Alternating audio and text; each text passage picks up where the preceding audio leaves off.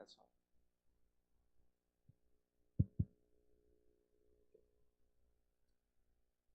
So, good morning, bom dia. I will speak a little bit in Portuguese and in English just to introduce our symposium.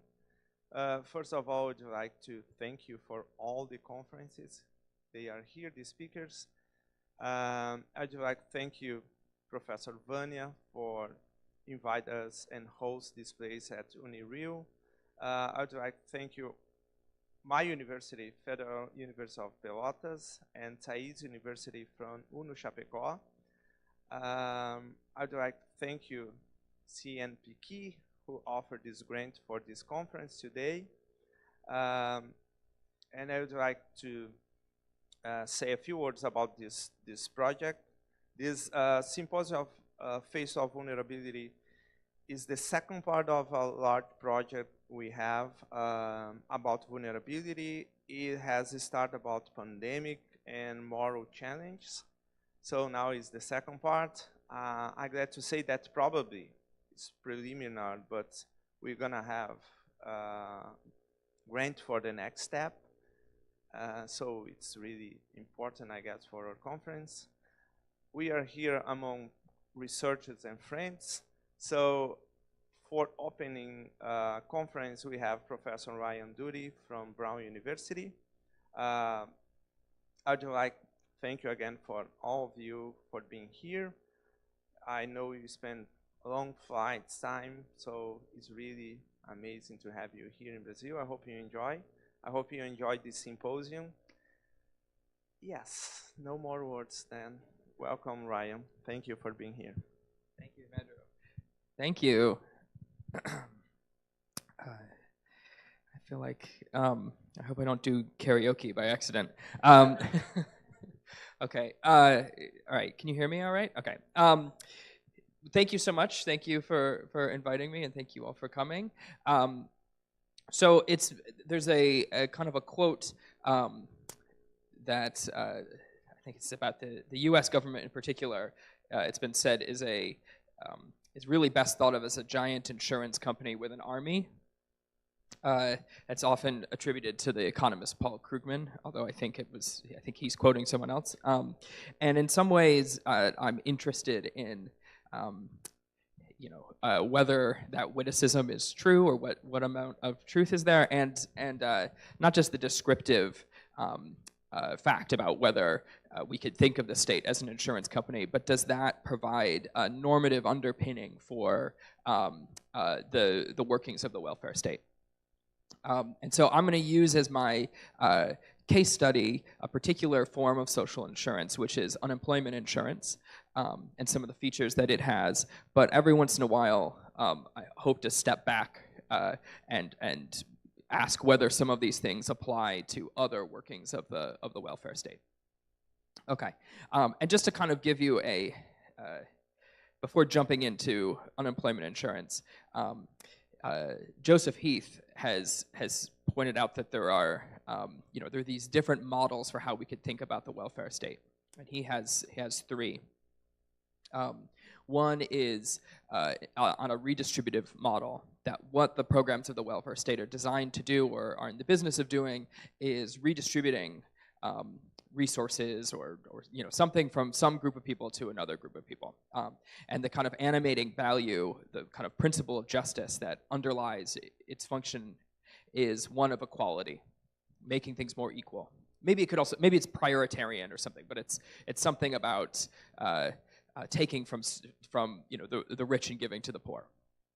Okay, there's another model which is like a communitarian one, where the role of the government is to take certain important, there are certain domains that we want to be insulated from markets, and the government's role is to insulate those goods. So maybe you think healthcare, if it's dispensed in a market way, there's ways in which it will be corrupted, and the government's role is to kind of protect some of these things that shouldn't be corrupted from being corrupted by the market.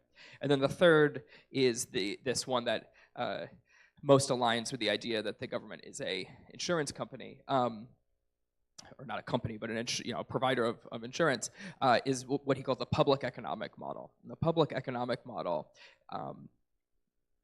says that what the government, how we should think about these things is they're sort of making Pareto improvements. There are areas where there are market failures, where certain beneficial exchanges there are mutually advantageous exchanges or things that aren't happening because of the structure of the situation.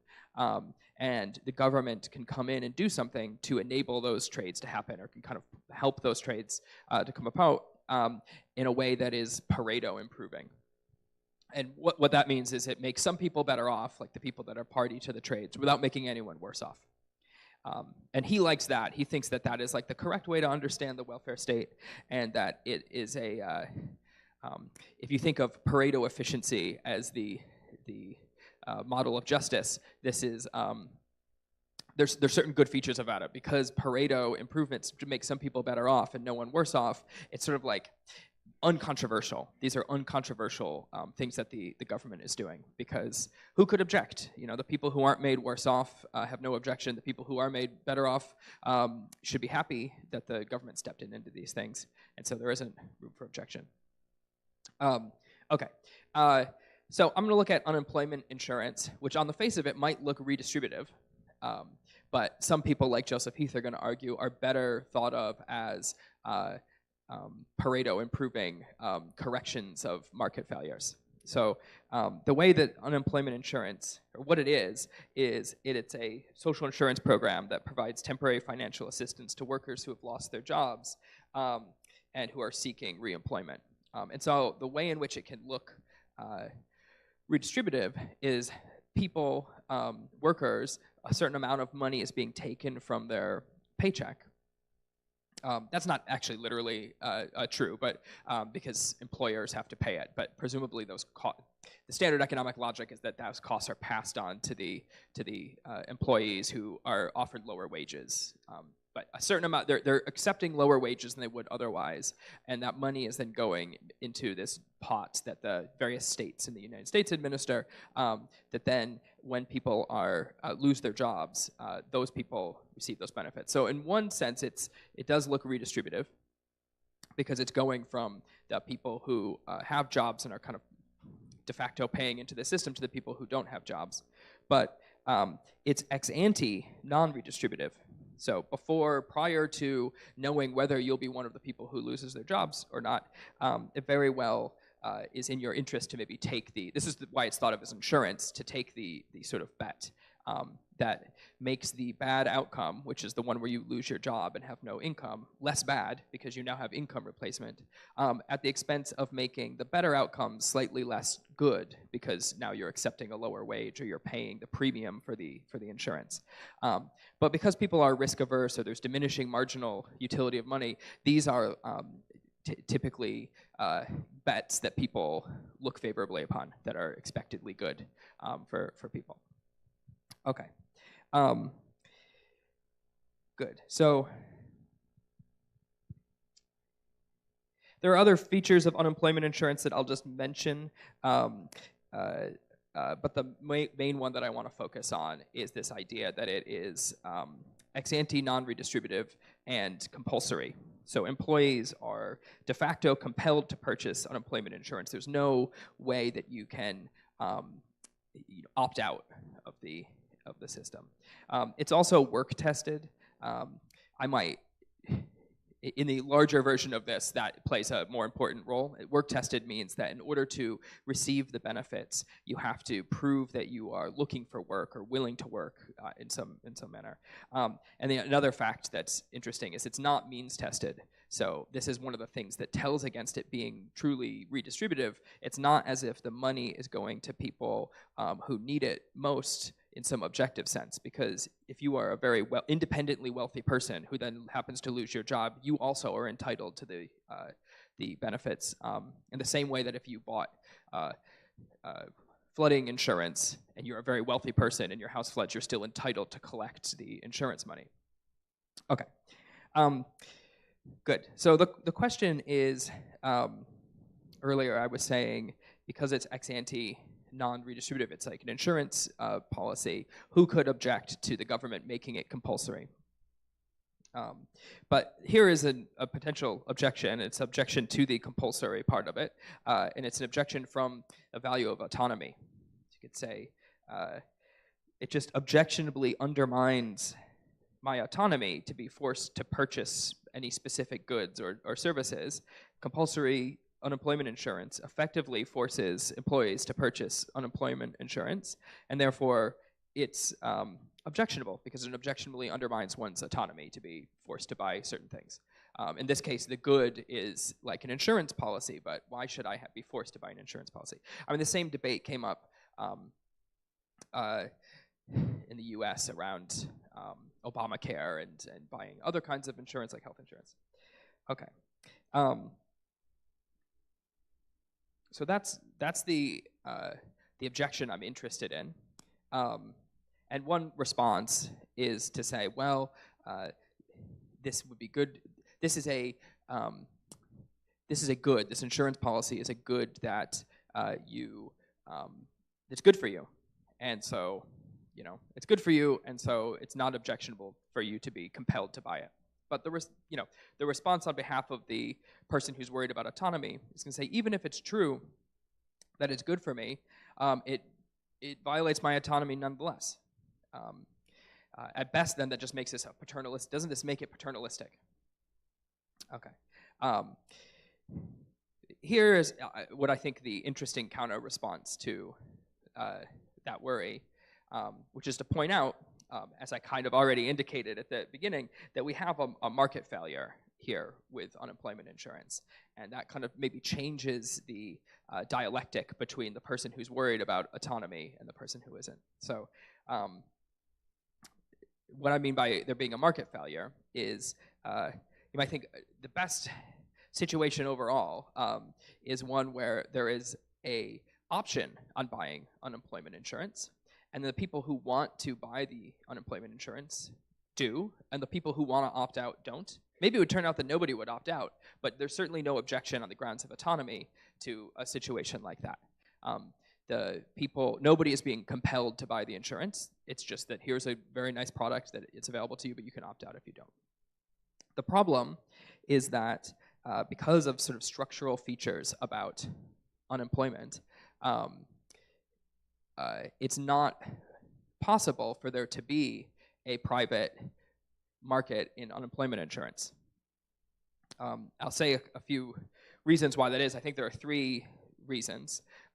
So one is, well, actually, maybe I should step back and just explain how there could be a good, like an insurance market to begin with.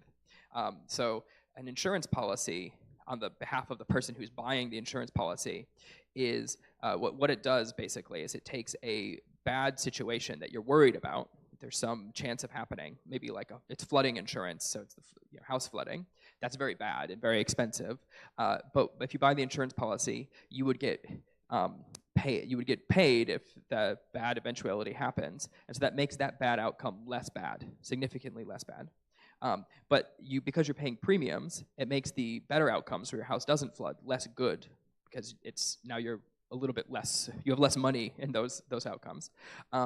But as long as the premiums aren't high enough, this will be a good bet, because you're risk averse and because of marginal diminishing value of money. Okay, so that's why on the behalf of the people who might be interested in buying the insurance, why it's a good deal as long as the premiums, what you're paying for the insurance, isn't high enough. But why is it a good deal on behalf of the insurance companies, the people who would offer it? Well, that's because of risk pooling. So the idea is that if it was just you and someone else offering insurance, then it's just like you're taking a bet on whether this person's house is going to flood. And it's not clear that it's mutually advantageous for one of you's going to win and one of you's going to lose. Things change when the company is making insurance, selling insurance to a large number of people. And then because of the law of large number of averages, that also smooths the risk pools. And so now the the insurance companies are risk averse too, or there's diminishing marginal utility of money too, and now they're in a situation where they can be reasonably confident that some percentage of people's houses will flood, so they'll have to pay that money to those people, but some other percentage of people's houses won't, and they'll be able to take that money and turn, in addition to the premium, which will be the profit. So that's how it's mutually advantageous. Each of the consumers benefits from purchasing the policy, and the business benefits as well. Okay. Unemployment insurance, though, isn't a case where that logic breaks down. And in particular, it breaks down at the risk pooling part of it. And that's largely for 3 reasons. So the first is that the risk has to, in order for the risk pooling kind of story I just told to make sense, the risk has to be suitably independent of each other. So if we were flipping coins or something where the coin flip tosses are all independent of each other, then you can see why, you know, I should be confident that about half of them are going to land heads and about half are going to land tails. And, you know, the chance that all of them will land heads, it's possible, but it's very, very unlikely. And if that, you know, if that happened, then the insurance company would be insolvent and would go under. But we can, you know, we can assess what that risk is. If the thing we're concerned to insure against, though, isn't suitably independent, it's not clear that you get the risk pooling effect on behalf of the insurance company. And with unemployment insurance, there's very good reason to think that the risks aren't independent of each other in a sufficient degree. People will lose their jobs more frequently during recessions. So the fact that somebody lost their job is like very good evidence that other people will have lost their job as well. Okay, the second reason is about asymmetries of information. So individuals who are interested in purchasing the insurance company, the money, they know more about they have more information about whether they'll lose their job or not than people who are offering the insurance. And so the degree, what premiums they'd be willing to pay depend on what private risk they know that they're subject to, and the insurance companies don't have that information, and so the insurance companies can best charge the average for an average person, but that will price out the people who regard themselves as low risk of losing their jobs, and that can lead to a death spiral, because if those people leave the market, then the insurance company needs to raise the premium prices, because they think everyone who's willing to buy the insurance must be someone who regards themselves as likely to lose their job, and so we should be charging more higher premiums, but that prices out more people, and eventually, you know, the market breaks down. And the final thing, the final quality, is that really you might think losing your job, one way you might lose your job is because of technological disruption. That's one of the forms of unemployment. But whether you're going to have a major disruptive event that changes, you know, all the mills close down because we've invented some new way to make clothes, textiles, or you know, there might be more recent examples that come to mind about whether there'll be massive disemployment event. It's something that it's not just that there's a risk of. It's not just like you can look up in an actuarial table, you know, how likely is it that AI will be invented and take away everyone's job. It's something we should be genuinely uncertain about. And if you're genuinely uncertain about it, that might make people who want to buy insurance all the more motivated to do so. But it makes it very difficult then for a company to come into existence to insure against risks that are uncertain. And in fact, the company will you'll have a gap between what the people wanting insurance are willing to pay and what the people who are offering it are willing to accept. And so there'll be kind of anyway, there's another reason why we should expect there not to be a market that can rise up organically. Okay, so then the thought is, in this case where there are people who would benefit from the unemployment insurance, but they can't purchase it because for structural reasons, there's this market failure, it's justified for the state to compel people to buy it, because otherwise there's lots of people who would want it who can't have it. Okay. I want to push back on this argument on 2 grounds, and then try to offer a response to that counter response. Okay, so the push, there's kind of two worries I have about that. So I think that's like roughly right, and I like that idea, but there's two things that worry me. So the one is that I want to ask, is it, right, so by compelling people to buy the insurance, is it literally a Pareto improvement? So is it literally the case that everybody is made better off and nobody is made worse off? And another way to put that question is there anybody who can say, I think that by accepting the lower wages in exchange for unemployment insurance, I'm actually being made worse off than if we just didn't have it at all? And I think it's plausible to think that there are at least some people for whom that is a bad deal. It might be that we should, it's like the world's smallest violin, because the kind of people for whom that's a bad deal are the people who like rightly regard themselves as very unlikely to lose their jobs. So they're people who are maybe high earning, low risk employees. Maybe they're people who are independently wealthy and things like that. But so you might not be all that motivated by the complaints of this group of people. But I still think it's worth noting, if we have this idea that what the government should be involved in doing is only making Pareto improvements, that there is a group of people for whom this would not be an improvement. And so this isn't technically a Pareto improvement. There are some people who could complain. Okay. Second, though, okay, so with that point in mind, you could say, yeah, but now don't we have complaints no matter what happens? So if we do nothing, and we just not have, there's a gap in the market, there are people who would love to buy unemployment insurance, it's not going to be made available to them. Don't they have a complaint? And there's lots of them who have complaints. And then if the government does compel people to buy unemployment insurance, then you have the independently wealthy, high-earning, low-risk people who have a complaint. And so in either case, we have a complaint, and what do we do when there's complaints? Maybe we should look at what the majority wants. Maybe we should do some sort of utilitarian calculus, something of that nature, to determine what is best, and that's going to come out in favor of the unemployment insurance option. What gives me pause, though, when I put myself in the shoes of the person who's very worried about this autonomy objection, is they can say, well, there's a difference, though, between forcing someone to do something that they don't want to do and failing to provide someone with the opportunity to do something they do want to do. Sort of like a doing versus allowing distinction in political philosophy, where although it's true that there's maybe the majority of people would want the government to step in and provide unemployment insurance, should the state think differently about the wrong that is then coming to pass for those people if we don't do that, in comparison to the wrong that is being put on the people who have a complaint if we do compel them to do it? Forcing someone to do something is like worse than failing to provide people with the opportunity to do something that they might want. Okay, so that's like the negative part, and now I want to try to say something to respond to this objection, to try to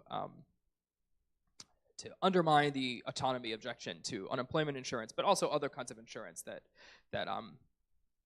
has this structure. Well, maybe. I mean, this is about unemployment insurance in particular, and that's because of a particular relationship between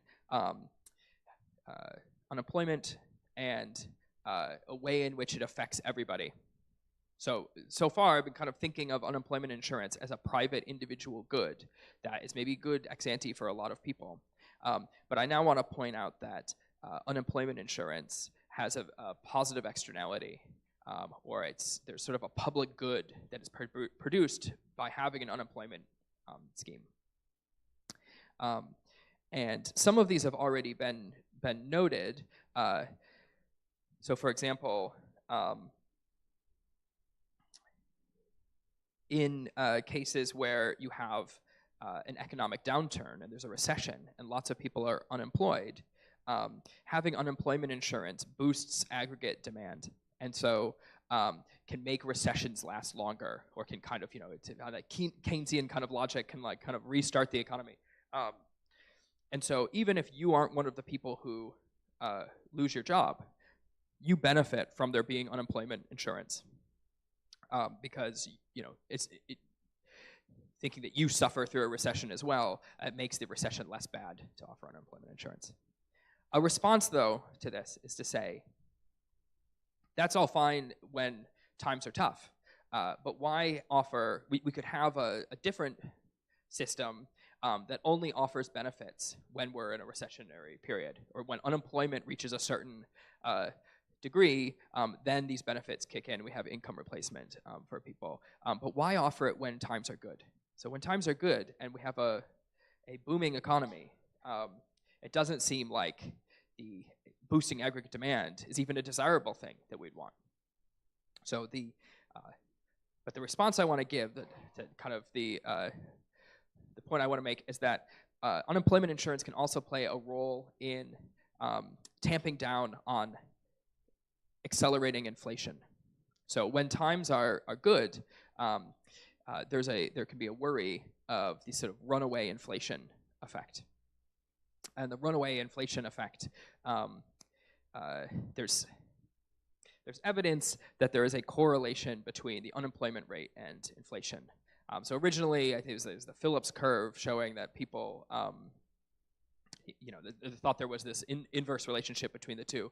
But things became more complicated, where the Phillips curve suggests that you could kind of pick a rate of unemployment, and then you would be given a certain rate of inflation based on that, and you could employ more people, and so the inflation or the unemployment rate would be lower, but then that would lead to higher inflation. But you could just kind of choose what what you as a society want to do.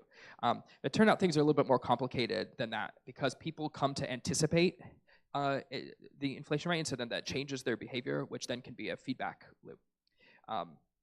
People anticipating inflation then will maybe ask for raises from their bosses, which will give them more money, which will then lead them to spending more money, which will lead to higher inflation, which leads to people asking their bosses for more wages, and you have what's called a wage price spiral. And so the Phillips curve isn't quite right. You need to have like an expectations adjusted idea, and what can happen is you can get runaway inflation. So the problem isn't just that the inflation rate is at a certain amount, it's that it's at a certain amount this month, but next month it might be higher, the month after that it might be higher than that. And what people think is that there is a certain natural rate of unemployment, and if you let the rate fall below that natural rate, so if you employ more people, you can get this runaway inflation.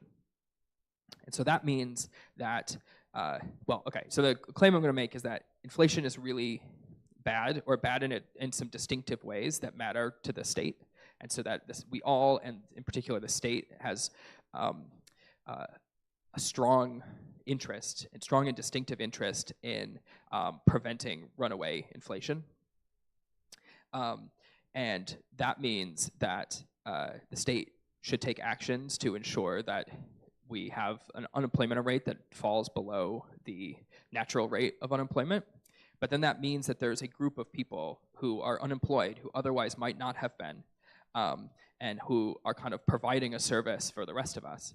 And so the person who is objecting to having to purchase unemployment insurance on the basis of autonomy is missing the mark in a bit, because although it's maybe wrong to compel you to purchase something for your own good, when it's like an individual good, it's not wrong to be compelled to pay what you owe to the people that you owe it to.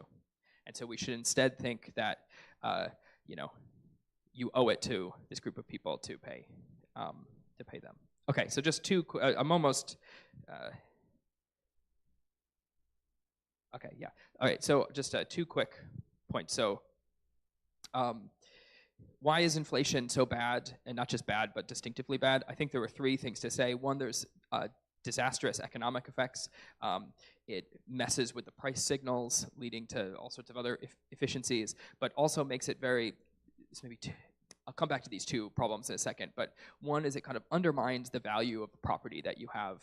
If you have a certain amount of money in the bank, its real value changes in a way that's unpredictable. So that's bad. And because prices are, it's very difficult for prices to play this information signaling function when you have high runaway inflation. It's very difficult for people to plan. In fact, it seems like it's almost impossible, because it makes long-term planning almost impossible. related to this, there are these political effects. So there's research that when there is runaway inflation, sort of the civic trust in institutions breaks down. There's a higher danger of civil unrest and things of that nature. Okay, so maybe I want to highlight 3 things. When you have runaway inflation, there's higher risk of basically civil unrest and sort of the undermining of democratic institutions. There is a sense in which property, so you can think of the first one as like, I'm thinking of Hume's 3 neutral goods. So the first one is like security is undermined. The second is the value of people's money becomes uncertain and lower. So it kind of undermines property and the norms governing property. And then finally, because it makes decision-making so difficult, it undermines people's ability to plan for the future and a certain sense of like real positive autonomy and your ability to kind of, I guess Hume talked about contract, but like kind of contract with others and form long-term plans. Okay, and I think that these 3 things are also distinctive areas that the state should be particularly concerned with: providing security, protecting property, and enabling people to autonomously plan for the future, to not be vulnerable to these kinds of things and to not be precarious in this way. Okay, and so because of that, the state has a particular interest in avoiding inflation, but that involves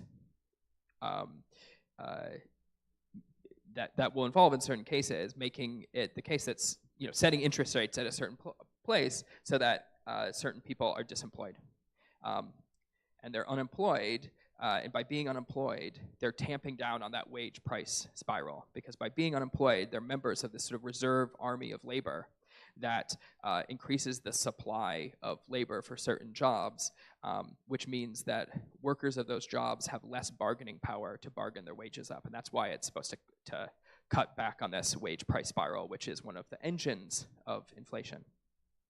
Okay, so now the person who's complaining on the grounds of autonomy that they don't want to purchase unemployment insurance, the thing I want to say in response is that there's something self-undermining about that complaint, because the thought is that in a situation where we weren't offering unemployment insurance as a form of compensation to the unemployed who are providing this service for you, would be a situation in which you, the objector, who's worried about your property, worried about you having to pay some of your wage, and worried about your autonomy, would have less secure property and less autonomy. You'd have an inability to plan your life, and what property you had, its value would be unpredictable. And so there's something self-undermining about the autonomy objection in this case. So this isn't just a case where we're saying, there's some people will be made better off and some people will be made worse off, and there are more people made better off than worse off. There's something about this particular good in particular that runs a bit deeper than just that there's a Pareto improvement to be made here, even though maybe there's not it's not exactly a Pareto improvement. It's that by not providing the people with unemployment insurance, the autonomy objection to making it compulsory is itself a bit undermined by the very conditions that the unemployment insurance is meant to bestow people with. Okay, I'm going to wrap up here. There's a further kind of point in a larger version of the project that goes on to try to take this insight and justify the what some people regard as objectionable requirement on unemployment insurance that people be willing to work. I'm going to set that part aside because I'm interested in just the first part about whether this autonomy objection can be undermined in the way that I suggested. So thank you very much.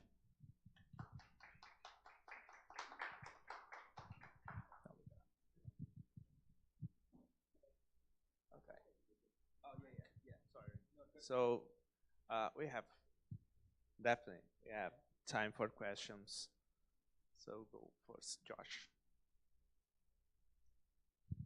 Yeah, thanks, Ryan. Talking in the so I'm gonna ask a little follow. I like the strategy here. I'm gonna ask a kind of a follow up because I want to get a little bit of a stronger sense is to the self underminingness of this from an economic sense. And what I mean by this is the implication that if there wasn't unemployment insurance, either that a normative one that governments ought to pursue fiscal and monetary policy that push for genuine full employment rather than this 5% rate that some people see as ideal, and therefore you have an interest because your ought claim only compares against that ought claim in this case? Or is it more of a political or structural, which is like we would expect fiscal and monetary policy to push for full employment without unemployment insurance, and you don't want that because of inflation, therefore you ought to value unemployment insurance? So where does it stand? Because one might very well say, like, you look, I want economic decisions to be made in a technocratically efficient way as possible. That means 5% unemployment insurance. But I don't want the state to deal with who wins and who loses in this unemployment insurance in the same way I don't want the state to deal with who wins and who loses in trade bargains or other fiscal or monetary policy. I want the market to deal with that. Right? So can you say a little bit more about that?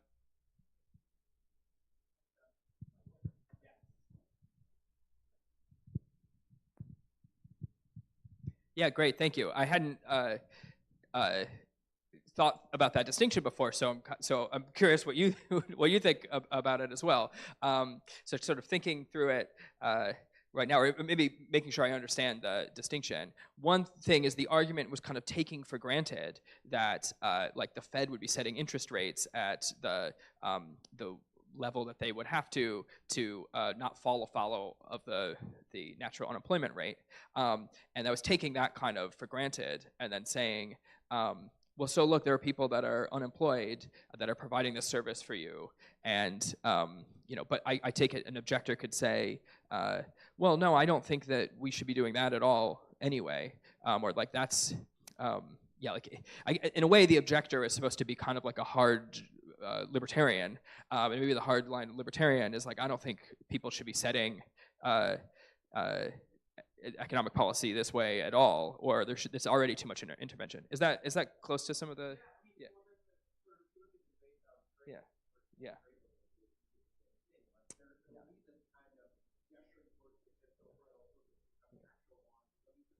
Yeah. Yeah.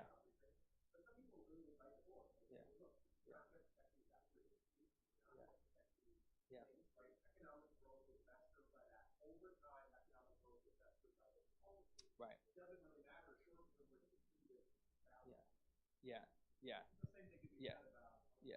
So okay, so it would that then that kind of person you're imagining would say, look, stop messing with the interest rates. Let the interest rates just happen where they go naturally, and if that leads to less unemployment, so that triggers inflation, like that will be fine. That'll eventually correct itself, and we should just have a hands-off kind of system. Yeah. Yeah. Yeah. Yeah. Yeah. Oh, I see. Okay. Yeah. I see. Yeah. Yeah. Yeah.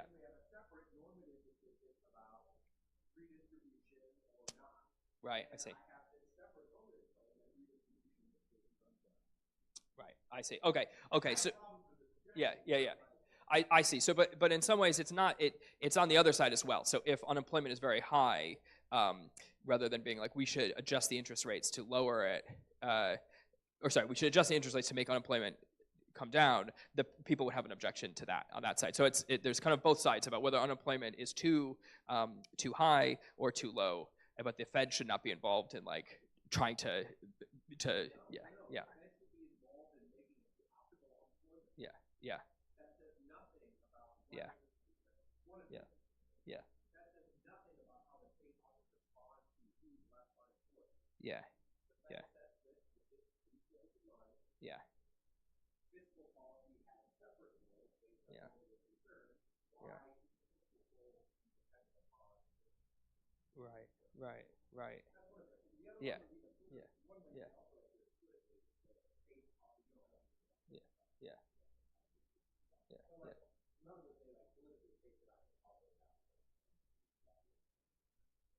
I see. Right. Well, maybe, I mean, maybe because in the background is the idea that like the state has a particular interest in certain things, like in providing security and protecting uh,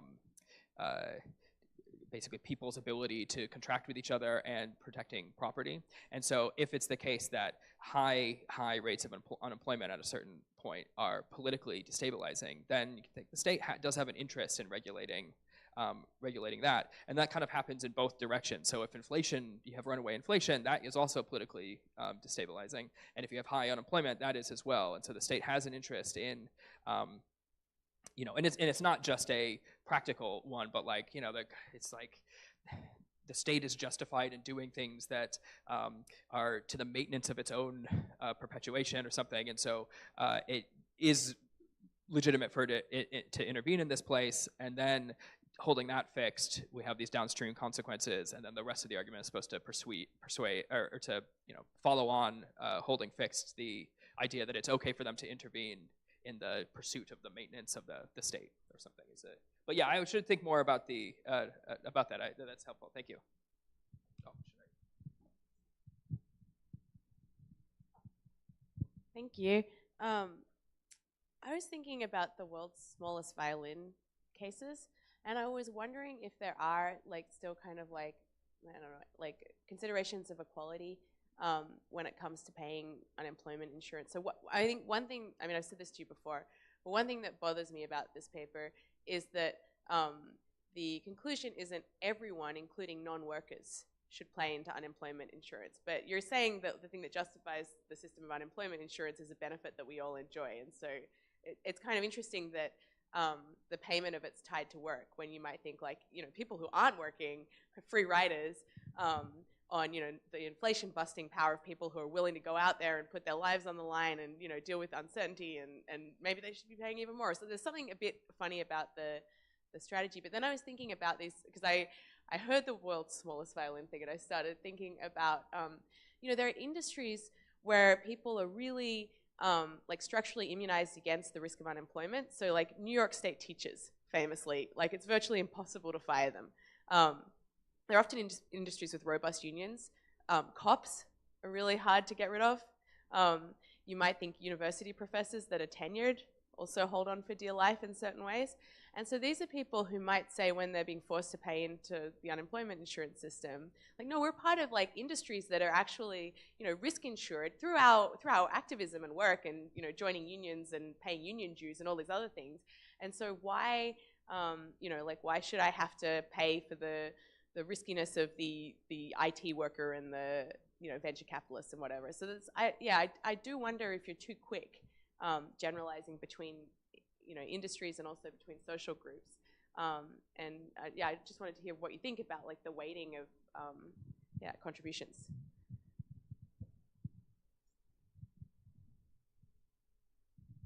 Yeah, great. So that's right. And you can imagine that people in the more secure industries can say, in fact, maybe like, I don't know if this is always true, but like I'm accepting somewhat of a lower wage because of the security that my job affords me, and now you're asking me to also, subsidize the riskier professions or something. So it's a way of, it's not always the smallest violin for people.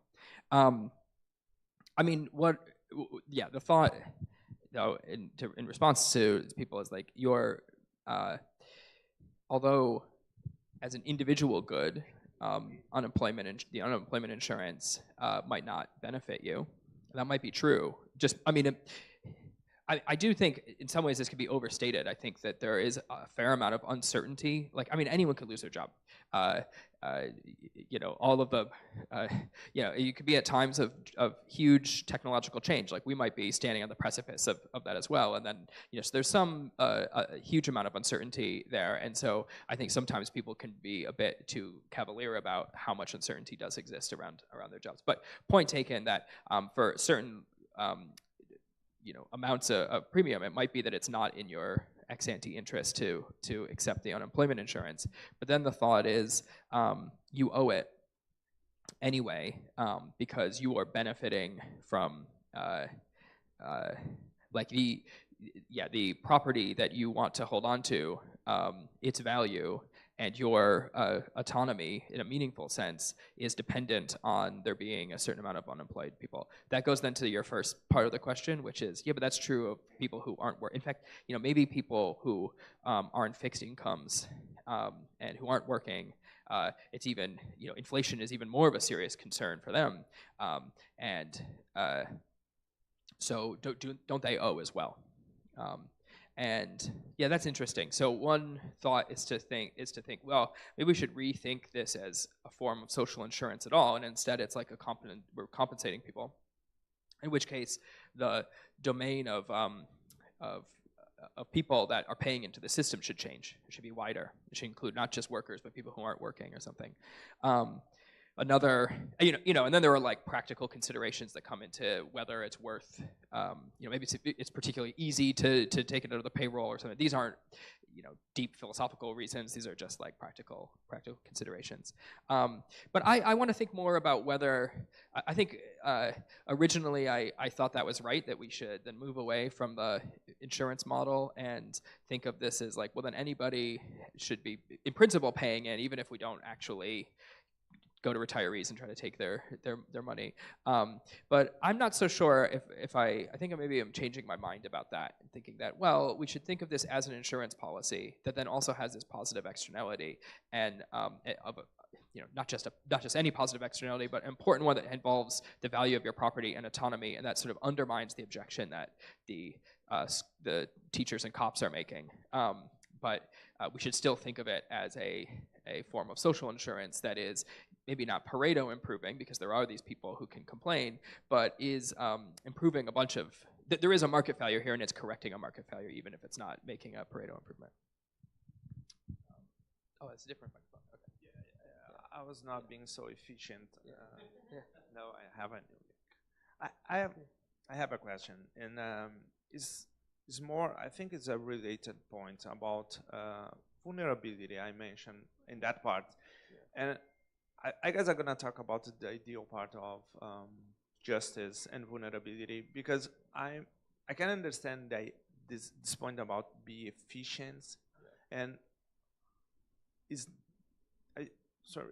there some way where you find a way to I'd say add some moral elements or some kind of moral consideration to this point, because efficiency sounds that works well, but not for all the groups. And even though if you can discuss about undermine the autonomy, sounds like for a state's role in that situation, what means justice in some way should be considering this point about vulnerability. So I mean, like you can think about some groups like women's or the poorest, the underlow group, and I think I can understand like when, I don't know, Bezos, another one, Elon Musk, they don't care about this kind of thing. Mm-hmm. But when you think about cooperation when I put in the big picture, sounds like autonomy is matter. But when we live in a corporate society, efficiency is not the only thing in that part. Mm-hmm. I can understand that could be no so efficient at this kind of moral element like justice or vulnerability into the equation. Mm-hmm. But sounds like again, when you put the big picture, is more than just efficiency in that part. Mm-hmm. And maybe US and Brazil, we have different ideas about this insurance part and inflation, but even though sounds like both should consider this part, I don't know how much matters for your point, this kind of element. Well, I mean, there are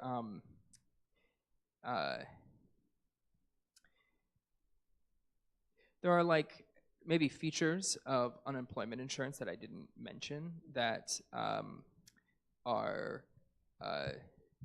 are relevant and are like relevant to maybe a different role the state it could be thought of playing. So for example, and this maybe also is another way of responding to the school teachers and the cops who say, this isn't a good deal for me because my job's fairly secure. And that's that unemployment insurance and other like any form of social insurance or insurance in general, its very nature, one of the things that's interesting about it is that it's not just that it like affects the worst outcome and makes it better, and in terms of like how your personal welfare and values, but by doing that, by making these eventualities less bad, it can help better structure your decision making. So it kind of makes you, to use the word for the conference, it like makes you less vulnerable ex ante, and then that can unlock your ability to make it easier to make decisions. Or it can make it easier not just to make decisions, but to do long-term planning. Because now the threat of losing, if you thought, I lost my job and I really had no income replacement or whatever, I don't know what, it's a cascading group of failures of things. I'm not really sure how would you pay for your mortgage? There's lots of things that become up in the air that are very hard to plan for now.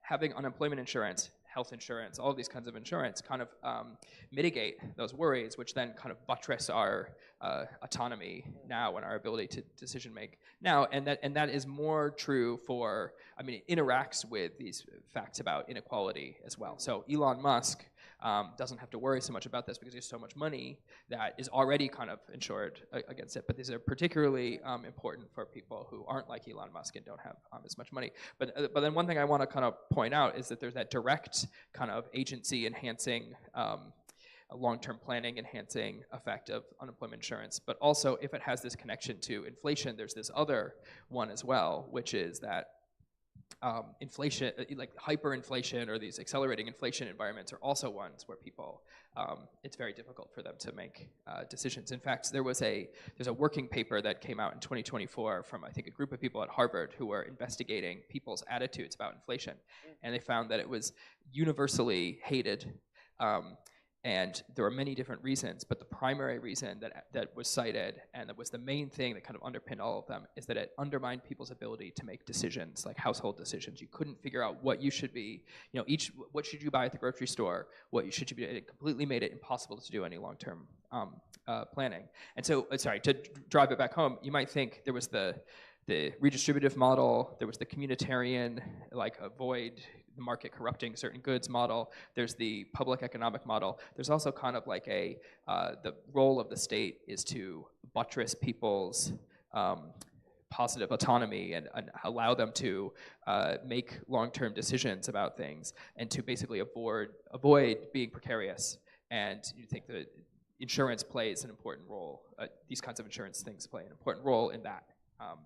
And so there's maybe another route to justifying these things that isn't necessarily always incompatible with the other ones, but yeah, another thing that has a bit more of a moral tinge to it as well. Thanks. More questions? I don't have time. Yeah. We have I lost track of time. What is the? Okay. Yeah. One last question. Oh, yeah, but no. Okay. I calculated on coffee. No. Do you know one last question? One last one. Is that? Yeah. So cool. Sounds good. That's all. Thanks. Ryan. All right. Thank you all so much.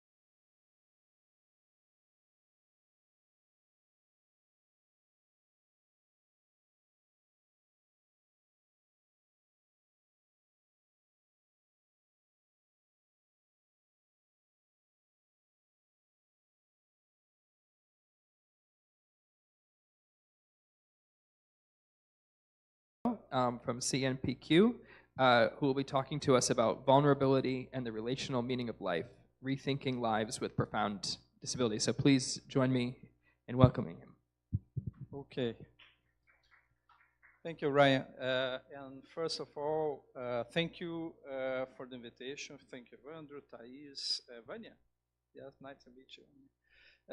I'm from Rio Grande do Sul, from the south, such as Evandro, I think. And let me introduce first. I'm a doctor, I think physician, and I practice medicines for 40 years, the same time as I am philosopher. I do both. And when I began to study philosophy, I began at the post-graduation. But first, my interests were in ethics, and general theory, metaethics, etc. And for many years studying general theory, I decided to study some practical or applied issues since I am a physician. And I practice. Probably, I am the only one in Brazil that is still a physician, and I practice a lot. And philosopher, academic philosopher. So some friends, such as Denis Coitinho, for example, that was my chief in the previous University of Vale do Rio dos Sinos, suggested to make my research about practical issues. And of course, I studied bioethics for many, many years, but general theory in bioethics. But now I'm interested in trying to think philosophically about what I'm doing in medicine. So one thing I do is what is called in worldwide home care. I see patients at home, and I am a pediatrician. So I see seriously handicapped children at home. They are mechanically ventilated. They are seriously mentally handicapped. Some have disabilities only in motor abilities, for example, SMA children. And I attend also some adults, some older, there's two, such as SLA patients and demented patients, etc. So I decided to try to study issues and subjects related to those people. The point is how they live, the kind of life they have. And this is actually my interest in studying, including the issue of vulnerability. But the general topic is well-being, the idea of how is it like to live like them. So this is the abstract I can show you after.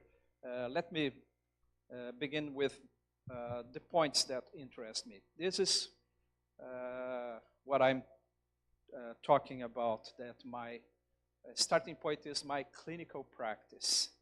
And the problem of children with profound cognitive impairments, many of them resulted from neurological injury, from, for example, in birth. Some of them are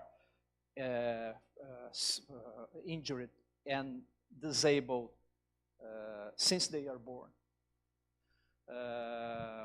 And some of them, not all of them, but some of them are in those kind of states that we use it to call vegetative state. The vegetative state, minimally conscious state, is a kind of state that is next or proximate, near to vegetative state. vegetative state is a kind of state that interested in bioethics for many philosophers, as you know.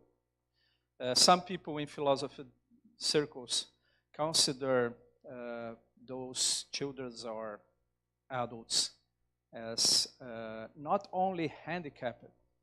For example, Peter Singer considered them as dead. And so this is in philosophy and bioethics, I usually consider issues in justice and distribution of assets. And usually our view is that those people should be not have priority in the distribution.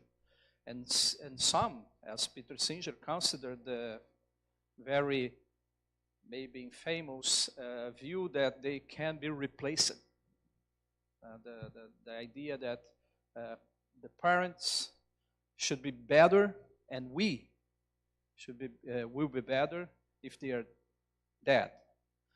They were dead. But so I was actually in my philosophical background, these conceptions, these issues, this view were usually taken as granted. And when I began to see those patients at home and see the parents caring for them and living with them, I, as an analytical philosopher, became actually impressed, let me say, phenomenologically, and some friends of mine will say hermeneutically, with the kind of experience I saw. What I saw in those homes were different from what I expected as a philosopher, or including a physician that see those realities are as bad. Actually, my experience is that it's not so bad as we thought. And so this is the point. The students not only were not abandoned, they are cared for, and in a kind of sense that they're very interested, they are loved. And the parents remain, as I say, deeply engaged in their lives. For example, in this morning I was talking with the mother of one of them that was sending to me an exam, the urine exam of the children. This children has 8 years old, and I attend him since he is 3 months old. So I attend for 8 years, and he lived in the same state for all of those. But since I'm a good doctor in this something, this guy never went to the hospital, never. But of course, this is not what I want to talk about with you, but of course, as you suppose, can imagine, there is a very huge apparatus in their home to maintain those children alive or well. Or well, in a sense, this is what well means in this circumstance. So my point here is that if this kind of life can be meaningful, or what kind of life they have, if they live well, and what we mean by them being persons, actually. And if we can have an answer about that, I think we can use this experience or reality to try to understand the general concept of what it means to live well. not only for them, but for us.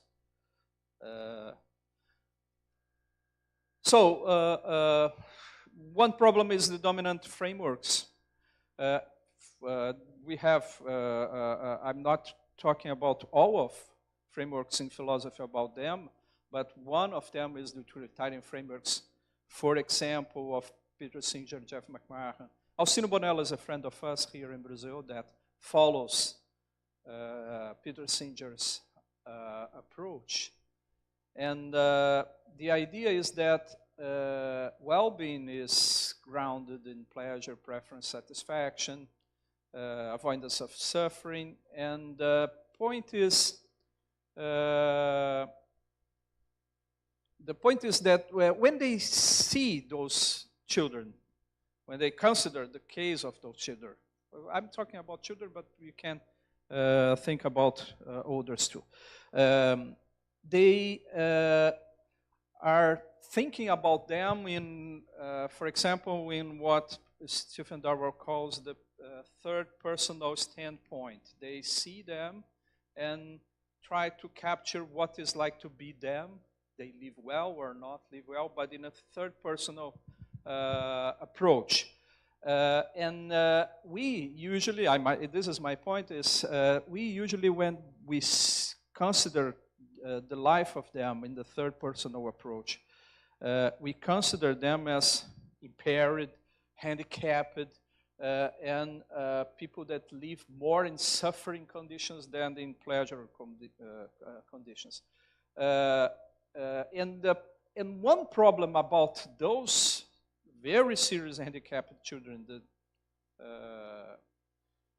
that probably live in a vegetative state, maybe they are not even sentient in the way that our pets or even insects, bugs, etc. live. Because in a third personal sense, what we see is that they have frequent pains,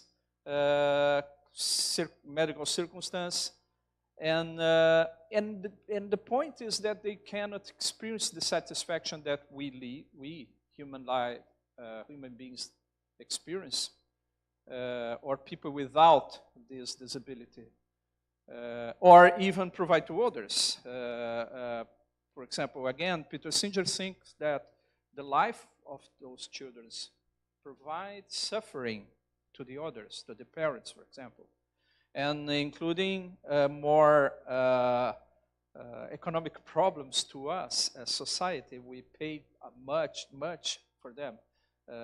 Probably, I don't know how much, but it's very 10 times more than suppose a healthy children. So in such views, these lives lacking high order consciousness and health capacity for sentient in the healthy sense of sentience, the evaluations are usually negative. But other approaches are in the health domain that, for example, the QLI approach that is very influent in health sector. The problem is that the idea of the QLI is that we cannot understand how they live without asking to them. Quality of life is something deeply subjective, and so the questions that we can ask to them about how they live must be done to them. They have to present this to us. But the problem in this kind is that they cannot do that. They even can, maybe they cannot experience subjectively. So those people are usually considered, as I say, near the bottom about the priorities, or even the about considering if they live well or not. For example, they usually are classified as don't living well. And the problem is that the assumption that the value of life depends on the intrinsic capacity of the individuals. So a person, even a handicapped person, must have cognition, autonomy, and consciousness in a minimal sense. And so these metrics are unable to assess how those people live, for they cannot communicate how they perceive their lives. They don't have an internal sense of wellness. One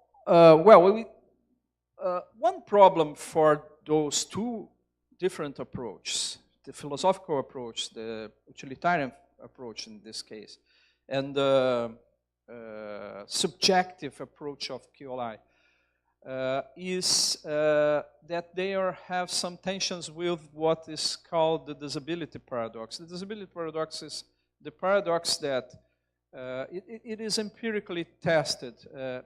The point is that we usually consider those people as living bad, but if we ask to them, they have very different approaches about their own lives. And for example, this is one of the studies of Albrecht and de Veliger. And in this case, the subjective metrics such as QLI have actually advantage over the third-person assessment, because they avoid the disability paradox in the most case. The disability paradox, as I said, is that people usually report levels of well-being significantly higher than what we observe. But the point is that it doesn't apply to the case of serious handicapped, mentally serious handicapped, because in this case we should ask to families, not to them.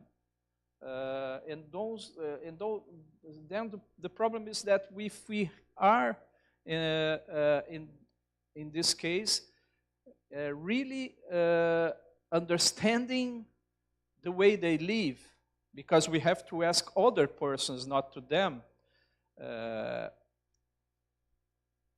And my clinical experience reinforced this point, that families who care for children with profound impairments sustain relationships of care, recognition, and attachment. And the parents usually don't regard these lives as lacking value. And I think this creates a tension between mainly the traditional theories and the lived experience of caring for the profoundly disabled. The biggest problem is the view that we follow usually in philosophy, such as the utilitarian views. Utilitarianism of Peter Singerlin considered that what matters are preference, avoidance of suffering, and if a child lacks the cognitive capacity for such preference and seems to have many sufferings, this is the view of Singer. The continuation of that life may not be morally required, but and the idea is that if caregivers and they can recover, and they actually can, and continue to lead fulfilling lives after child's death.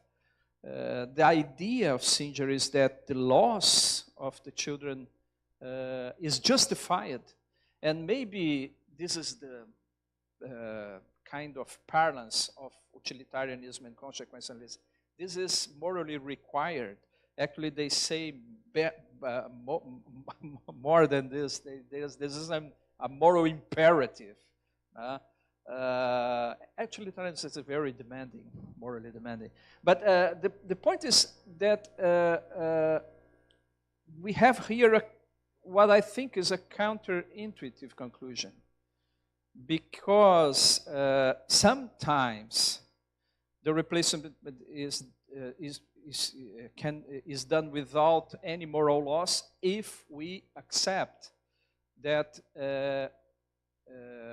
we have less suffering than we supposed before, that we supposed that has. So my thought, what I think is that we have a different approach. We have a better theory about what it means to live like them, and the value of living those lives, that can explain better the facts, including the facts presented by the studies of the disability paradox.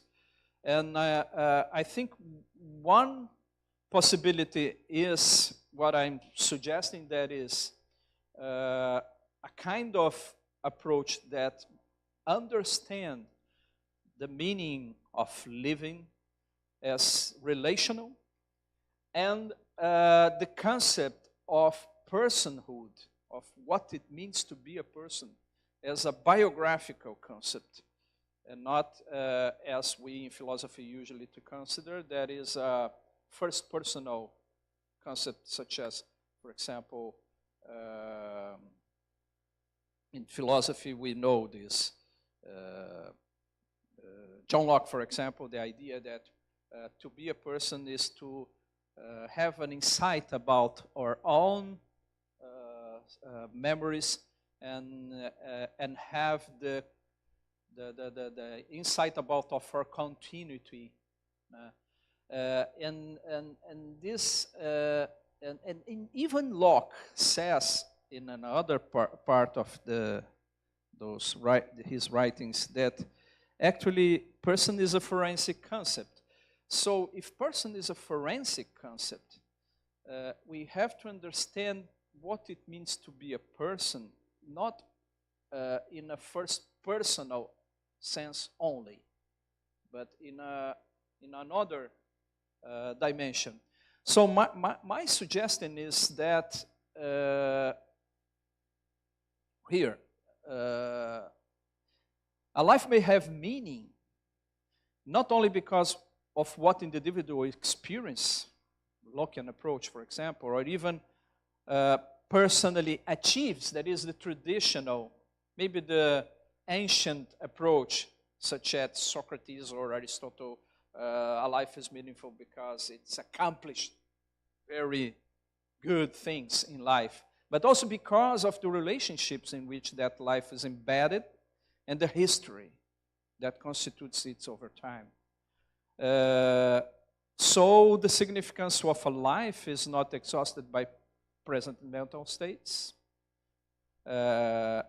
or even by the exercise of agency, but meaning in this case of children with disabilities, profound disabilities, arise through practice of care, recognition, concern, and affective engagement. So the idea is that we have to find meaning, not even in a subjective inner state, neither in a supposedly objective domain that is outside our real actual lives. We have to understand meaning in the context, the real context of our lives. A kind of view similar to what I'm suggesting to you can be found in David Wiggins in one of his papers published, including in that volume of Jeffrey Sermacord, published the Moral Realism, I think is, that is published there, the paper of David Wiggins. Wiggins is very complicated, it's difficult to read. But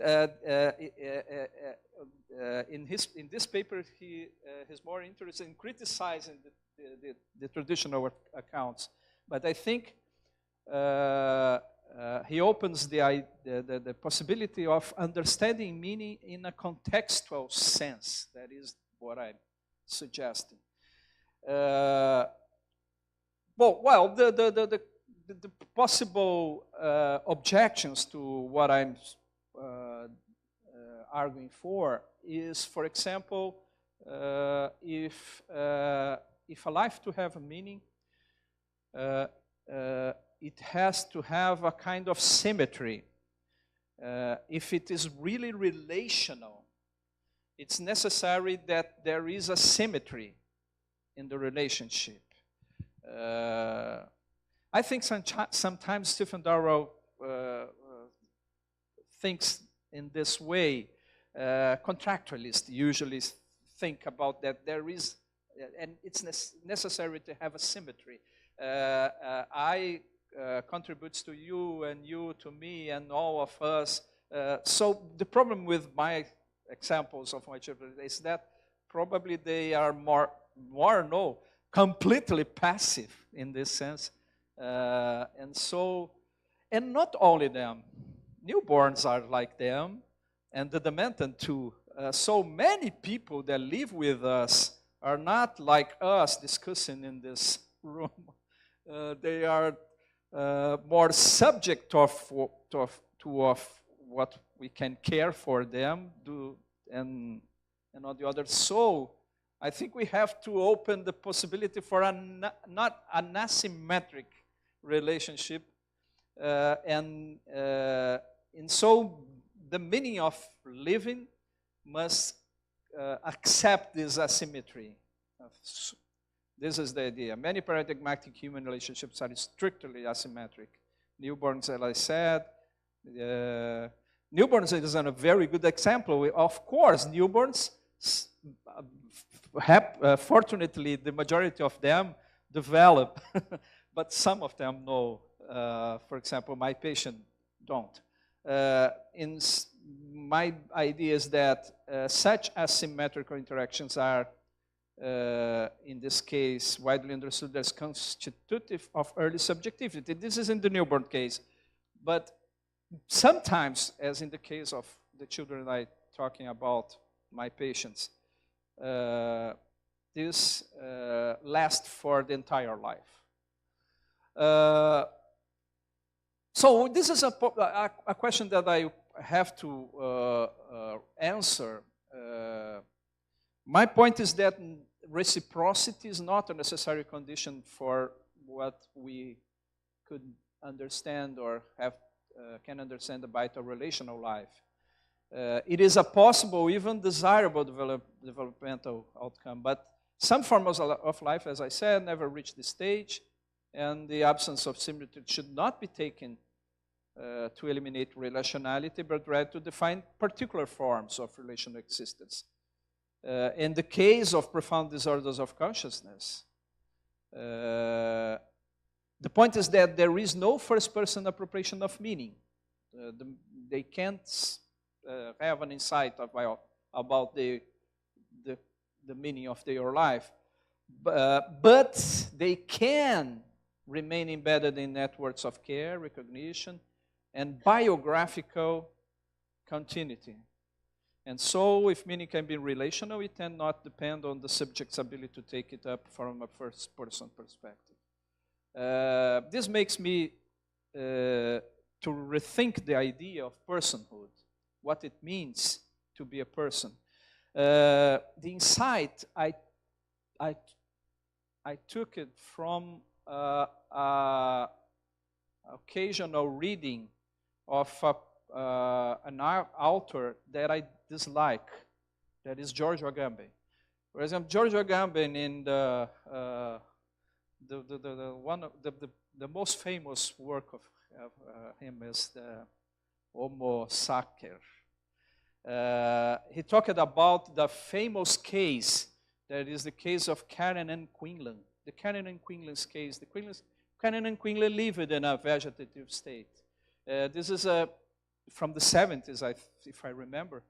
And it's famous in the history of bioethics. And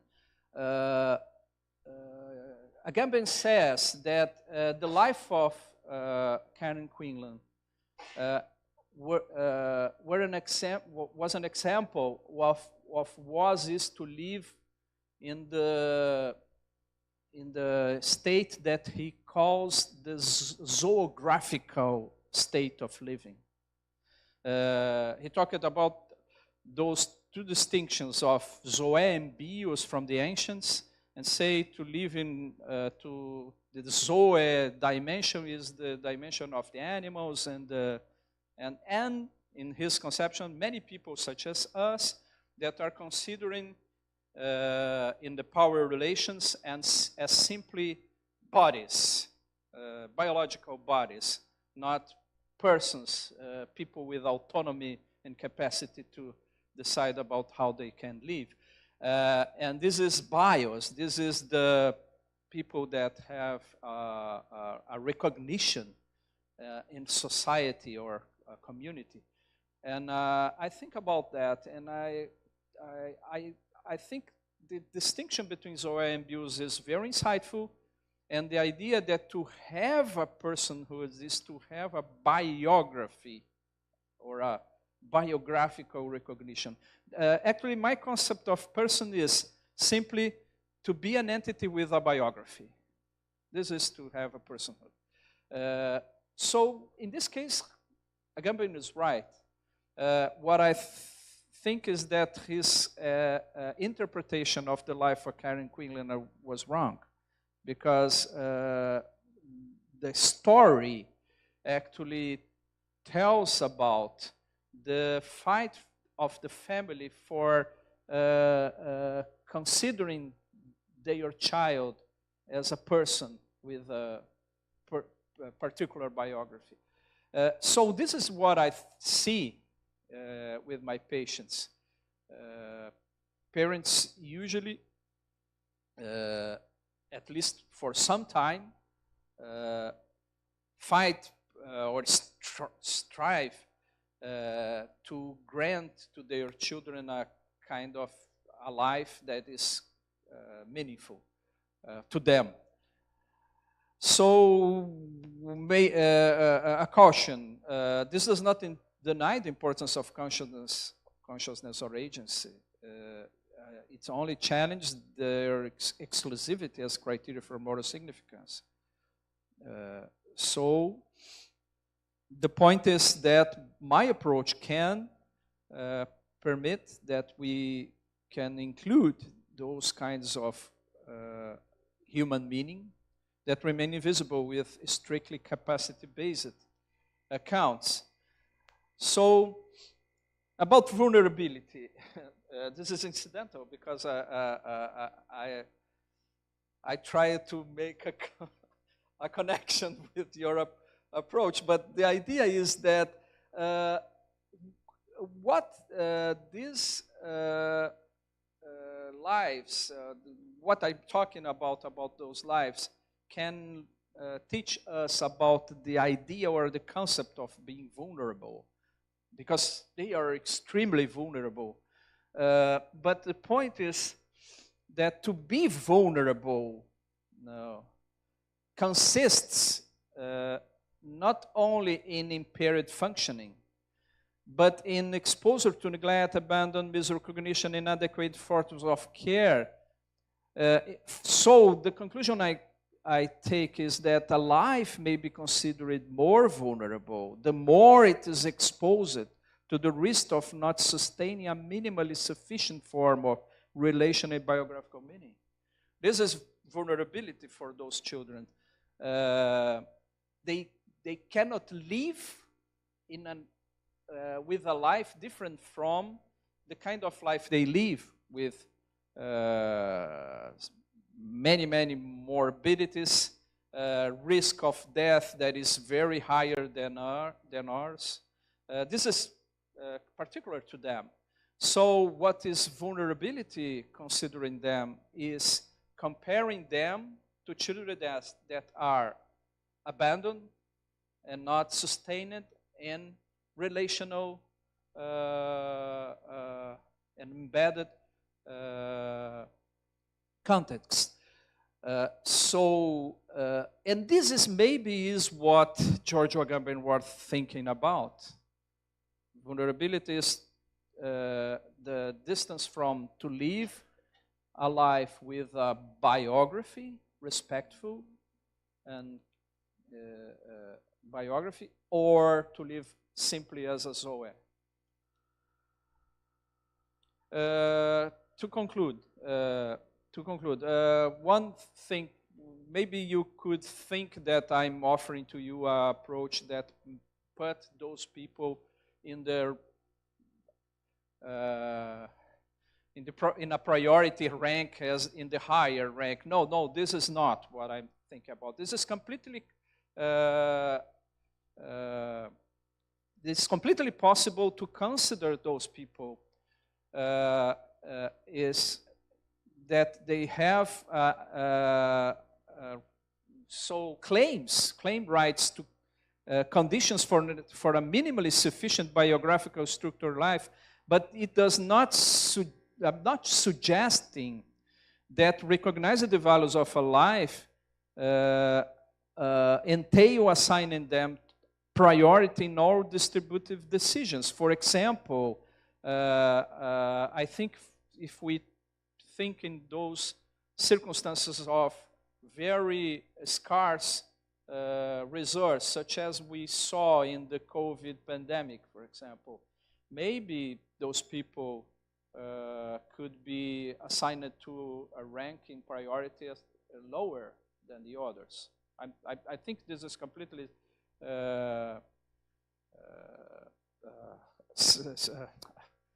justified.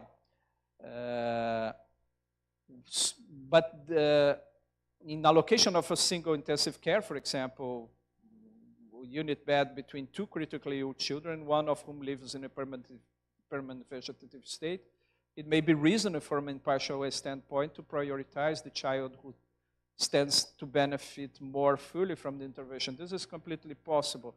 So to conclude, the idea is that the central question is not whether these lives conform to standard model of well-being. The question is whether our standard models are adequate to capture the different forms of meaning that exist in human life. Cases of profound disability reveals the limits of individualistic and capacity-based approach and point toward a more relational understanding of well-being, personhood, and vulnerability. And so I think they can offer to us an example that could expand our understanding of our lives, what is live, whatever kind of life. And so this is what I wanted to present to you. Thank you.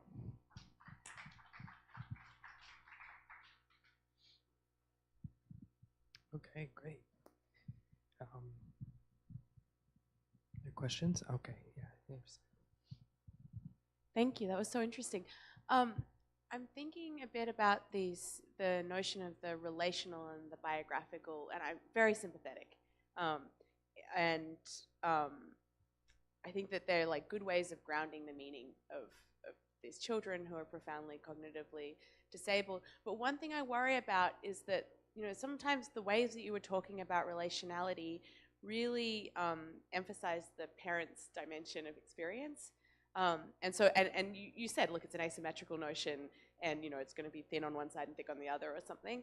But I wonder, you could think like, if the notion of relationality we're interested in, or if the account of biographical meaning that we're interested in, gives me all of the power of determining the characteristic of the meaning. So if I'm the biographer of my very ill child, or if my experience of the relationship is the thing that matters in determining the meaningfulness of that child's life, then then there's a sense in which we're not, you know, like seeing the child, relating to the child, understanding their meaning, you know, and so one thing I wonder that would be like interesting to bring out is whether the relationships you're thinking about are relationships of reciprocity, because I think there were points where it sounded like you're acknowledging forms of reciprocity.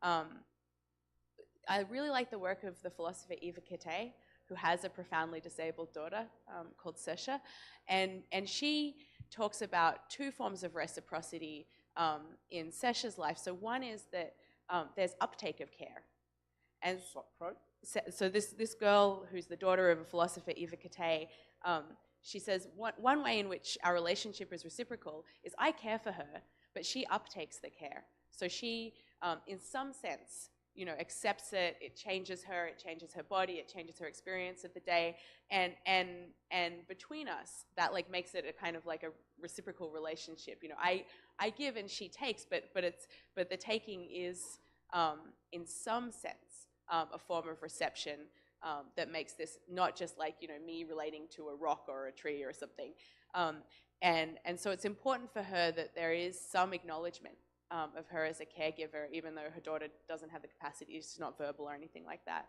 And then the other thing that's important for her in terms of reciprocity is that she can say her daughter's giving her something. And so it's very important to her when her daughter makes eye contact or smiles, or these are, you know, gifts from the daughter to her, and they fill out the account of that relationship. And they're, you know, they're kind of like very minimal offerings. But I just wondered whether there's, you know, in the account of the relationality, what is coming from the disabled child as well? Is that something that like figures in the way you're thinking about this, or is it just primarily from the perspective of the parent? I don't know. Yeah. Oh, not if that's a well-formed question. But I'm not sure if I understood all of you said. Can you? This is a comment, but yeah, this is a commentary. But do you have? I guess I'm just interested in the sense in which the relationship is an exchange. Yeah. So it's not merely me caring for you; it's you receiving my care, and it's not merely me telling stories about the meaning in your life, but it's you supplying data that, you know, give me that input, and maybe also us having significant moments between us that are difficult to, you know, account for scientifically or whatever, but where we make eye contact, there is a sense in which there's an understanding, a common understanding. And maybe that's too demanding for some people with profound disabilities. But in Kate's work, it really sounds like for her, it's important that the parent is experiencing this reciprocity, and that something is coming as well as going, you know, that there's an exchange happening. And I wondered if fleshing out, you know, what the nature of that exchange is would help to make this, you know, an account that's less grounded in the experience of the caregiver and more like that better illustrates like a relationship between two, you know, or yeah.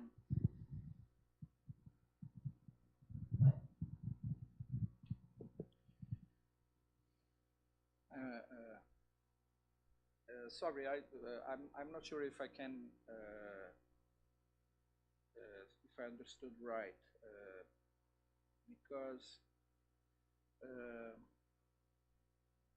but I think the problem of when what I presented, the problem of this relationship, that is the concept of relationality depends on of exchange. So the point, if this kind of exchange is, if we meant the exchange by the exchange of my internal experience to yours, so in this case there is not any exchange, literal exchange. If we presuppose that to have an exchange, there must be internality, let me say.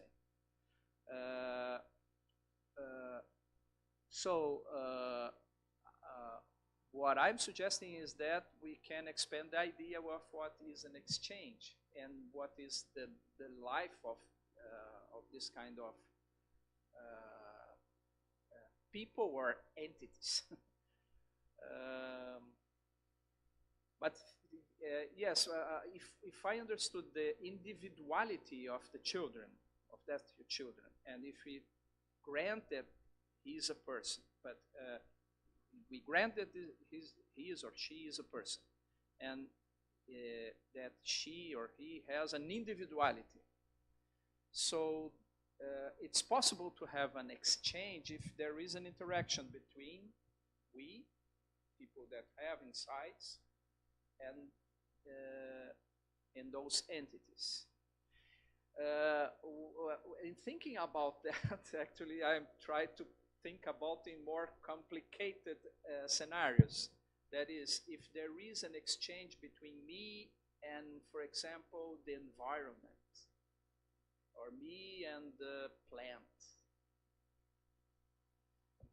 And maybe my approach should be happy to accept this possibility. But I'm not sure. But I think this is the problem of the approach. I accept that. But maybe it's curious to call this an exchange. For example, if a person that loves plants and have plants in their home, the relationship between she and the plants is a relationship that is relational in the strong sense. I'm not sure, but maybe I think the problem is the concept of relationality. The answer that I have to present to you is offering a different concept of concept. I think there is a concept that relationality requires the exchange between individuals that have this kind of internal sense of themselves, okay? So psychological exchange. And there is a sense of relationality that accepts another kind of interaction between us and people that we assume, and here my argument that they are people, and maybe other kind of living things, including plants.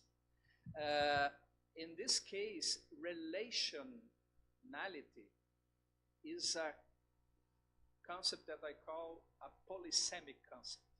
There is a polysemic concept, is a concept that there is a net of concept that the relation between them. For example, justice is a polysemic concept. We have different concepts of justice. Well-being is, I think, a polysemic concept. Maybe all concepts we employ are polysemic. I suppose that the ancient idea about this was made by Aristotle. That is the idea of that we have many meanings of cause, many meanings of justice, and I think our approach should accept the polysemic structure of conceptuality. In this case, we could more sympathy to the idea of rationality with people such as that.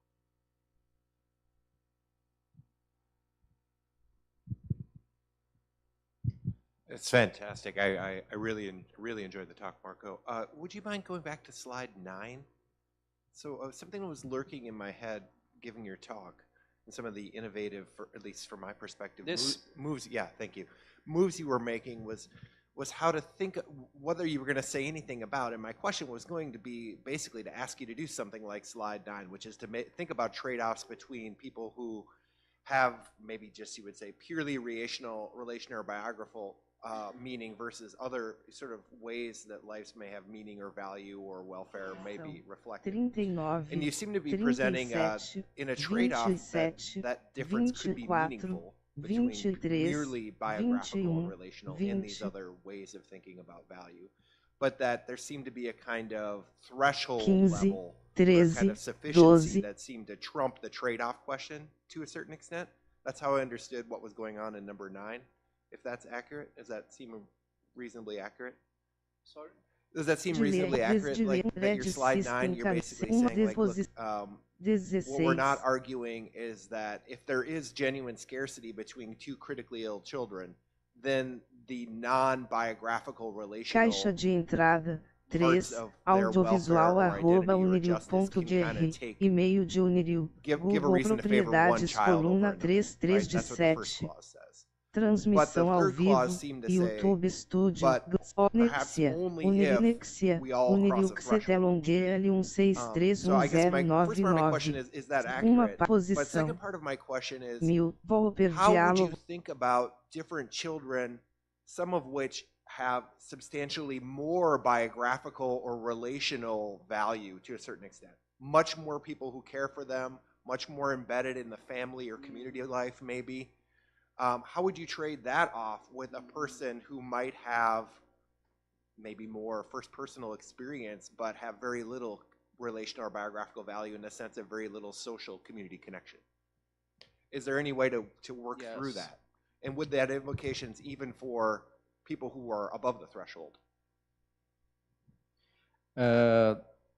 So the problem is how we can rank people as, for example, different children, considering children, different children with different kinds of or levels of relationality, such as this, biographical life,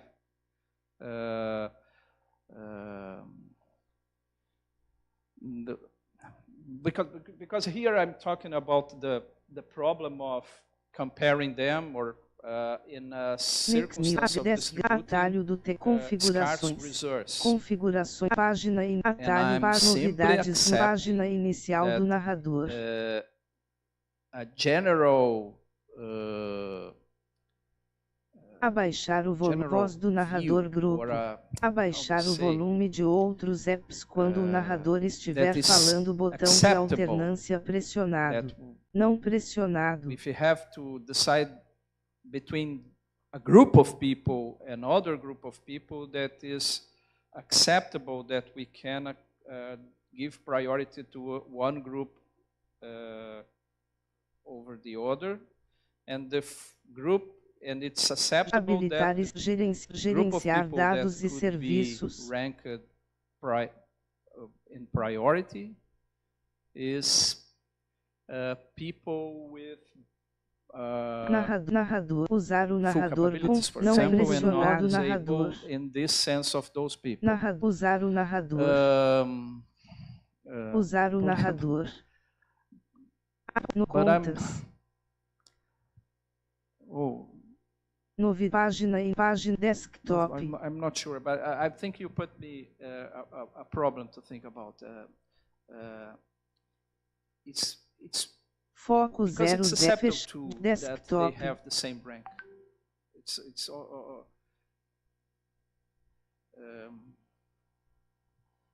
also my approach is compatible. Caixa de entrada 3, with audiovisual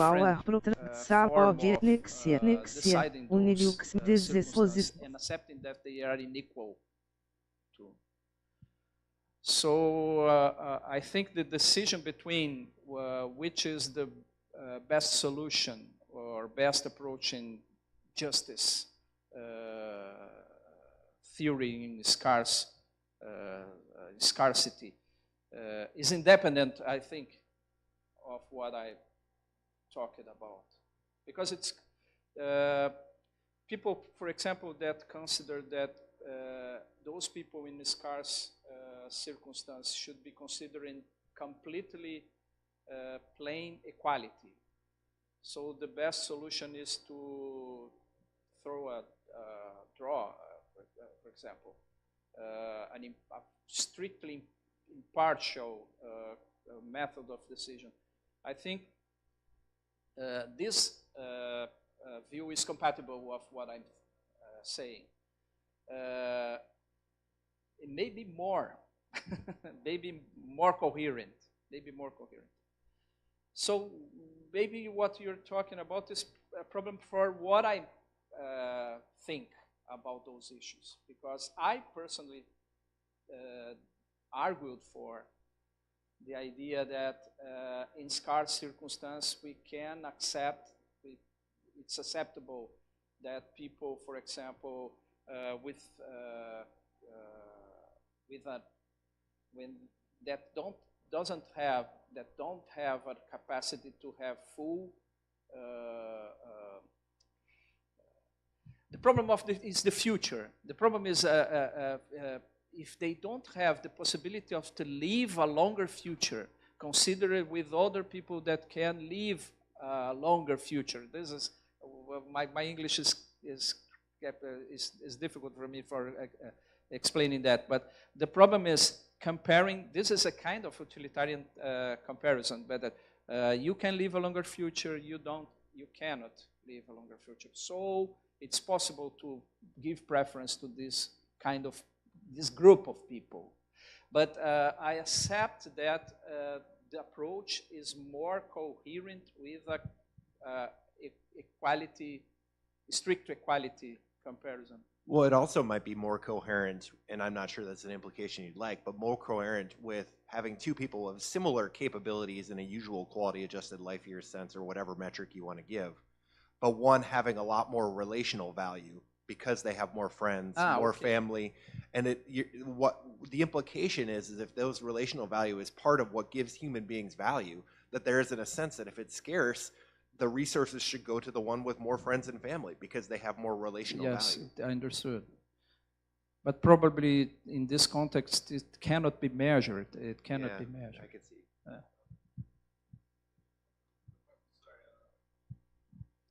Okay, sorry, we're out of time. Yeah, you can chat but yeah, maybe we can chat during the break. Please join me in thanking.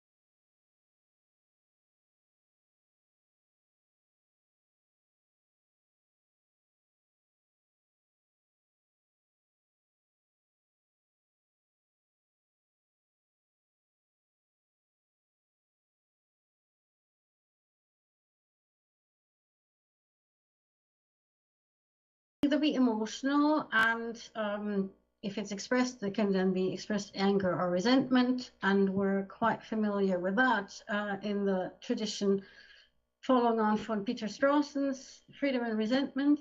But there could also be sort of a more cold, less emotional way of blaming, which is a form of fault finding and a negative assessment of the agent's action, and possibly also of the agent themselves. There's a few authors who have developed this in different ways. And in either of these forms, blame normally presupposes responsibility. And what we're going to be interested in here is attributing responsibility and blaming in the clinical context. So between a service user and a practitioner. And it's actually unusual for practitioners or caregivers to blame explicitly and say things like this, and you can insert whichever bad situation you can think of is your fault. We'll have some examples of bad situations in a minute. So it could be causing harm to yourself or others, but also, this is quite important in the health context, it could be contributing to or maintaining or precipitating a health crisis. So for example, if you think of not taking medication or using drugs, those would be actions that either can lead to a health crisis or can contribute to an ongoing health issue. Okay, so while we said there's a rarely explicit blame, or at least that's considered bad practice, we do find implied blame quite a bit, and that's what we're going to be quite interested in today. So what we see more often is implied responsibility or blame when somebody highlights the causal connection between a person's action or omission and the bad situation that has resulted. So that would be analogous to, in a different context, if you had not forgotten your keys, you would not have gotten locked out. Sorry, that's the typo, Lisa. Okay, and another way of sort of implying blame or responsibility is by drawing attention to awareness of risk or possible bad consequences or control as key elements, because those are also the things we care about when we attribute responsibility. So people can be put on the spot when these elements are highlighted. So they might be told that they could have foreseen the negative consequences of their actions or omissions, or they could be told that they had other options. So nobody forced them to do what they did. They could have done something different. Once again, that's analogous to this example. You knew that drinking and driving was dangerous, and you could have got a soft drink in the pub, but you had 2 pints of beer before driving back home. So the other option is highlighted. The soft drinks were an option which this person didn't take. And now it gets a bit difficult in the mental health care context, because on the one hand, practitioners may need to establish causal links between the person's behavior and the negative consequences of that behavior. Why do they need to do that? It's important because the person needs to learn how to avoid harmful behavior. So, for example, it is because you stop taking your medication that you experience a seizure. If you want to avoid getting seizures, then stopping taking your medication is something to be avoided. And if you're already suffering with depression and drinking further exacerbates that, then it's important that you realize that that's the case, that if you hadn't had too much to drink, your mood wouldn't be so low. But what's important is how the causal link is presented to the patient, because often when responsibility and blame are implied, this can cause the patient to feel bad. And that's particularly harmful because The mental health patient may already feel bad about themselves prior to the clinical interaction. That is a part of many mental health conditions. And shame has been identified as an obstacle to the success of medical interventions in mental health. And then if you're thinking about ongoing therapeutic relationships, or even just relationships with mental health services more generally, blame can lead to defensiveness or fear of further judgment, and therefore avoidance of either a specific mental health practitioner or of the system more broadly. And then importantly for the theme of the workshop, we have vulnerability in the case of mental health care, mental health patients. So patients may experience lack of support. There's a lot of stigma associated with mental ill health. There's often isolation as a consequence and exacerbating factor for mental ill health, and a reduced sense of agency. And then if you look at the relationship between the clinician and the patient has less power, and that is partially because of an imbalance in knowledge, but also in sort of social power. So they often, not invariably, but often don't have a medical background. They don't have the clinical experience if they don't. And they will also often need something from the practitioner. They will need to access services. They will possibly need medication. They might also need forms filled in for other services. So in unsuccessful interactions, patients feel judged and not understood by their practitioners, and this negatively affects their health journey. And I am now going to hand over to Lisa. Okay, so just to offer you some examples, some illustrations of the situation that Anneli just described, we're going to look at two cases. Just as a background, these are two real-life cases that were part of a project that I worked on agency in youth mental health. And they were video recordings of interactions between young people in the UK accessing emergency services for their mental health. So in the UK, this is accessed mostly by people who have problems with their mood, self-harm, or attempt suicide. So that's the standard case. So please be warned that these examples will contain mention of self-harm and suicide and substance abuse. In the clinical context, the interaction between the health practitioner and the patient is considered to be a risk assessment. So they're not doing therapy, they are assessing the risk that the person may harm themselves or others if they are not receiving treatment. And in the case that we're looking at now, we've got two young people. The first one is Julia. And I'm just going to tell you a little bit about her background because it really helps putting into context.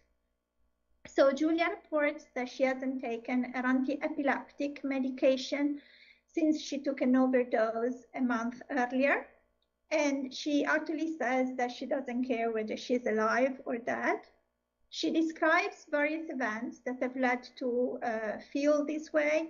And in particular, there are two things that have happened that have an impact on her well-being. First, the father of her child, who is no longer in a relationship with her and who may have been abusive in the past, has returned to the town where Julia lives with her child, and she's afraid for herself and her child. And second, there was someone that Julia was very close to emotionally who died recently in an accident. And she could not actually express her grief properly because she was in a relationship with someone else. So this had really kind of affected the way she feels about herself and about her life. So now I'm just going to read from this transcript. And you will see what the interaction is like. This is when Julia visits the emergency department because she had a seizure. So that's the reason for visiting the department. She is also having thoughts of suicide, as we were saying. In the beginning of the interaction, she tells the practitioner about the bad events that happened to her recently, which I just summarized for you. And she mentions feeling guilty and crying. The reason why she's feeling guilty is because she couldn't actually kind of properly mourn the dear person that she lost. What you will notice in the interaction is the practitioner does not offer comfort or support. It doesn't ask questions about Julia's situations. Instead, the practitioner asks her about her drinking, which is a problem for Julia, and about her compliance with medication. Okay, so in this first passage, we're looking at the exploration of drinking habits in Julia. PR is the practitioner and PIT is the patient. And I think when you were last seen, there were some worries that you might be drinking a little bit too much. Yeah. And I know that's been a problem for you in the past. And it looks like you might have been slipping back into that behavior. What's going on with that now? It's been on and off when I have a shit day, and it's not dependency, I don't think. It's when I have a shit day, that's what I do. I nail it. And that's not that I have to get up and drink straight away. That's what I used to do. Right. Okay. So this week, have you been drinking a couple of days? I had a drink today. I had a drink today. A drink today. Yeah. And would that be normal for you to have been drinking? Because it's early afternoon now, isn't it? No, it's not every day. It's mainly just, once a week. So when things really get to me. Right.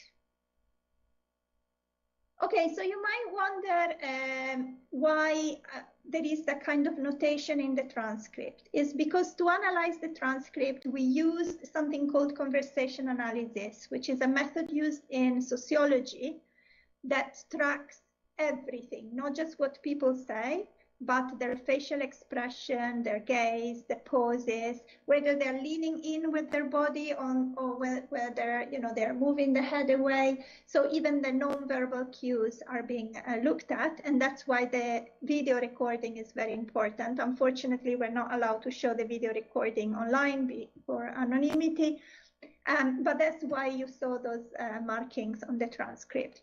Next, we're looking at when the practitioner explores compliance with medication. It's the same patient, the same practitioner. And what do you think will happen if you don't take the medication? I had a seizure today, so that's what will happen. And how do you feel about that? I do know that I should probably start taking it again. So I imagine if you had taken the medication and you hadn't had the seizure, you'd now be in hospital being grilled by us. No, you could be doing something much nicer. So yeah, it's all my fault, but no, I wouldn't say that. I'm just under a bit of stress. Okay, so another thing to notice about these interactions, so the level of engagement that people have when they have a conversation together. So if you're thinking about it, asking a question about what someone has told you is a lot of engagement. It's showing that you're interested and curious and you want them to say more. But if you look away or if you say, that's the minimal form of engagement. There's nothing less that you can do, right? So what you're noticing is that whenever Julia talks about her distress, the reaction of the practitioner is this kind of minimal form of engagement. We can move on, Anneli. These are some notes used by us to understand, sorry, my light disappears, to understand what is going on in the conversation, done via conversation analysis. Now, what is really important about these notes, it wasn't just academics. We were an interdisciplinary group of people from philosophy, sociology, psychiatry, and psychology. but they were also young people with lived experience, so young people who had been to emergency services as researchers and analysts of this conversation. And this is the notes that we came up with. The practitioner has to ask Julia about her drinking, so obviously, you know, that is a topic of conversation for the risk assessment, but it's very important how and when they ask and how they react to Julia's disclosure of distress.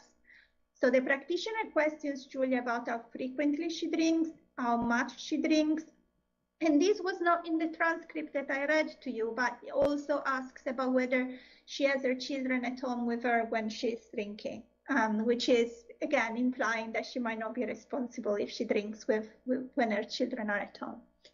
The practitioner uses a patronizing, judgmental tone of voice. Again, it doesn't come across from the transcript. I'm not a very good actor, but if you could hear the recording, that really comes across.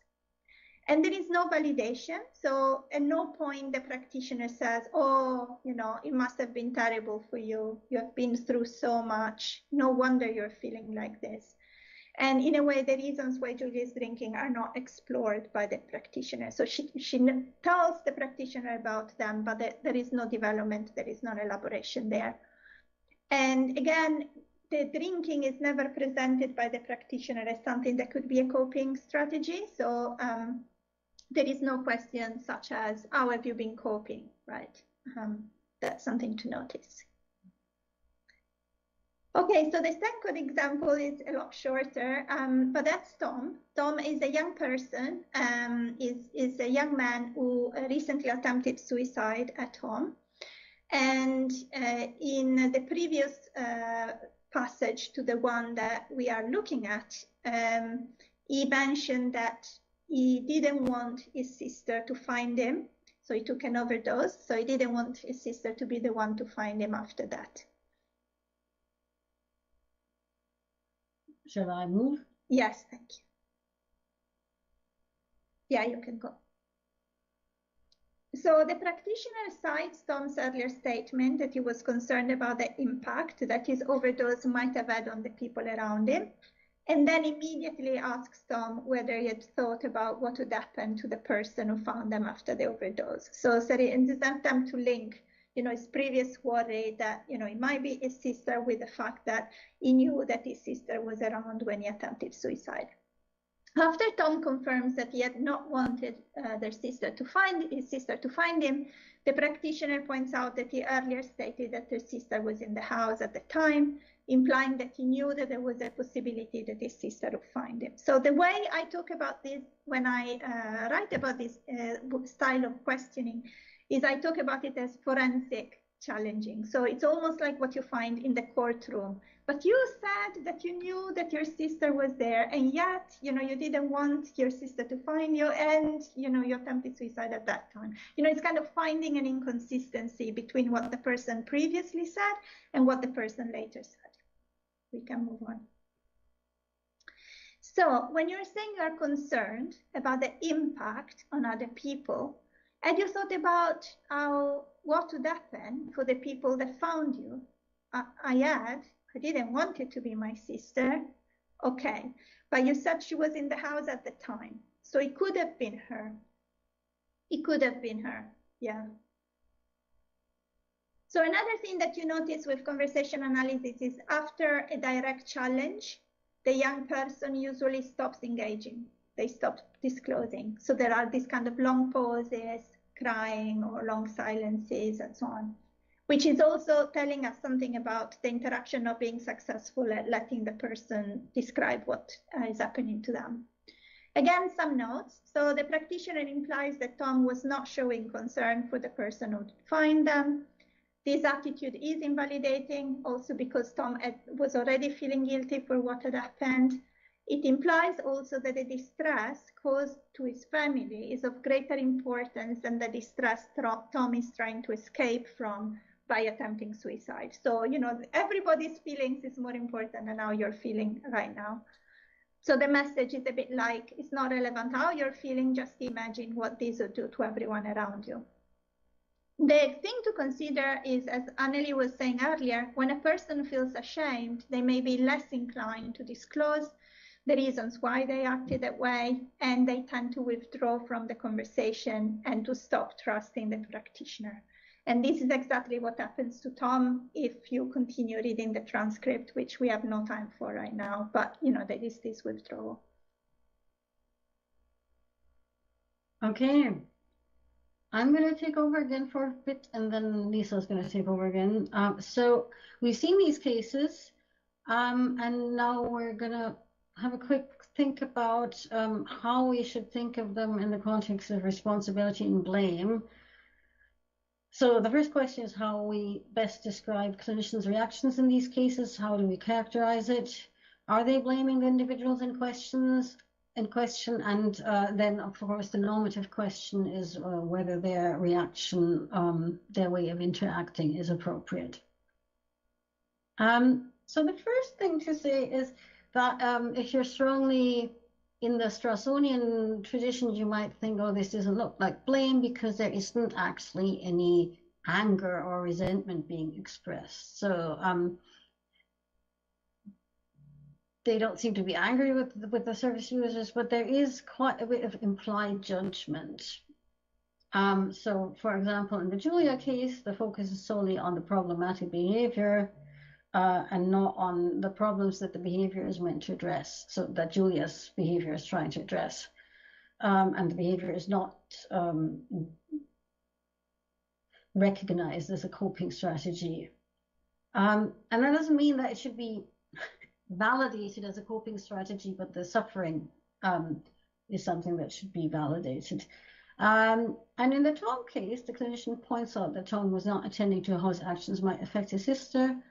And once again, the underlying causes and effects on his action on himself are not mentioned. And if you think about the fact that this is a suicide attempt, there seems to be a bit of an element of missing the elephant in the room when you're just talking about the effect on the sister and not the potential effect on him. Okay, so if we think that this form of judging is problematic, then the question becomes where the problem lies. And here is one possibility that the problem lies with responsibility. So one option could be that Julia and Tom are being blamed even though they don't deserve it. And that could be because they are not responsible agents. They don't have the control or the understanding required in order to be responsible for their actions.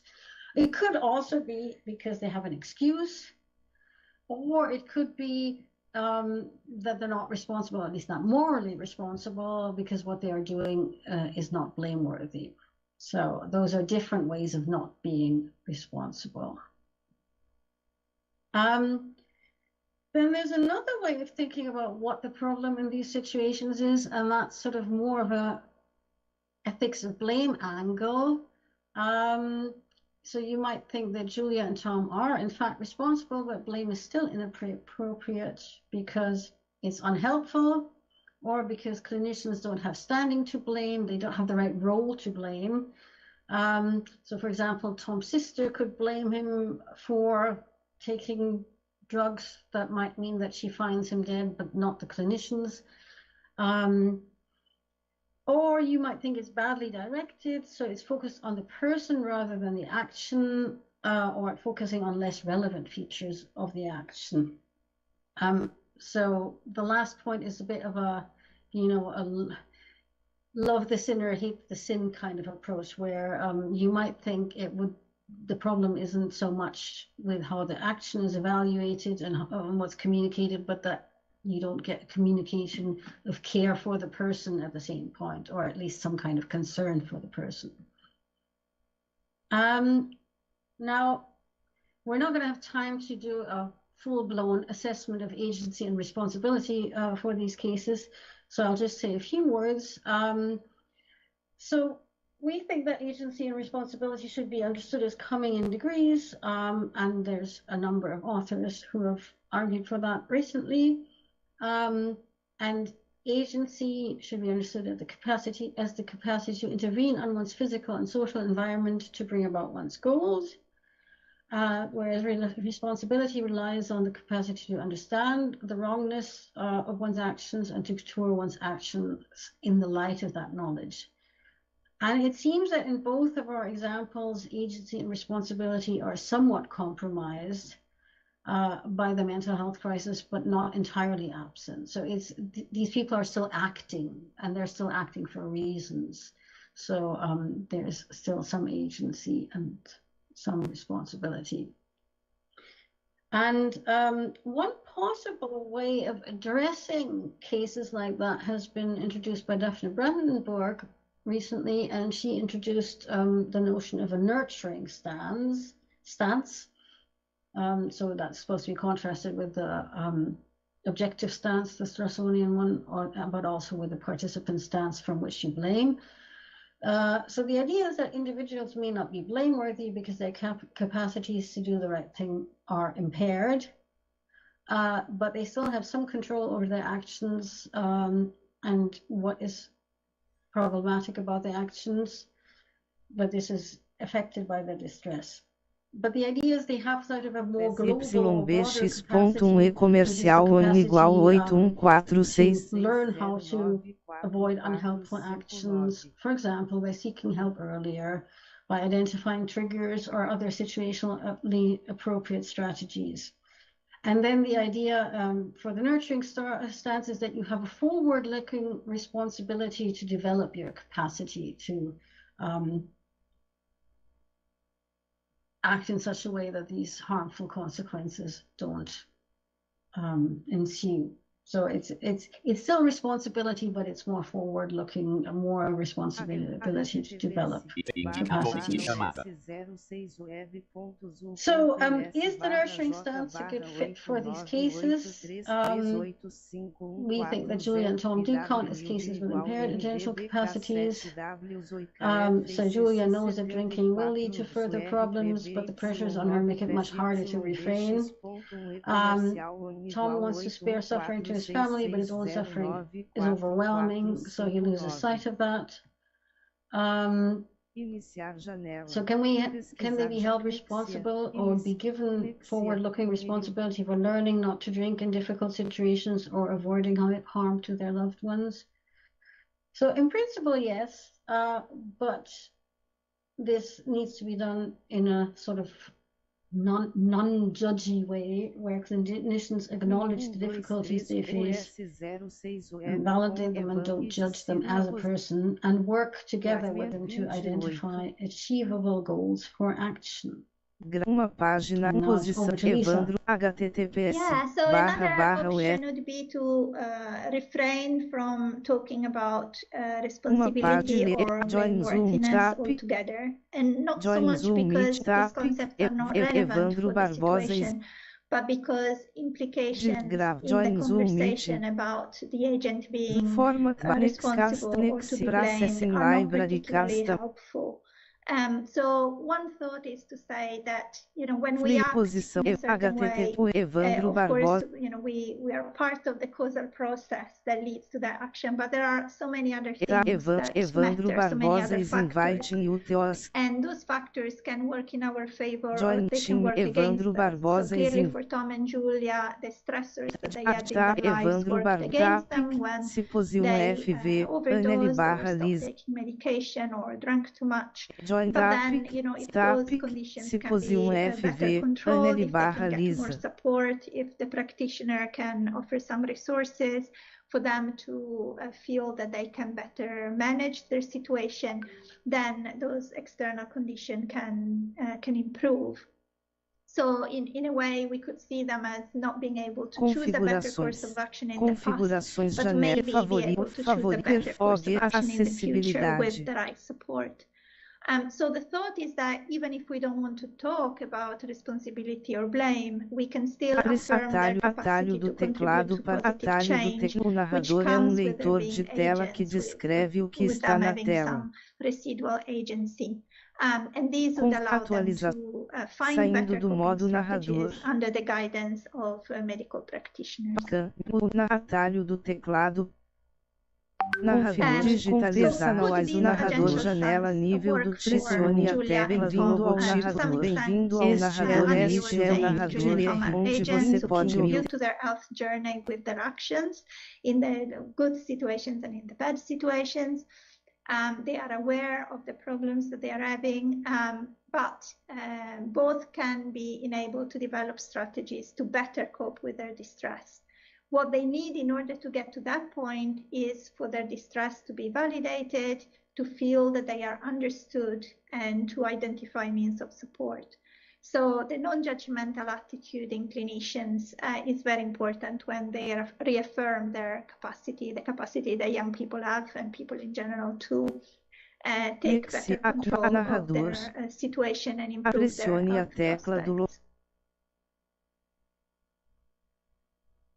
So Iniciar janela. between the nurturing stance and the agential stance. They're not really comparable in Narrador their digitalizar. purposes or Iniciar digitalizar desativado. And the most interesting thing is that in practice, início narrador janela nível do título right? There is a very similar consequence consequence of applying one or the other of these stances that basically we are just advising clinicians to work on communication style, to be able to validate people's experiences, to offer empathetic responses, and to, yes, of course, identify causal links between bad outcomes and behavior when it's necessary, but to do it in a way that recognizes that people were in difficult situations at the time and they were just trying to cope with those situations.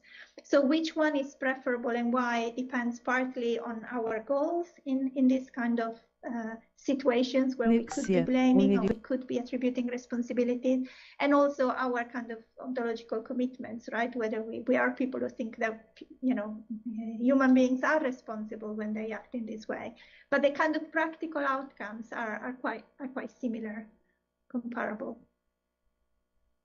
So given that the agential capacities are present but impaired, even for an account that permits blaming, blameworthiness is very hard to pinpoint, right? It's very difficult to say whether Julie and Tom are blameworthy for what they've done. So to what extent we should communicate the responsibility in these situations, I think is mostly a pragmatic question when we're thinking about communication. And it will depend on numerous factors that are quite specific to the context, like the nature of the mental health condition that the person has, the relationship between the clinician and the service user. Again, if it's a long-standing relationship with a therapist, or whether it's just a one-off relationship with someone met in emergency services, that can make a huge difference. And also the nature of the problematic action that the person may be blamed for. Okay, so just to conclude, we focus on a specific case of vulnerability. We understand it may be different from the cases of vulnerability you're looking at in the rest of the workshop. When young people in a mental health crisis are blamed for behavior they might not have wanted to bring about, and that had harmful consequences for themselves and other people. We highlighted the problem with attributions or implications of blame, conversationally and more generally, ethically, and we presented two potential solutions that can be found in the literature and explained how they differ and what they have in common. And now you can make up your own mind. Thank you very much for your attention. Thanks, Lisa.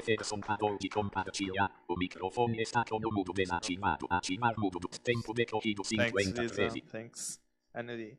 Now we have time for questions. I think Lan, and after is Marco. I think it's better if you come and stay here, stand up here.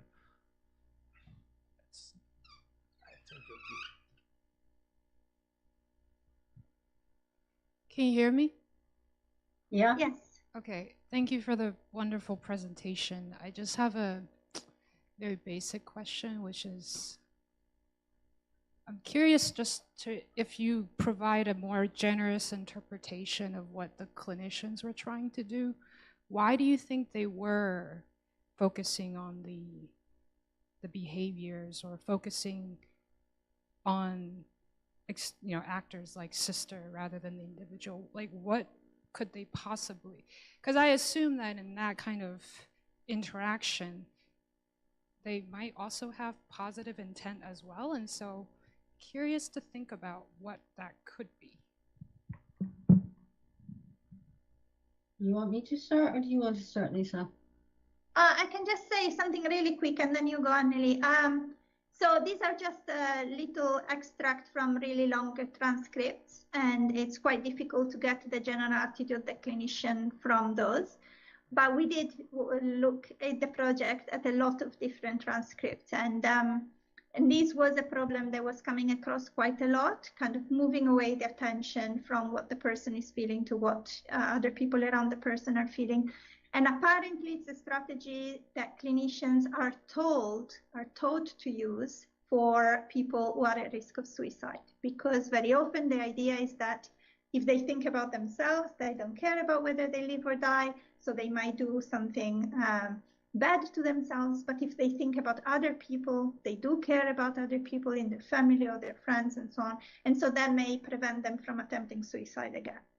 So the clinicians in the group did recognize that this is something, you know, sometimes that's why clinicians do it.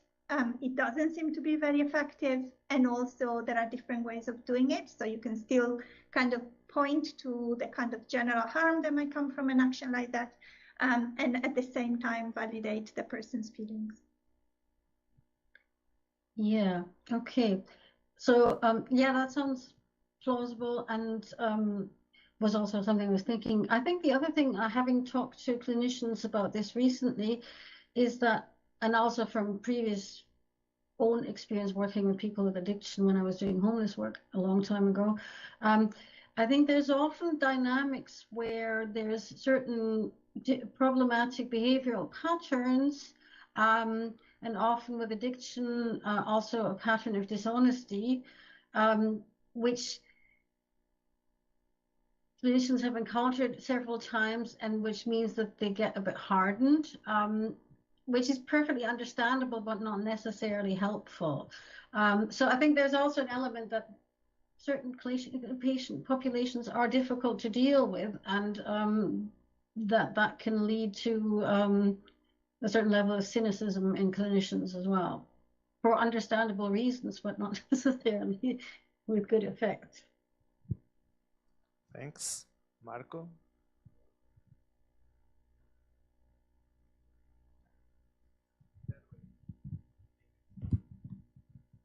Thank you. First, I have to apologize you because I realized that I should be the moderator. Oh, thank you. Thank you very much for your presentation. It's very insightful, at least not for them, but for me.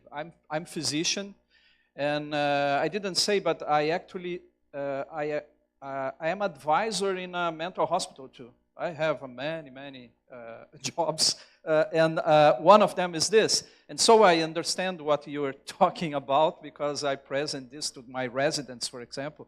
And I'm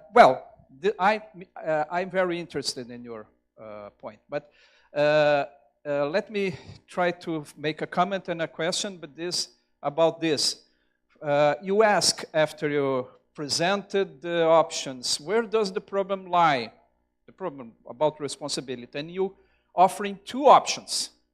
The first option is they are blamed, but they do not deserve the blame. And the second is they are responsible. Yes, they are responsible, but blame is inappropriate. In my interpretation, you say that blame is inappropriate because it is instrumentally inappropriate. In this sense, it's inappropriate, not morally inappropriate. So there are two options. In two options, in the first, they deserve the blame, and the second, they should be blamed. But given the circumstance, they are mental patients, they deserve the blame. But it's inappropriate because it's instrumentally inappropriate for themselves. If we, the clinicians, care for them, so it's inappropriate in this sense, instrumentally inappropriate. So I think there is a third option. And I will label this option a Nietzschean option. The Nietzschean option is this: sometimes morality is bad. Sometimes morality worse people. So Bernard Williams, for example, used it to talk about that. The institution of morality sometimes is not good for people. So in this case, if we realize that, and we created in society professions such as doctors. Doctors are interested in making good to people. And the point is the ethics of medicine is a kind of ethics that should be neutral about some issues of morality. Because if we are not, we damage people. So this is, I think, the third option. This is morality sometimes is bad for people, so practitioners should be cautious and maybe neutral. For example, a surgeon in an emergency hospital, if he attend a bad person that was damaged by, he or she cannot be a moral, judgmental person. He has to be neutral. And I think this interpretation is complicated in mental health because we are doing about mental issues. Okay? And it's people use it, including psychiatrists and mental practitioners, use it to be moralistic. And this is a problem, I think, about the notion of morality. Morality is a problem, I think. This is the third. So, I think maybe the best approach, nurturing or agential, the worst is agential, I think. Agential is, the best is nurturing. Nurture is near what I'm claiming now. That is, there is an ethics of mental health practice. That is, we have to be very cautioned. We have to be very, let me say, morality is complicated. That is, we have to be not moralistic. That's my point.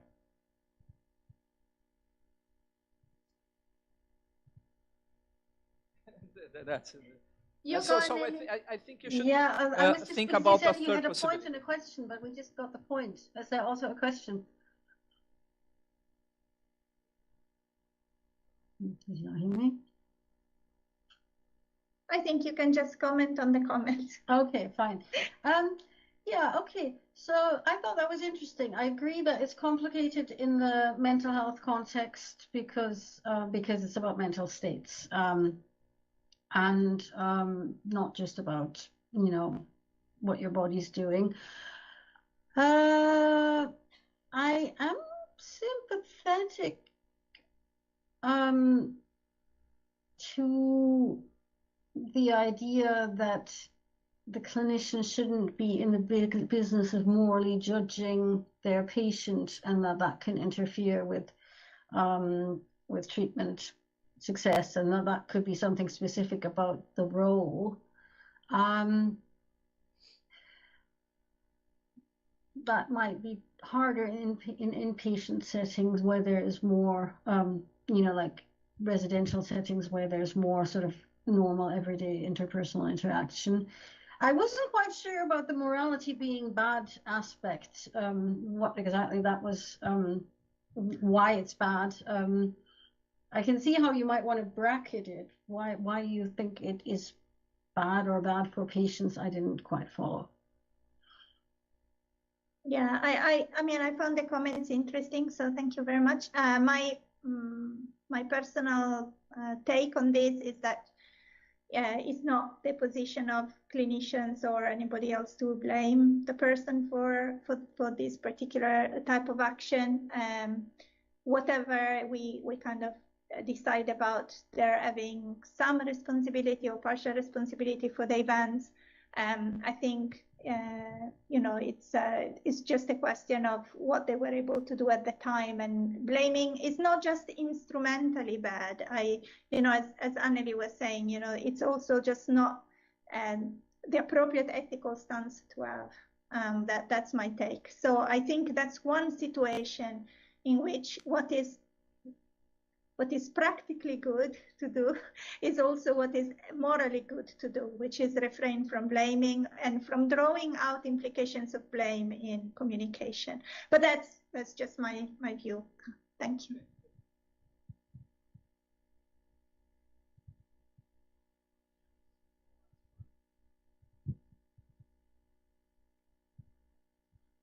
So we're running. Okay. Lisa and Anneli, first of all, thanks for your time here. Thanks for your patience. And we hope to see you in person soon in Rio in the future, in the next step of the project. But that's it. Thank you so much. I really appreciate Thank you your very much time. for having us. Yes. Thank you. I appreciate. Thanks. Shall I close the meeting? Yes. Can you? Yes. Thank you. Thank you. Bye bye. Thank Have a good Indicatore di conference. chiamata. How can we release a Microsoft Teams document? Video punto di desktop. Desktop.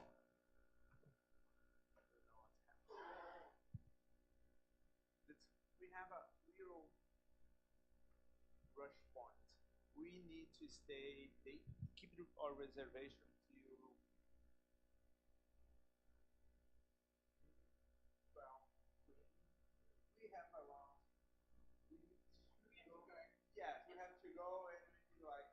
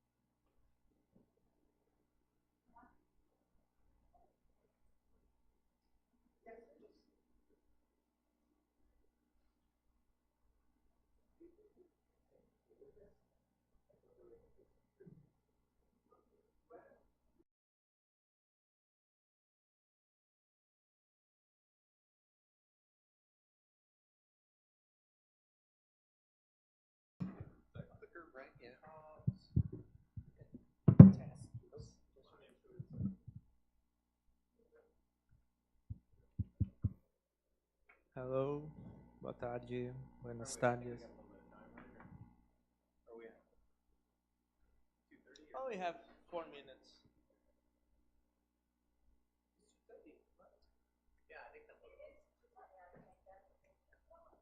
No, what time?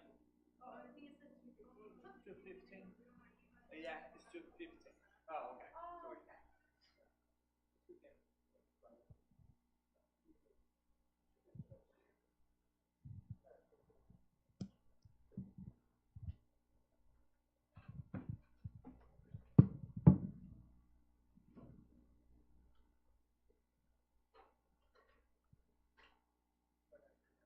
All right, I think everybody's here. Yes. Yes? Okay, great. Recording is in place. Perfect. Welcome, everybody. This is Dr. Joshua Price from University of North Carolina, Chapel Hill's PPE program. His talk is going to be on vulnerability in a digital future of work. So take it away. All right, yeah, in the Department of Public Policy there. I don't know if oh yeah, thanks, yeah. Please hold the applause. Well, I want to start by thanking Evandro and Thais, and Vanya's not here, for their amazing work putting this together. It's quite a privilege to be able to be here and give a talk, quite a privilege to be in this country and in this place. Their hospitality is next level, so thank you. We've just had lunch, so feel free if you're exhausted from the lunch and all that to just take a little nap. I'll clue you in later and I'll tell you how good it went, how well it went. Okay, so what we're going to talk about here is vulnerability in the digital future of work. And the program for today is, it's a little digital work pun there, is this. So we're going to talk about what I mean by digital work, what I'm going to be talking about today. A couple different normative lenses, as I talk to my students in public policy, a couple different senses of the aughts of public policy, the ways we might think about the costs and benefits of policy reform or policy drift. Then we're going to look at 3 different features of the digital or platform economy. Then we're going to come back to those values and see what we might have to say about them. And then maybe think through about how we would think through some policy implications. Okay, so what do I mean by digital work? This is what I mean by digital work. So I use the term for the purposes of this talk and for the purposes of some of the things that I've written on, including the book I'm working on, fairly expansively. Sorry. I use the microphone a bit, but usually a hand, whatever. Forgive me if I don't master the skills of left-hand microphone. Okay. Okay, so this is what I have in mind by digital work. Okay, so now let's talk about values a bit. So what I'm going to give you in terms of what I mean by the values of status and security is going to be pulled from a number of different things that I've written. So I'm not necessarily going to convince you, I don't think, in the course of this talk that what the values, that you ought to value these things in this way, but I want to be reasonably clear about what those values are, so you can have a sense of thinking through the lenses that I will be using to talk about the future of work. So status. What do I mean by worker status? Well, as this picture connotes, my work on status is influenced by these 2 philosophers primarily, or substantially, Adam Smith on the right and Martin Luther King Jr. on the left. I won't go into the sort of story I tell about how they say similar things about worker status, except for insofar as to explain these different components. So the first component, or the first fact of status that you get from the social sciences, is that status hierarchies are ubiquitous. Right? They play a central role in organizing human life. So my argument is certainly not going to be that we should eliminate status, nor is my argument going to be something about the justness or unjustness of different forms of status. One way of thinking about status, and actually we talked about Stephen Darwall earlier, and here's the Stephen Darwall distinction actually between recognition respect and appraisal respect. And basically what Darwall's distinction is that there is a certain set of respect that we're owed by virtue of being humans, and that therefore public policy ought to reflect, versus a certain form of status that we get by being assessed as being better or worse or of value or of comparative level of values. I introduced that distinction to say that that is not the distinction that I'm going to be using. I'm not going to be saying that the realm of public policy is fundamentally about properly having recognition perspective. In fact, what I'm going to argue instead is that a central aim of public policy should be to present a situation where you have a more inclusively prosperous political economy. That is, where more and more workers have an opportunity to get appraisal respect. That economies can go in different directions, that investment can go in different directions, that regulation and so on, we'll talk more about this, in such a way that it is easier or significantly harder for people to have appraisal respect. So you can't treat, if you will, the market or market economies as something like neutral baseline and then talk about what the state does. Rather, a central purpose of the state, in my view, is to create the structural conditions where appraisal respect is more widely available. What this means within a certain distinction that sometimes comes up in economic literature, definitely in political science literature, definitely in some philosophical literature, including friends like Alan Thomas, is this idea of predistribution versus redistribution, right? So if status recognition is a central end of public policy, one of the goals of public policy is to structure markets in such a way as that people, and I haven't exactly said what I mean by that recognition yet, but so that more widespread recognition or status is available to more workers. Right, so predistributive policies, just to talk very, very briefly, if this distinction's not familiar, would be policies that structure labor markets, collective bargaining rights. They would mean governmental investment, tax code changes that can structure the balance of investment, intellectual property rights, and countless other things that economies do by definition that shape the relative ability of some people to achieve a certain standard of living as a result of their work. So what I argue is that one of the central ends for both moral and political reasons of public policy ought to be inclusive prosperity, and with this end in mind, there's a fundamental normative distinction between having a structure of an economy where people are able to command a certain amount of respect, status, and decent wages for their labor versus a political economy where they're unable to do so and then either just left out completely or topped up by way of redistributive transfers. That there is a fundamental normative difference and a fundamental political difference between predistribution and redistribution. Now, status respect is cultural as well as material, right? My claim is not that worker status and recognition just flows or follows from decent wages, right? But my claim instead is that if the end of public policy is inclusive prosperity, if one end of public policy is more inclusive prosperity, then the end should be to provide the material conditions where people have more widespread access to that status, right? So like, let's put it this way. Government policy that brings about more inclusive, meaning more widely, more equal sharing of the fruits of economic growth, can't confer status on its own, but its inverse, labor market and geographical economic polarization, undermines the material basis of status, right? So governments we have a reason collectively, a variety of reasons, to try to counter geographical and labor market economic polarization to provide the structural conditions for status. And that this status is contextual. What it means to have a good job, what it means to be recognized is fundamentally a product of your place. So part of the arguments of this book is this latest work, which was at the bottom of this chart here. No, sorry. I'm used to having a monitor I can see. So now I'm just doing this, sorry, I apologize.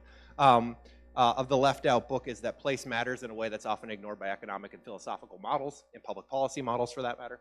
But part of the reason why place matters is because status for workers is fundamentally contextual. And if status is fundamentally contextual, that means what it means to have a good job, what it means to be recognized for your labor, what it means to have decent wages, is reasons that both of these cats made clear in their own ways, right? Smith is a cosmopolitan in any sense of the word in his time.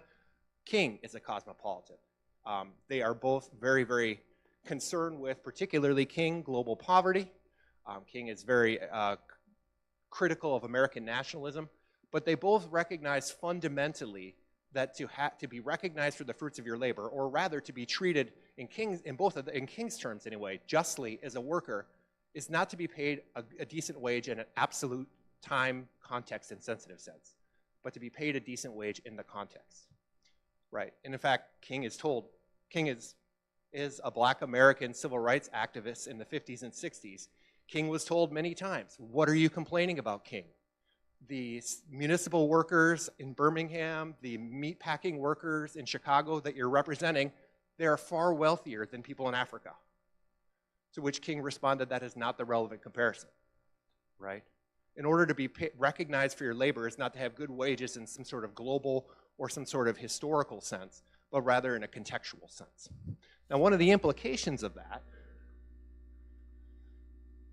is that social inequalities in some ways matter more than global inequalities. Not in the sense that, like, if you do not take the importance of worker status into account, your models are going to systematically overemphasize the importance of global inequalities and systematically underemphasize the importance of domestic inequalities. And this is particularly important in a global political economy where over the last half century, we've seen some narrowing, mostly through the rising of certain developing countries, mostly in Asia and mostly China, of what might be called a global median class, whereas at the same time we've seen escalating polarization within almost every country. And what this also means is that what really matters from the perspective of worker status, and what I argue is also the driving force of political discontent, the economic driving force of political discontent, is not inequality per se, but rather polarization. This sense that further and more people are being left out of the recognition that comes for the contribution of their labor, left out of the fruits of economic growth. More people in more places are being left out. And that there is a really direct link, both there's a real normative case to be made here, but also a real strong political connection between various trends, including support for right-wing populist candidates, including rapidly declining faith in liberal and democratic institutions, between that and this economic polarization. Finally, and I say this because I'm going to talk about this for a bit, status intersects with power in an important way. This is one of the great sort of insights of what sometimes is called neo-Republican thinking, something that ties together relational egalitarians and neo-Republican thinking in political philosophy or in the history of political thought, is this insight that one of the ways in which you can fail to have status is to be subject to the whims and wills of your manager or of capital, if you will, if you want to take it in a kind of Marxist lens. Okay, so that's one lens. Status is one lens for thinking about what inclusive prosperity means, what it means to be vulnerable or left out as an individual in a society. Another is economic security. Economic security is another one of like status to a certain extent that prominent models sometimes ignore, including models of justice, including models of welfare, despite the fact that there is a large, gigantic literature on the negative impacts of economic insecurity, or the positive, if you will, impacts of economic security. I think the social science literature bears out fairly well this sort of capabilities language, right? So the capabilities approach is articulated by Amartya Sen, Nobel Prize-winning economist and philosopher Martha Nussbaum, and others talk about freedom as being capable of functioning or flourishing in a particular way. Joe Wolf and Avner Nishalet coined these phrases called fertile functionings and corrosive disadvantage. I'm not going to go through the lineage of these terms and what they do or do not suggest, but rather a fertile functioning, right? If you think of a functioning as different ways in which you could have a well-lived human life. So you live for a long life of duration, be healthy, be able to make friends or have community, being able to participate in government, being able to have some control over your day-to-day life, feeling safe, right? These are functionings. Disadvantages then are, comparatively having less of this, right, or being worse off, disadvantaged in that sense. Security, the literature points out, is a kind of fertile functioning. It underwrites a number of different other things that we have reason to value. One of the things that we notice is that people who feel or have both subjective and objective senses of economic insecurity is that their health is comparatively worse. their sociability is worse, and a variety of other factors. That's even if you control for economic circumstances. So by both subjective and objective measures, insecurity plays a fundamental role in our ability to do other things and to be other things. And it operates as a kind of, the literature also points out multiplicatively. I said that 3 or 4 times in a talk now, and I've failed every time to say it properly. But it doesn't, like each form of insecurity adds on to another, and it leads to kind of self-fulfilling issues, right? You can think about it this way. If you're economically insecure, if you're not sure where you're going to get the rent money, if your hours are inconsistent, that makes it not only you feel insecure on a day-to-day level, but it makes it harder to plan for the future, makes it harder to decide whether to put your kids in childcare or to put your kids in a program, whether you might want to save up for a college, or maybe whether you can even sign a lease, right? It impacts every part, whether you can get married, right? Economic insecurity impacts a wide range of different other forms of functionings, and it corrodes your ability to experience them. Or as Michael Marmo, the epidemiologist, says, insecurity gets under the skin. Now, one of the important things to note about insecurity here, as I understand it, and how it functions, is it's not just insecurity in the sense of fearing of destitution. As Marmo and many others argue, insecurity can also be insecurity of losing your place within society, right? That is, if you are insecure in certain ways, or rather, if your job feels tenuous, but you are confident that you could get another similar job or better job somewhere else, you are very unlikely to feel insecure, right? Whereas, by contrast, if you feel as though your good job, let's say, you're objectively fairly well off economically, you make a good wage, and so on, if you feel like your job is always potentially under threat of going away, and that, to borrow from Greats and Shapiro, that you're consistently running on this treadmill that you didn't design, you can't control, and you know that if you fall off, you probably won't get back up again, right?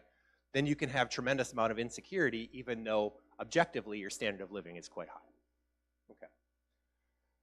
So, insecurity in terms of economic insecurity, in terms of worrying about losing your place in society, losing your recognition as a contributor, being insecure in that particular way can have all sorts of corrosive factors for your health and welfare and well-being. And this is like a comparatively good case, right? The more vulnerable you are, the more likely that these insecurities are being corrosive. But what I want to highlight is it's not just a product of being afraid about being poverty, right? Fear of losing recognition, fear of losing your place is itself a negative, right? And insofar as our models don't take that into account, they are, again, missing something important to human welfare, right? If we have a theory of justice or a theory of efficiency that doesn't take economic security into account, it's going to miss something that really, really matters to people. It's also going to miss something that really, really matters to politics. In fact, I mean, if you ignore status and the impact of geographical and labor market economic polarization on status, and you ignore security, I would argue that you're basically bound to completely misunderstand contemporary political life. You're just going to be perpetually mystified by politics changes, political coalitions. You're going to think everybody must just be ignorant of basic economics or a variety of other things. Anyway, that's I'm doing a quick version, broad talk, so I'm going to make a giant claim that I'm not going to defend, but you can question me on it if you like. Okay. So those are the two values that I'm using as normative lenses for thinking about what it means to be left out, what it means to be vulnerable. And by the way, you can tell already from this, and I'll say more about this at the end, I'm not providing an understanding of being left out or vulnerability too core, like the only way to be vulnerable is to be vulnerable in this way. I'm highlighting senses of vulnerability that play this central normative and political role, and that are often missed. Okay. We'll get to a couple of the implications here. Oh, quick though, how long do you want me to talk till? Don't say stop now, but so when did we actually get started? About 2:30, right? 2:25, yeah. So maybe I'll talk for 40 minutes, something like that. Okay, yeah. And if I go over that, well, try not to hold it against me. And if you fall asleep due to the amazing lunch, that's fine too. Okay, so let's talk about 3 different forms of technological change that are affecting people's status and security and their potentialities for status and security. And then what might, or if anything, to be done about it. What do I mean by platforms? So here are some key features of platforms. I'm gonna move over here so I have like a nice way to look at what I prompt myself. All right, this is what I mean by platform economies. They can be things like Uber, they can be Amazon Marketplace, they can be Google, they can be, well, I was gonna say Meta. It's interesting that it's still Meta, even though the metaverse didn't really take off. But like Facebook, Meta. These have various sorts of features. I'm not gonna go through each one of these one by one, but two things I wanna highlight. One is the idea of network effects. What makes the platform economy very, very different than other parts of the economy, say cars, is that the value of a thing is very, very dependent upon how many people buy it or participate in it. Right? So my value of a Chevy car, or I see BYDs around here that we don't get in the States, of a BYD is partially dependent upon how many other people buy BYDs, because then I can get parts and whatever, but very little bit, right? But the value of a search engine is very much dependent upon how many people use it and what data they have. The value of social media the same way. The value of a platform like Uber the same way. The more people use it, the more valuable it is.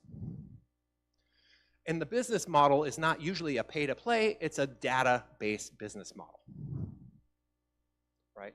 And of course, as you already are probably anticipating, this intersects with AI transformations in a really sort of big way. But what does that mean in terms of power? And I'm going to spend a fair amount of time in this talk emphasizing power, in part because of what I already said about power and status, but also because I believe structurally that the evidence points to the role of power in both directing technological change and in thinking about policy responses to technological change, right? So we want to talk about whether technological change empowers some workers or not others, empowers some owners and not others, and so on, right? So we're going to think of the way these transformations go. And one of my arguments is going to be is that almost to a T, each of these transformations has a tendency to concentrate power, but particularly the case of platform economy. Concentrations of economic power are baked into the cake of the platform economy. That's just how they work. In a way, they function almost like quasi-monopolies. We should expect free markets to concentrate in this way. And in fact, we do. That's why we see, for example, the fact that the modern economy, if you look at, say, Fortune 500 companies in 1980 versus in 2020, the average markup in 1980 was about 4%. The average markup in 2020 was closer to 15%. Right? Cost over provision, right? These are companies that, because of their nature, generate massive market capitalizations with very little, until recently, investment in employment. Right? So this is fundamentally different than car makers, for example.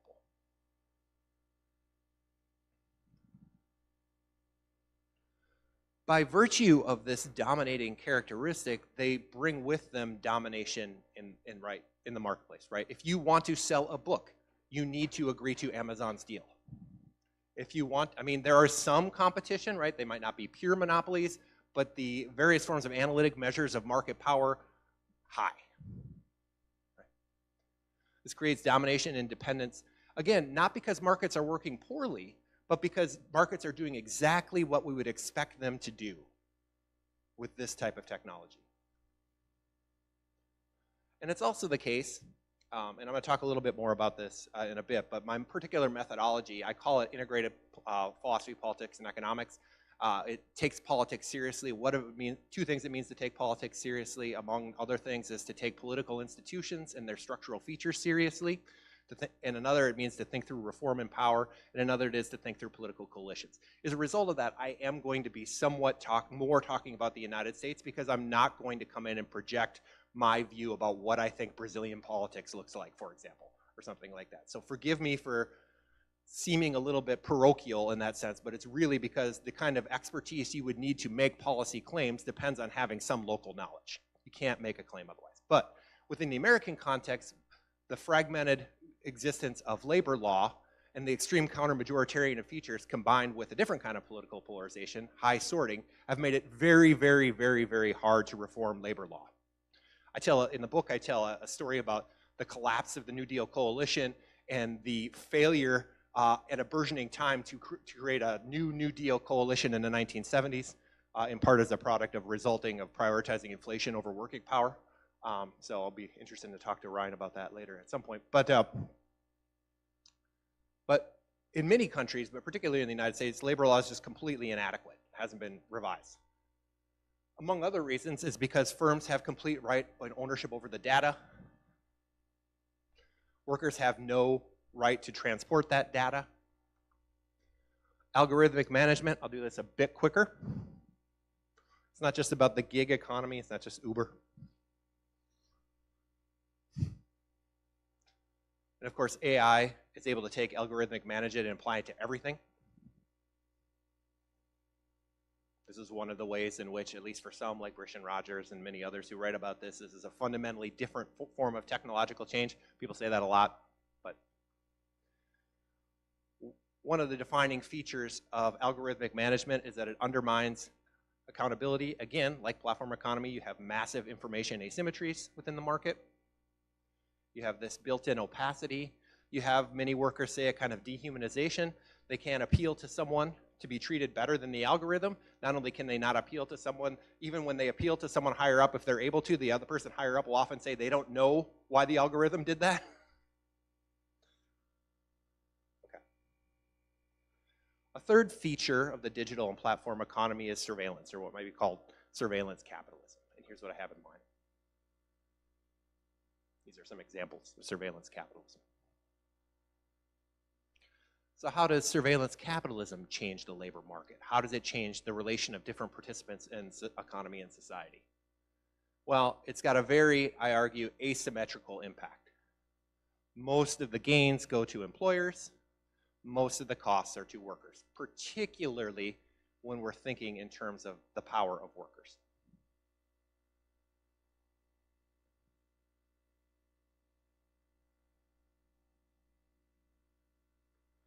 So I did this briefly, and so may have sort of like passed over, but, well, actually, let's do this. Okay, so let's check, since it's a small enough group here in the, at least in the auditorium, any questions so far? No, I shouldn't do that, because whenever I give a talk to economists, then then we'll just be completely sidetracked. You philosophers we're a little bit better at that, but only a little bit. Okay, so actually questions will come at the end. Forget I asked.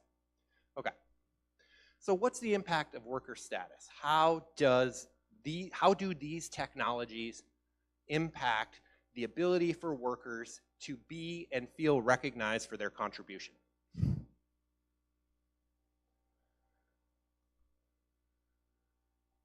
Well, one impact might be that one question you might ask is, does it make sense to be respected by an algorithm? I guess you could say that it does, in the sense that I have a 4.92 on Uber. I'm being recognized in that way. Maybe that's a replacement. One thing that I've written about, including in the pandemic ethics text, was about the transformation of work and working from home. One of the things that work from home does is, one, the ability to work from home is highly segregated by class. Does it erode community? Maybe it erodes community, but often people who work from home are able to just transplant a work community with family and other local time. Maybe they go work at a coffee shop, they make a community there. So it definitely doesn't erode community and the recognition of your fellow citizens for your contribution in that sense. But one thing it does erode is communities of workers of different classes. It exacerbates, if you will, labor market polarization. Not only is, there's this sort of, Nick Bloom, the economist, has this thing, it's quoted by Angus Deaton and Ann Case in their book, like that for lack of a better way of putting it, blue-collar workers, janitors, people in the mailroom, are no longer part of the same corporation. They're no longer invited to the office party. They no longer can have pride, and they say that this bothers them a lot in general. They no longer can have pride saying, I work for GM, I did this. Rather, if I'm a janitorial person, I'm an outsourced person who works for this janitorial staff. I have no way to move up within the company. I have no way to move within the company. And I'm not invited to the office party. Well, now there's not even an office party. Right? So one way in which an individual worker could get recognition respect or appraisal respect without even making a huge amount of wages would simply to have a connection to other people in the organization. That way is gone, increasingly. Platform economies work with replaceability as a central part of the business model. Right? So if you're a finance nerd like myself, and you listen to earnings calls and you do these things, you will note time after time after time, what CEOs are emphasizing is the ability of technological change, in particular AI, to enable them to get by with fewer workers. They're not talking about developing more workers. They're talking about fewer workers, fewer, in this case, middle-class jobs, in a normative sense, or better than that. And when they are able to credibly pledge that, the stock goes up consistently. They believe that's what's happening. They are saying that that's what the goal of their investment is. And with AI is almost exclusively, investment is almost exclusively driven by a relatively small number of superstar companies who have such gigantic markups in cash flow that they are basically doing something almost akin to the railroads right now. Right? So these are companies that historically were criticized for such small employment and such small investment. Right? Private sector investment in the United States is down substantially from 1980, and public sector investment is just tanked at the same time, until 3 years ago. Now investment is through the roof. The question is, what is that investment going to do? Right.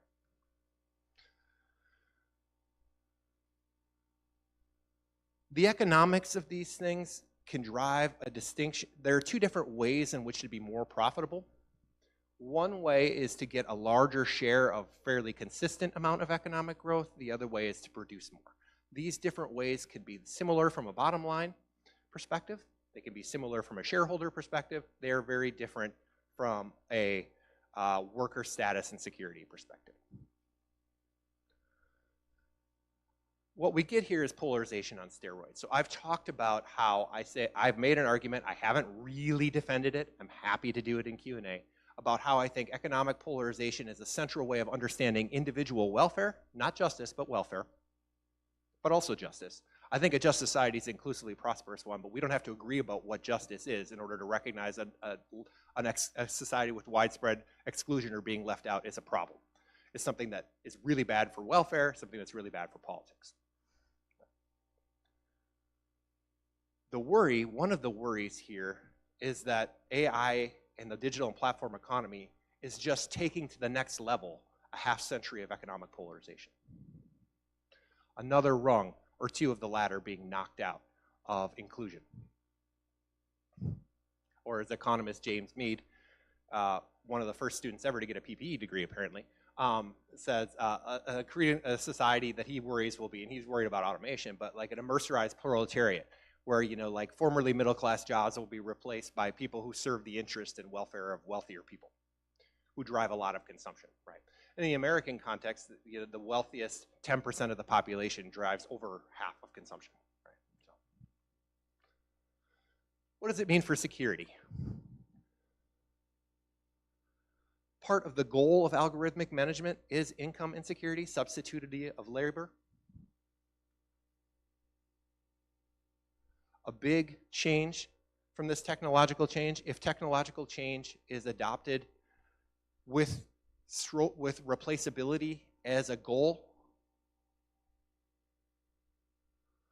then what you do is you narrow or eliminate the gap between an efficiency wage and a market clearing wage. So historically, a lot of what made middle class jobs, and I'm using the term as a normative sense, I haven't defined it, forgive me, good, recognized jobs with decent wages in the standing of your given society.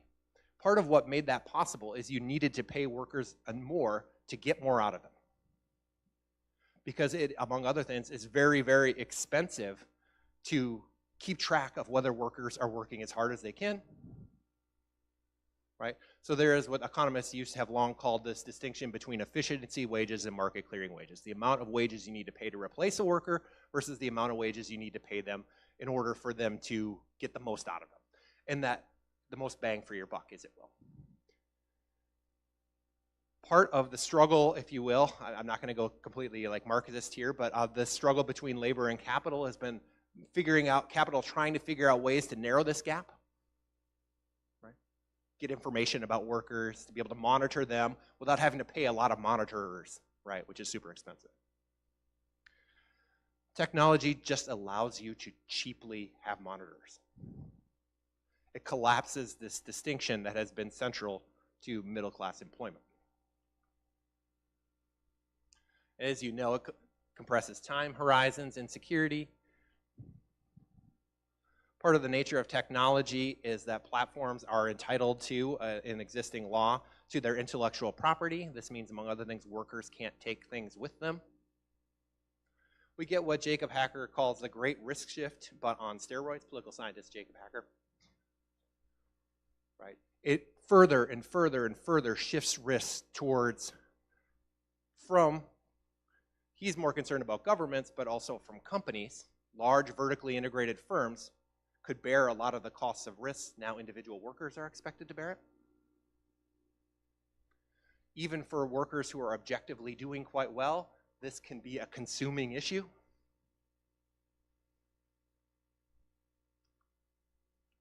Okay. So here's probably too quickly, my sense of some of the technological changes in here and what they do. And the basic story here is that far more often than not, overwhelmingly, they serve to increasingly concentrate political and economic power, and with it, political power to a certain extent. They increasingly exacerbate, most cases, exacerbate labor market polarization. They don't necessarily exacerbate geographical economic polarization, but that's a kind of dicier story. One thing that they do, however, is they do divorce a lot of the forms of recognition that used to come from geography. Like, for example, being a worker coming off the GM plant. Getting recognition in your community, knowing that that work in the community was the life of the community, is not something you get in digital and platform work.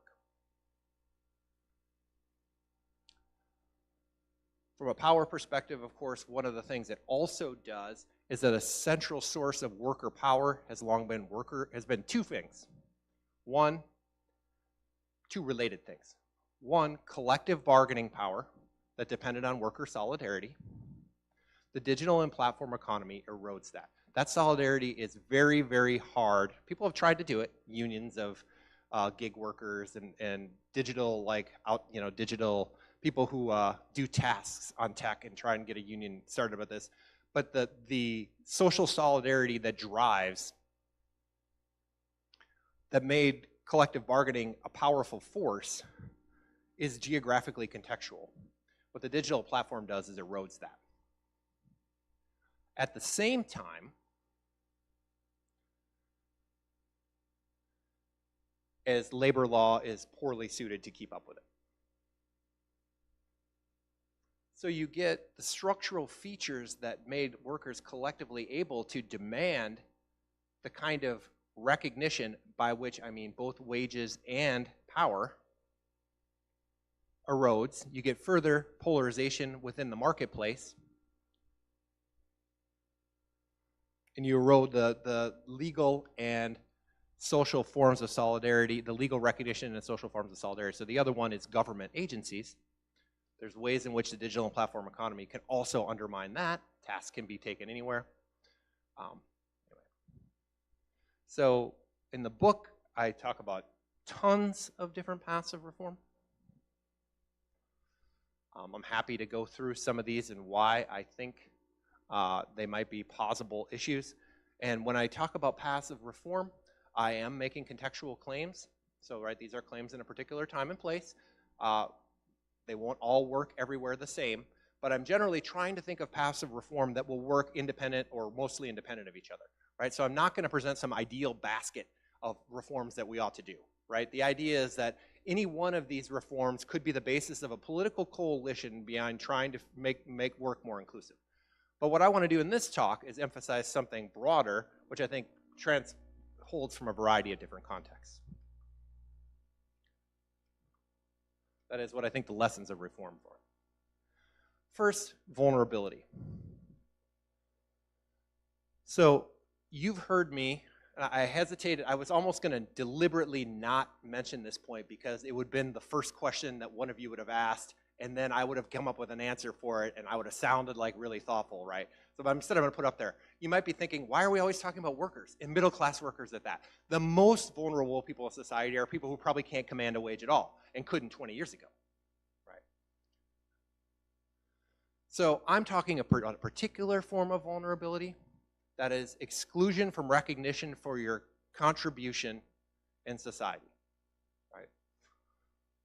There is a fundamental difference between commanding a certain amount of wage, having a certain amount of power in economy and society, and being dependent upon transfers. There's a central normative difference and a central political difference. And in fact, the failure to understand those two differences has led to a lot of people failing to understand politics in a lot of different places, including leaders of the Democratic Party in the United States.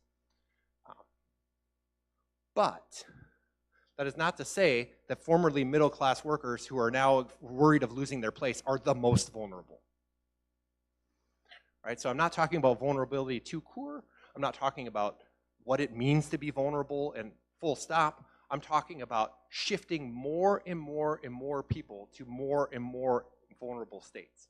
I'm talking about vulnerability becoming more pervasive as part of political economy in a particular way. I'll get back to the politics of it in a second, though. 2, status is not the same as consumption, and status cannot be secured by the sorts of redistributive transfers that can top up people's consumption.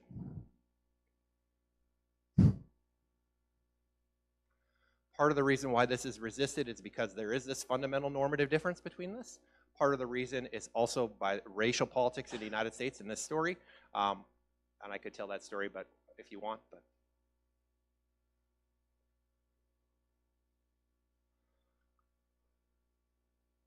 for security, the driving force is exclusion, not fear of destitution. The reason why this matters is not because social insurance isn't important. It's a huge social achievement, and its erosion, when it's eroding, is a disaster. But you can have a society with low employment and with adequate social insurance where exclusion is still a problem, where insecurity is still a problem.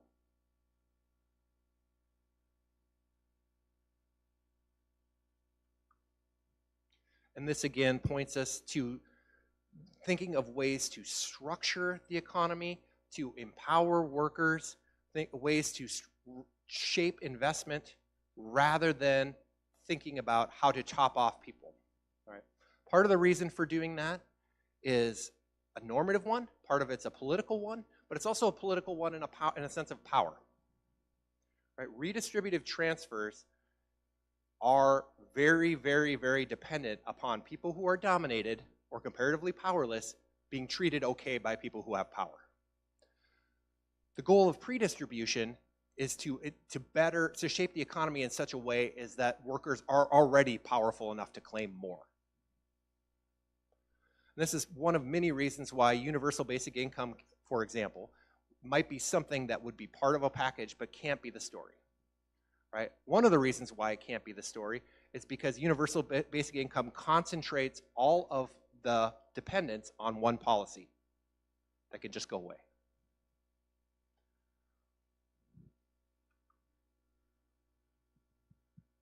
So what we need, and here are some examples of how you could do that in the American context. Is this the red light or is this going to turn everything off here? Let me see. Oh, yeah, there we go. What you need is things like this. This. All of these things don't function by letting the market rip, and having government top off people who are left out. They all function by changing the rules of the game to market to make some people more powerful and some people able to command more.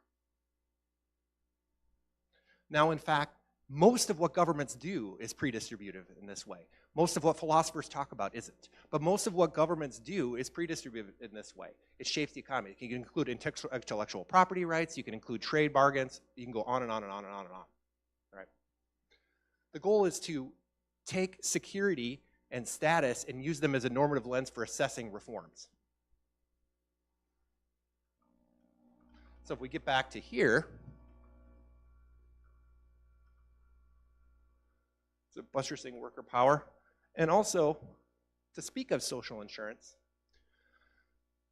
this is an argument that I'm not making here, so if you're not convinced, but I think that the evidence, both the psychological evidence and recent historical evidence, points to the fact that when workers are comparatively excluded, the result is not more social insurance, but less. I think the result is, one, that comparatively empowered workers are no longer able to advocate for social insurance. They're comparatively powerless. Two, that workers who are on the margins and feeling insecure and increasingly feeling unrecognized come to resent those on social insurance. They tend to see those as free riders. I think inclusive prosperity makes it easier rather than harder to have a public policy with meaningful social insurance. So if we care about social insurance, if our fundamental concern is the most vulnerable, the ones who, for lack of a better way of putting it, might be more dependent, and for whom a certain kind of inclusion is less easy to do, you still have a reason for other people to be more included through pre-distributive policy. All right, that's my talk. Thanks.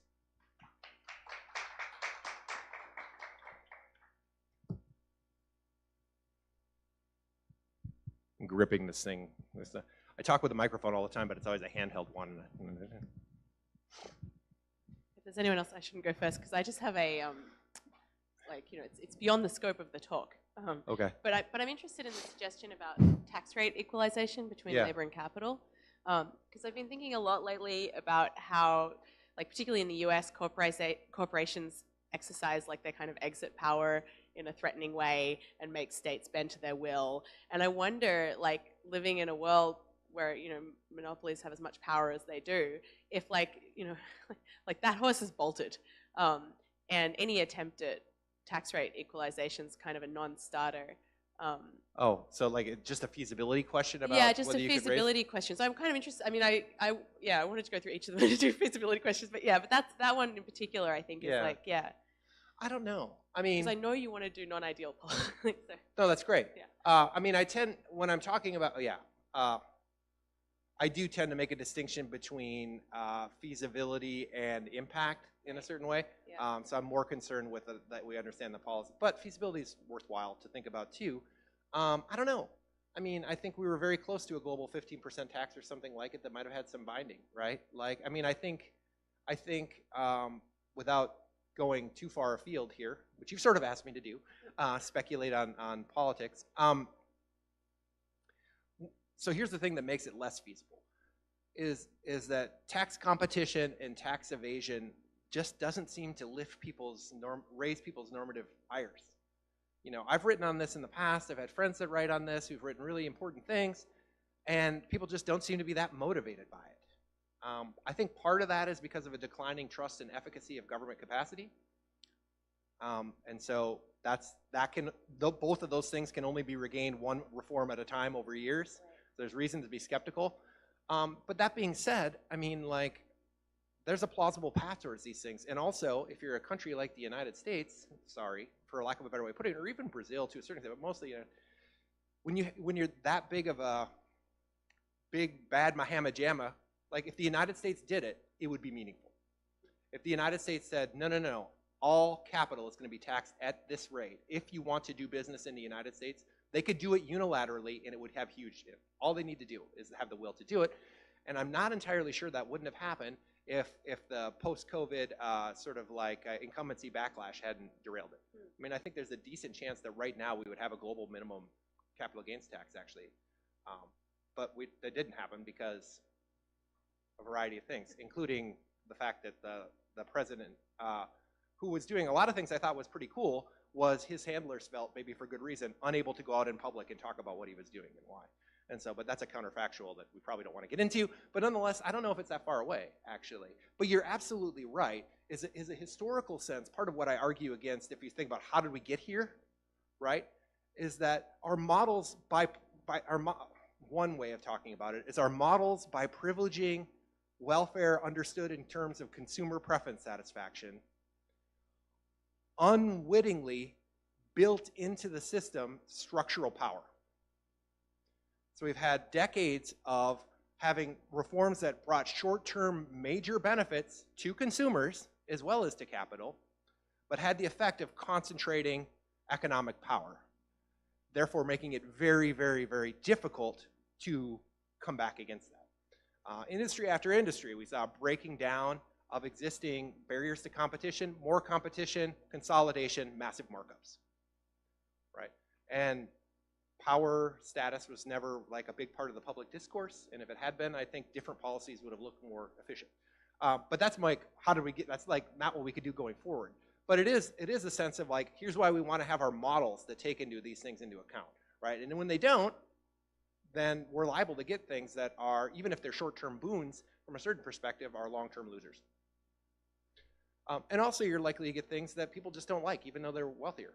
Like there's, people aren't happy with it. But there's all sorts of other factors as to why they might be unhappy, including the impact of social media and various other things. But the fact of the matter is, I tell this to my students, they're mystified. In 1960s, even up into the Nixon era, like 70, 80% of Americans thought you could trust the government and that politicians were generally doing things in their interests. Right now, certain public choice theorists would say they were just ignorant the whole time, but now it's more like 10%. And the reason why is not because Americans are poor.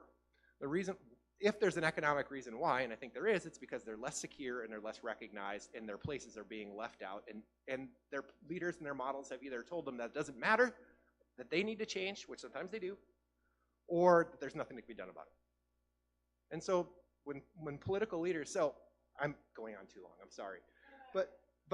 So Hubert Humphrey said that, so I write a lot about the 70s, and I write about the New Deal that didn't happen in the 70s. And Hubert Humphrey had a Full Employment Act, Humphrey-Hawkins Full Employment Act, they tried to get passed, right? And it looked like it was gonna get passed, and it didn't. And he's like, look, he basically says something to the effect of like, if we give up, if we say like, for capital markets, inflation-based reasons, we can't, he doesn't use the word inclusive prosperity, but he means it. We can't make inclusive prosperity happen if we say the government can't do that. What we're gonna get is not just a short-term loss, but we're gonna get eroding trust in government, right? And that's what we got.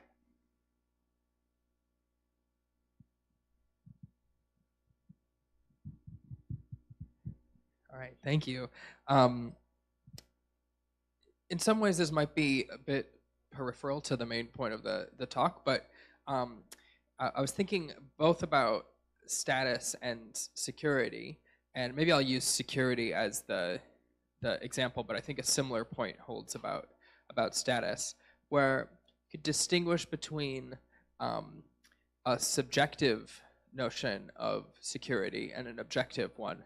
And so maybe I'll pick on my little sister as an example. She, I think, she has a job, she's a school teacher in New York City. I think in some objective sense, it's very unlikely that she would lose her job. She has a fair amount of money saved. So I think in many ways, she is fairly secure, but she subjectively never feels secure and is very anxious. And I think pathologically so, perhaps. If not her in particular, you can imagine somebody who feels very insecure in a way that maybe seems to not correspond to the objective facts. In fact, maybe she worries a lot more about losing her job than somebody who has a much higher chance of losing their job. And I was curious, like, on with that lens for looking at these things, whether we should be more concerned with the subjective notion of security or the objective notion of security. And I think a similar point might hold about status as well. There's the objective facts about what your status is, and then there's how you feel about your status or where you think you fit in the status. And when those things come apart, should we be more attending to the subjective notion, how people feel about that, or the objective one? Or yeah, what do you think about that distinction? Yeah, I mean, well, okay, so there's a couple challenges to answering the question well. So the social scientific literature on security, say, that I talk about in chapter 3 of the book, tends to emphasize both objective and subjective features. I have not actually, that I'm aware of, maybe I have and I just don't remember, given a thought as to the extent to which if I had to pick between one or the other, what I would do or what I would prioritize, and which might matter more. That's in part, it's definitely, I'm sure it's the case that there are features that are not quote unquote objective. That is, media related reasons, cultural related reasons that could make people feel more insecure than they have any right to be. And I think arguably that's happening right now with AI, like where people who are just so afraid of the transformation, maybe they're too afraid of their situation. I don't know. The answer to your question at that level is I haven't really talked about what you could. I want to believe, and I think there are structural conditions that can combat both at the same time, and that would be what you would want to emphasize. But I think it's got to be the case that there are certain, both with respect to status and with respect to security, there are all sorts of things that don't reduce to the structural economic conditions in a certain way, even if they feed back into them, right? And so I think the best you could do if you're doing like an economic policy question is try and create those structural conditions and hope that the other things will follow. But I guess I'm not completely not inhospitable to someone coming up and telling me that everybody spending their day on their cell phones makes them feel more insecure and like the world's going faster and then whatever. They may really believe that, and I'm not saying that therefore we should outlaw cell phones or something like that. Yeah, but nonetheless, there are all sorts of objective senses of insecurity. There are all sorts of subjective senses that, let's put it this way, I think part of what would matter to your sister is not just whether she would lose her job, but whether losing her job would mean that there was no other similar employer in her place that could replace her. Now, she's in a particular kind of natural monopoly to a certain extent, I guess. So it's a little bit of a different case. But the one plant shuts down, you're done. The one rideshare platform shuts down or changes their terms of service, over. So like, yeah. Anyway, I hope that answers your question a little bit. Yeah.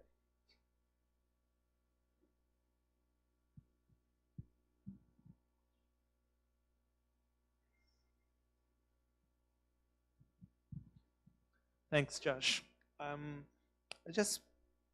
think it's really amazing in relation what I think about this social and global inequality. I just would like to stress this part about when you mention what is the contextuals in that part, because I just think about it.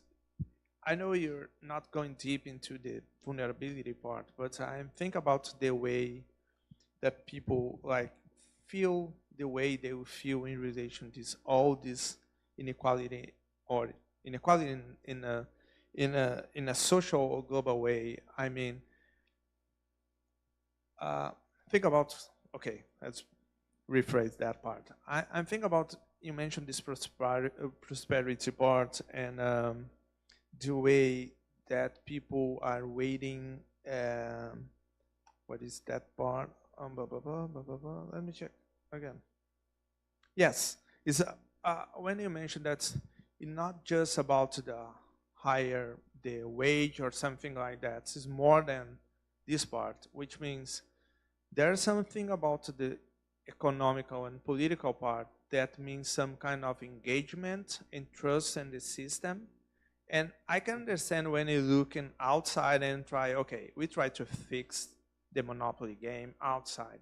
But there is something that's happen inside the game, like among the cooperation part and another persons that help you or not to increase what you think about this situation.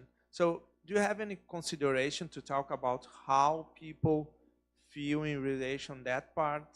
Because it sounds very important when you consider the, it's like it's Smithian part with a, you can think about wealth of nations and prosperity, but it doesn't mean it will work, in part because we need to think that society will engage in this process and think that will be important. So I mean, you can think in economic terms and political terms, but how about the workers and the social idea behind of that? Does that make sense? Okay, I'm gonna answer what I think your question is, so I thought you were going one direction, and so I kind of want to answer that because it's the harder one for me to answer. This one's easier, because I'm going to go with the easier one, I guess, or I think it's easier. Part of the reason why I emphasize this measurement issue, right? So my target in that point in the book is two different groups, or three different groups. One, global justice philosophers in the era of liberalization, like in the 1990s, 80s, 90s. Another target is, for lack of a better way of putting it, the IMF crowd, or World Bank crowd. Another target is various sort of liberal libertarians I've engaged with in like sweatshop labor and global value chains literature, right? All of whom might be inclined to say something like this. Look, yes, massive inequality has, I recognize, in it, well, some people deny, right? Or some people think that, anyway. Most people think that large, growing inequalities within almost every society, but you have literally like hundreds of millions, if not 1 billion people lifted out of poverty as a result of the era of liberalization. Now, whether the counterfactual is that they wouldn't have been otherwise is another question, but they were, right? And how can you say that there's any moral parity between a worker in Dearborn, Michigan, who no longer is able to command a middle-class wage, and somebody former living in poverty now doing better in China?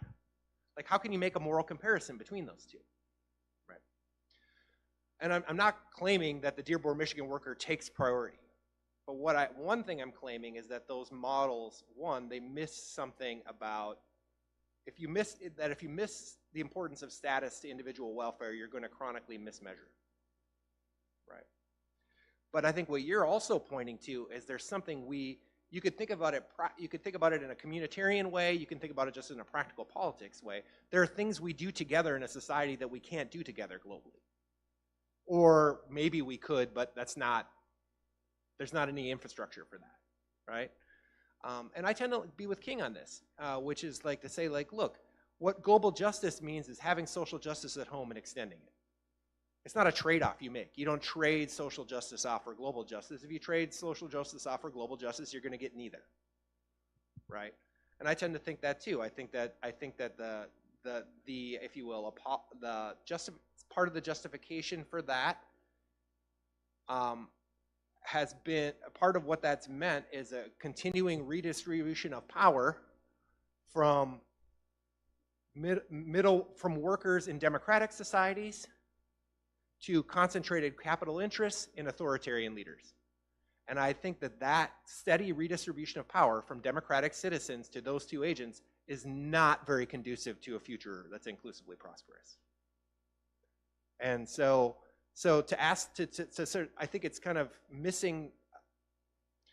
So that needs to be taken into account if you're trying to do a one-to-one trade-off between the economic impacts, right? That would be my way. And I think that's gesturing towards some of the social, but there's also like a community aspect to it too, right? Like, I mean, there's things that you can do together and that might be important to your welfare that you're able to do that can be disabled by another way. But anyway, there's lots of different ways I could go. Does that answer your question to a certain extent? And if it doesn't, follow up if you want. No, if we have time. I don't know. Thanks. I just add something about the digital platforms, anything. Because when you mentioned that part, I just agree with what you mentioned. I just let me see if I understand correctly that part, because like digital platform is a way to extend the problem and the erosion for different contexts. Oh, right. Yeah, so my first question about the cooperation among the parts, I can understand it, like how can we improve the workers in the US and in Brazil in different places and global social justice here. I can understand the game, but digital platform sounds like they can erode all the system around the world. So there is no more social justice or just social inequality. It's like a global inequality based on a digital platform, work or different or similar. Correct. Well, yeah. I mean, okay. So one thing, what I think you're saying is digital platforms, for reasons that I sort of gestured at, you know, make it even harder to do like the social justice work domestically. But what you might also be saying is that if an economy is all digital platforms, there is no such thing as social justice anymore. Yeah. If the latter one is interesting. I mean, I think that, I guess I can imagine a world where people's sense of self was not at all bound up into their community and country. But I think we're really, really, really, really far away from that. And you wouldn't have to be a nationalist or a patriot, right? You just have to recognize that, like, who you're, you know, those things matter to your welfare, right? So, yeah. Yeah, that's true. Thanks.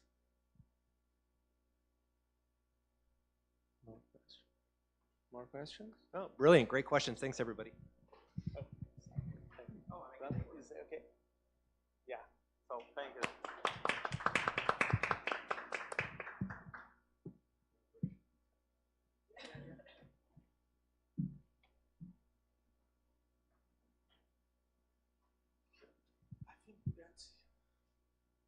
You switch places right now, guys? No, I think it's your turn. Oh, sorry, just one last minute change. Lan is going right now, if you don't mind, just because we need to take care about the department or something. Okay. Yeah. Yeah. If you don't mind. Yeah, slides and everything. Yeah.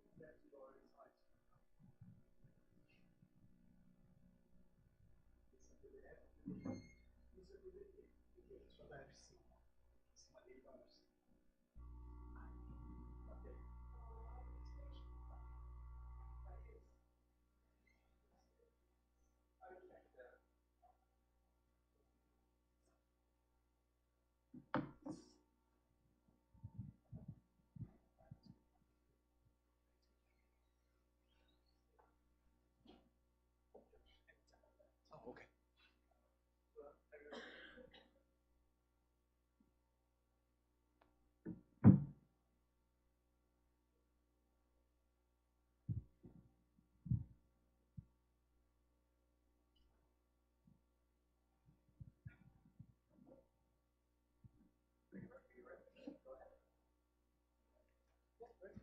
All right. Well, welcome to the next session. I'm delighted to introduce Lan Lee, my colleague at University of North Carolina at Chapel Hill, who I met here in Rio de Janeiro, giving their talk, Vulnerabilities and Adaptation, Knowledge Worker Narratives of AI-Induced Job Role Transitions.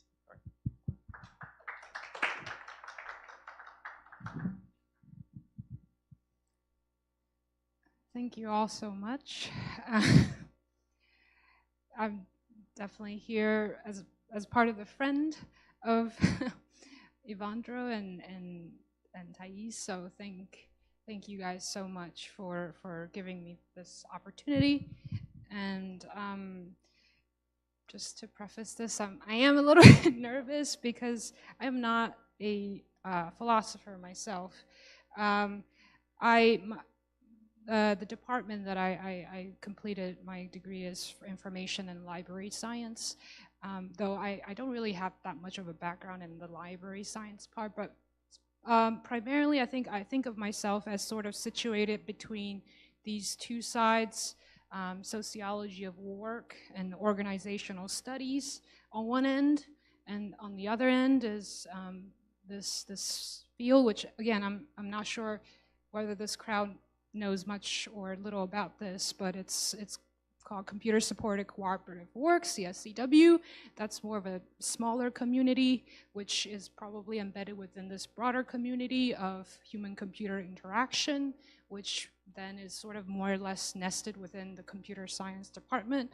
I myself was a computer science undergrad, and I worked as a tech worker for very many years, but then I sort of switched during my PhD towards the social sciences, more sociology of tech, specifically focusing a lot more on work/tech. And so I think one way I think about my work now, which I think is slightly different than the angle that you guys are coming from, but really looking at the current grounded experiences of workers, how they're living with, interacting with technology, and how I can maybe speak back to the CS world, some of the designers of these systems, technologists. Although I think I took more of a sociological rather than more a cognitive psychology route, human factors, and so bridging these two worlds can sometimes be challenging, but hopefully there's still something interesting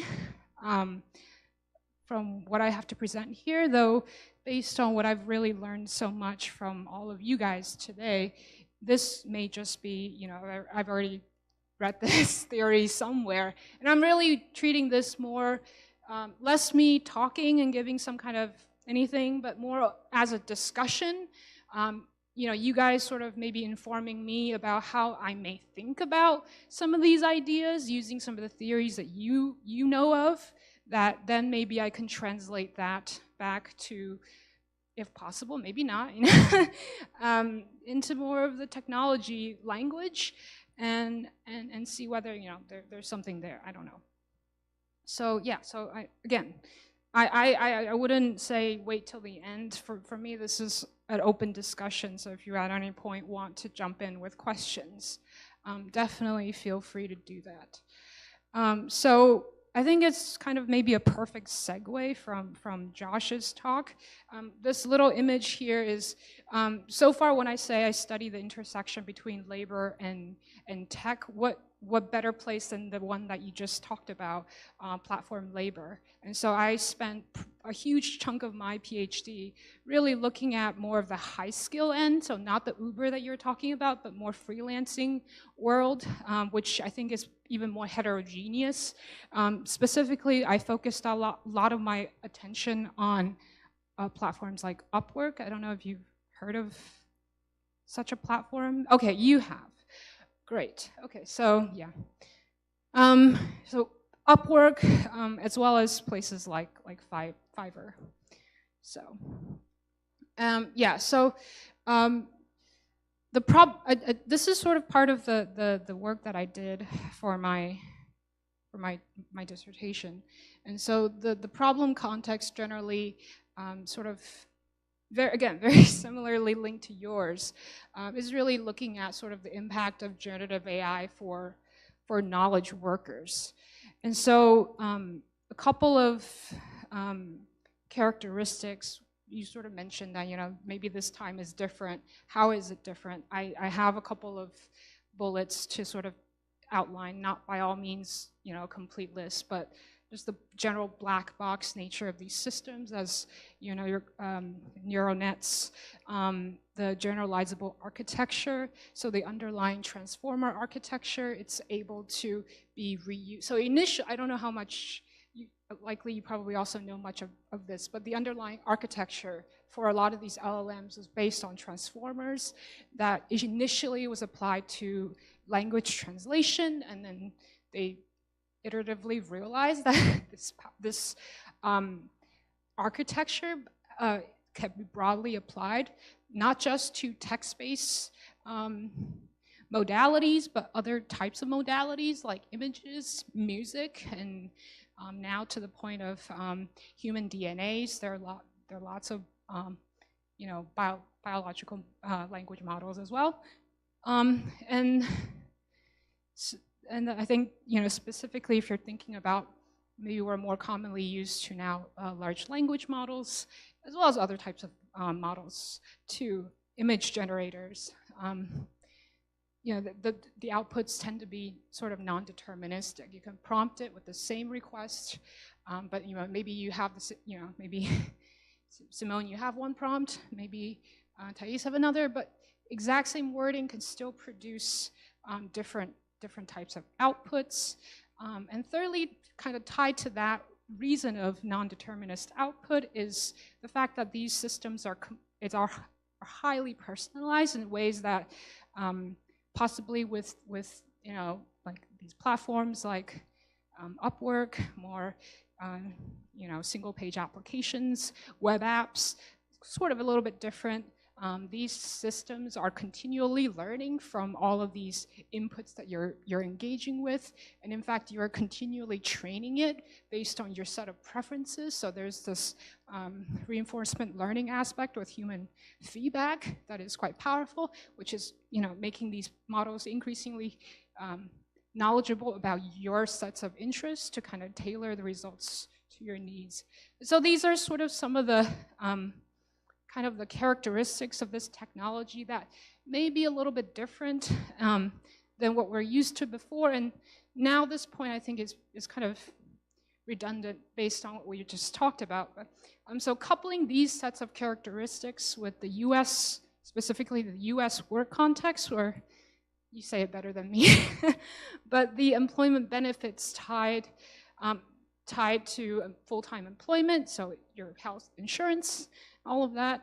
Workplace protection is quite limited for workers of temporary status or at-will workers. And so kind of this is sort of where the problem context comes from. There are various different competing narratives at this moment. We talked about this quite a bit. There's sort of the utilitarian where, this is making my work more efficient, and it's kind of removing some of the drudgery. There's more of the transformative ones, which I think a lot more of the economists tend to kind of talk about with various different AI exposures to across occupational tasks and so on and so forth. And then there's obviously more of the hype, the sensationalized version. And so one of the questions that that my work tried to understand a little bit is just like we talked about here, these are the real workers out there in the world who are having to manage and decide.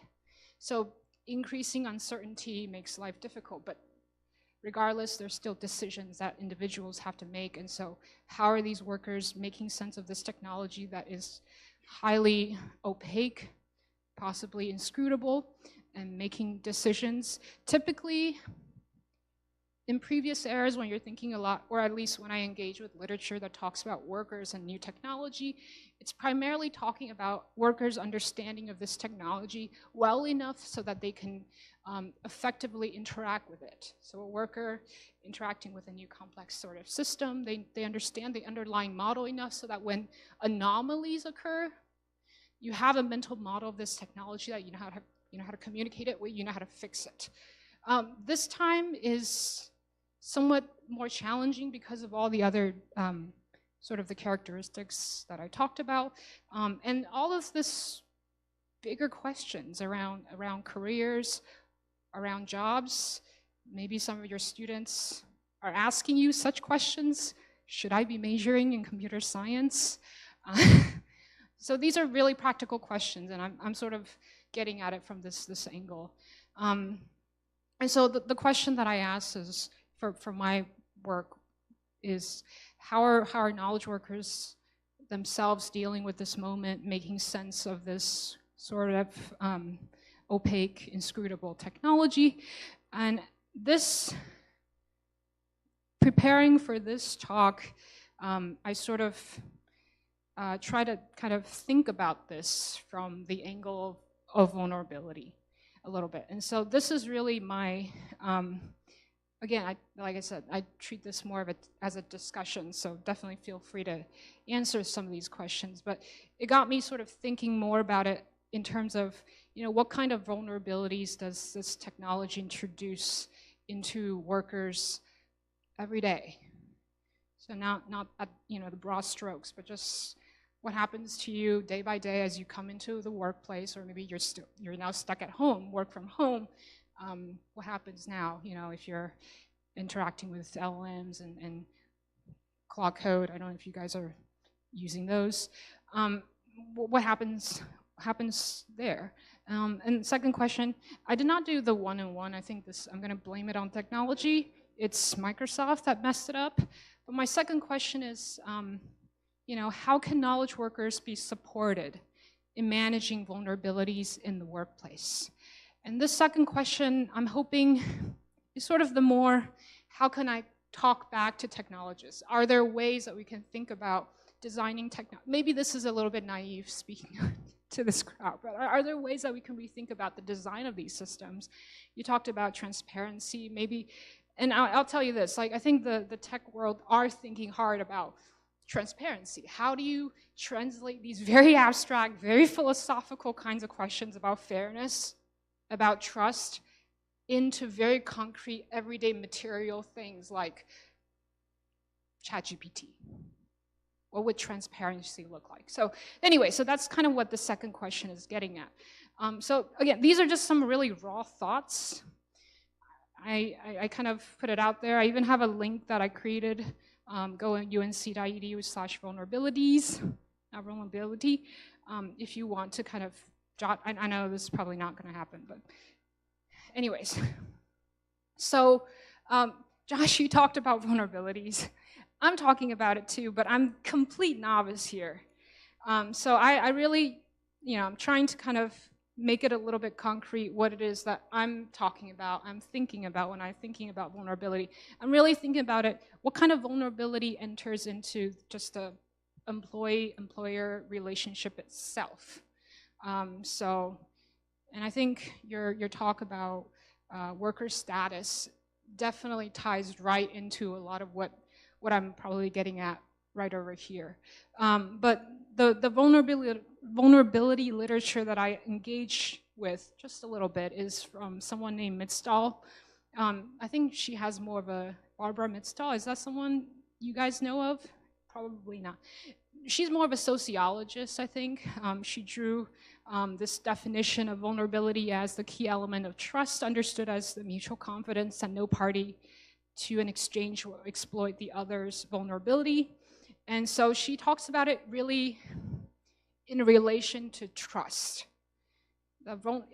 So she thinks about it in terms of this cycle, trust and vulnerability locking into each other, where trust reduces vulnerability, but too much of it kind of breeds distrust, and then sort of it cycles back.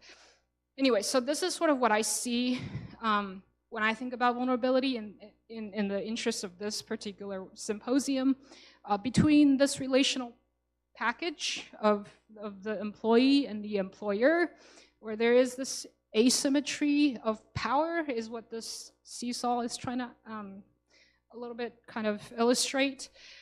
So throwing in this concept of trust, for an employee, it's, they're in a position of trusting, placing their trust within the employer. And for the employer, they're sort of in the position of being a trustee. I don't know, this is maybe something you guys all probably have encountered, but new for me. And so really that's kind of what I thought about, that within this kind of relational imbalance, what happens when this technology now drops into the equation here. And so there are a couple different types of vulnerabilities that Mitzdal talked about, which I find it really interesting. She talked about vulnerability of irreversibility. So I think about it as the past, present, future. That in this kind of employee-employer relationship, irreversibility is our human vulnerability where we commit some kind of error in the past. Now we have to live with the consequences of that in the future.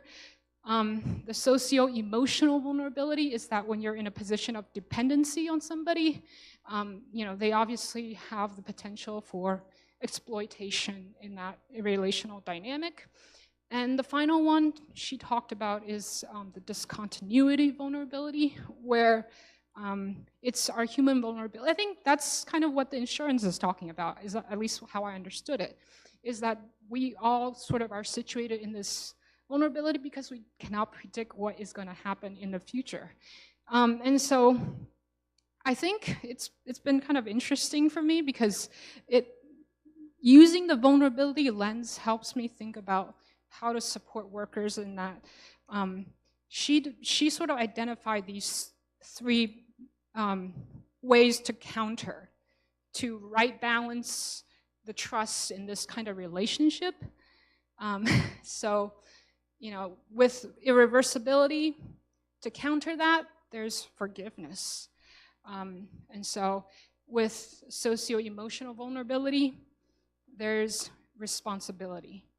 And so with discontinuity vulnerability, maybe that's what the insurance is really talking about. It's the fact that we make certain promises. We promise that this is gonna, whatever happens, this is what vows sort of do, I assume.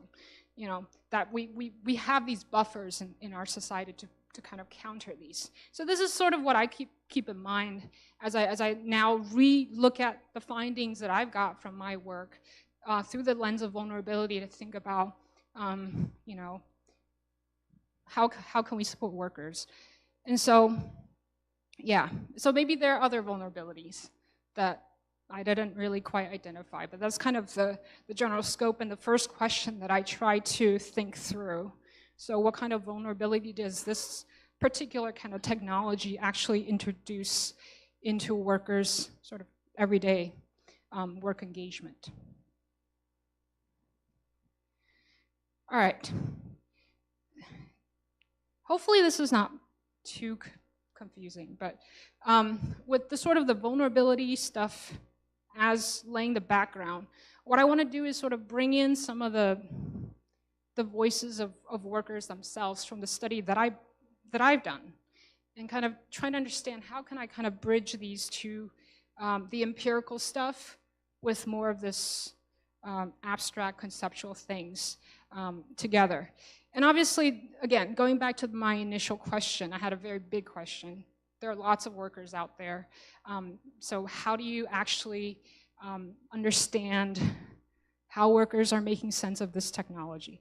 And maybe, Josh, you set it up really nice because, like you said, platforms are workplaces on steroids. I completely agree with that characterization. And this is kind of part of why when I look at the interface between technology and workers, that was the context that I initially tried to understand it, because obviously given these dynamics that you just beautifully laid out, we understand some of the polarizing effects that technology can really crank up in these places. And so for these particular workers, the need to kind of sense make about this technology may be possibly heightened, but then the challenges are also much more visible potentially. And so initially I looked at, I re-asked the question just a little bit, and I said, well, how do freelancers, these work, so really that question is looking at it from the work arrangement, this more precarious, non-standard labor relationship. How do they make sense of this technology and try to survive, make a living on this particular kind of platform? And so that's kind of what I'm trying to, minimize that circle a little bit. I don't really think I need to go into much detail about what this platform does so much, because I think, Josh, you already talked a lot about how platforms work. It's much more instrumental, transactional, rather than a lot of the relational stuff, like you said, embedded in a community, your GM worker walking out the factory, stuff like that. Yeah, all of that is ever present on places like Upwork, except I think it gets even trickier just because the types of knowledge work on these places are also extremely diverse, and which is why I chose this particular context to look, because again, AI sort of generalizes. It's it's a technology that kind of transcends a lot of different modalities and have a potential to affect a bunch of different kinds of knowledge work. And so, so I did a sort of an initial pilot with 20 workers across those job categories: translation, technical writing, virtual assistants, proofreading. And you talked about how maybe some people are subjectively much more anxious about what something like AI is doing to their work. Some maybe, we had that conversation. My initial finding back 2024, which was only 5 months or so after the release of OpenAI's ChatGPT, was most people thought I was sort of ridiculous. So they were not really, I mean, there could be some obvious, when you're interviewing people, they're definitely like dynamics in there also, so that's something to keep in mind. But it sort of aligned with this other study by Woodruff et al., where they essentially also talked to a bunch of knowledge workers across these various different industries, and most were not concerned. And so that was sort of back then, but then out of these 20, there were 2 people who sort of were kind of concerned. And they were sort of adjusting their behaviors a little bit. They were trying to upskill themselves. And this was really my question around adaptation, that you're in this position of increasing vulnerability, growing uncertainty, maybe declining security, but then you're also needing to react. And whilst all these systems, universal basic income we talked about, and all these systems are yet not in place, you have to do something. And so what are you actually doing? And so that was really got me interested in trying to track these individuals, which I later call them role transitioners, who are sort of trying to really reskill themselves. The people who are mid-career or recently enter the job market, who are trying to really shift their skill sets as a response to their understanding of this technology and how it is playing out within their workplaces. And so that's kind of my focus. And so bring back this notion of the vulnerability in this employment relationship. I guess my data to answer this question is it's much more of an acute case of these people who are potentially situated in a much more precarious, highly vulnerable spot. Like what is actually making most people are not reacting? Okay, but there's some people who are. Is it the subjective thing that they're overreacting like we talk about?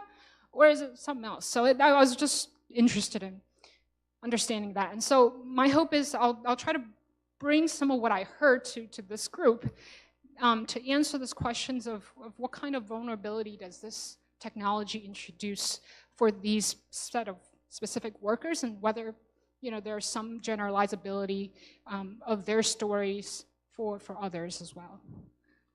Okay, and so I guess I didn't see much of this data collection stuff in today's presentation, but I recruited my participants primarily from freelancing kinds of platforms, where I essentially created a job post on Upwork.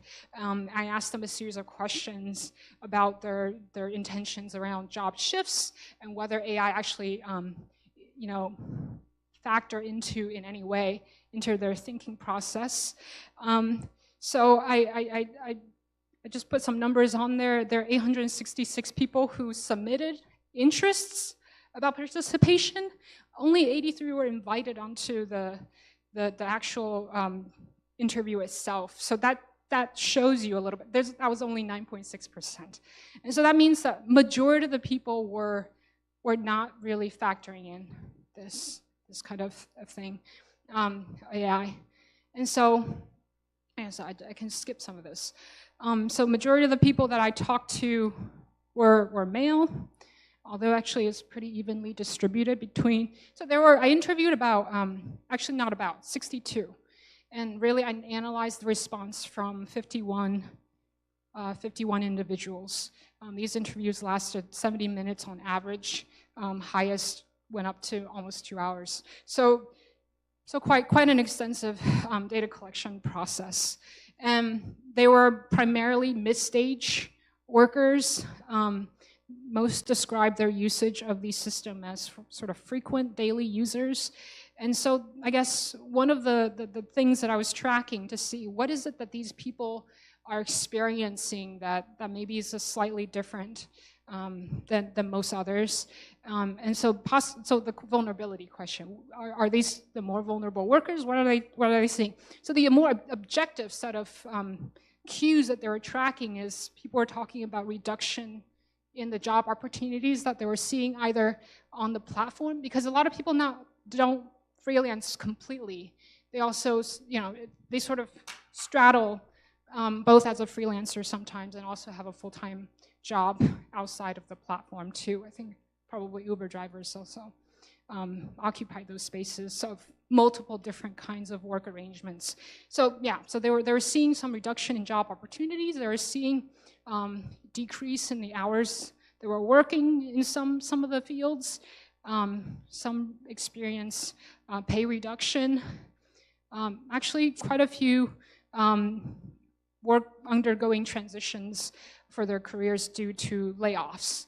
Of course, I think if I do an interview now, it'd be very interesting to see whether the tech industry may be more overrepresented. But at that time, 2024 to 2025, there weren't super many of those. But there's also talks of organizational downsizing and just significant types of shift in how their work processes were taking place.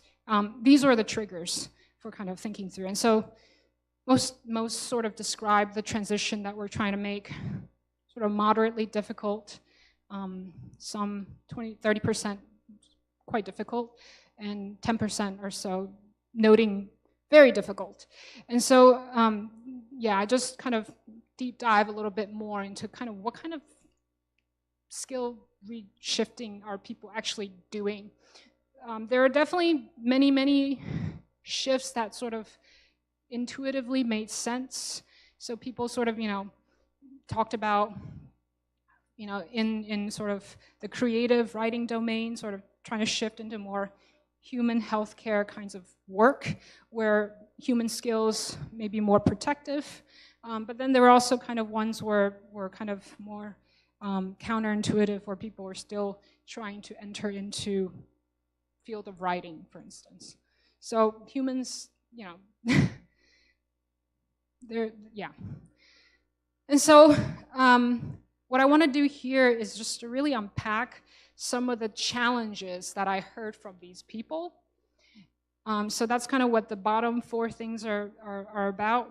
And then kind of how think through, maybe you guys can kind of think through with me here, how this, what I found can tie back into this question that we're interested in exploring the kinds of vulnerability that this technology generates for workers. And so, yeah, so the first one is task simplification and pay reduction. So I'll say that none of this, I don't think, so the first one is task simplification, pay reduction. The second is more with less. The third is viable alternative in AI systems as a possible replacement. And the fourth is task simplification not guaranteed. I'll just say this, so these are the common stories that I heard across 51 individuals of what is making them really kind of feeling more concerned about this particular technology. I don't think these are breaking news or anything. I think we kind of hear about these quite a bit already. But what I'm hoping to kind of tease out is just exactly what do people mean when they're saying like the tasks is becoming simpler? Like simpler in what way exactly? Or what does the more with less actually talk about? And so this first one, I'll just walk through a couple of these. So task simplification and pay reduction is really workers' read of employers this emergent logic. And I think P5, and I try to bring in as many of these workers' voices as I can.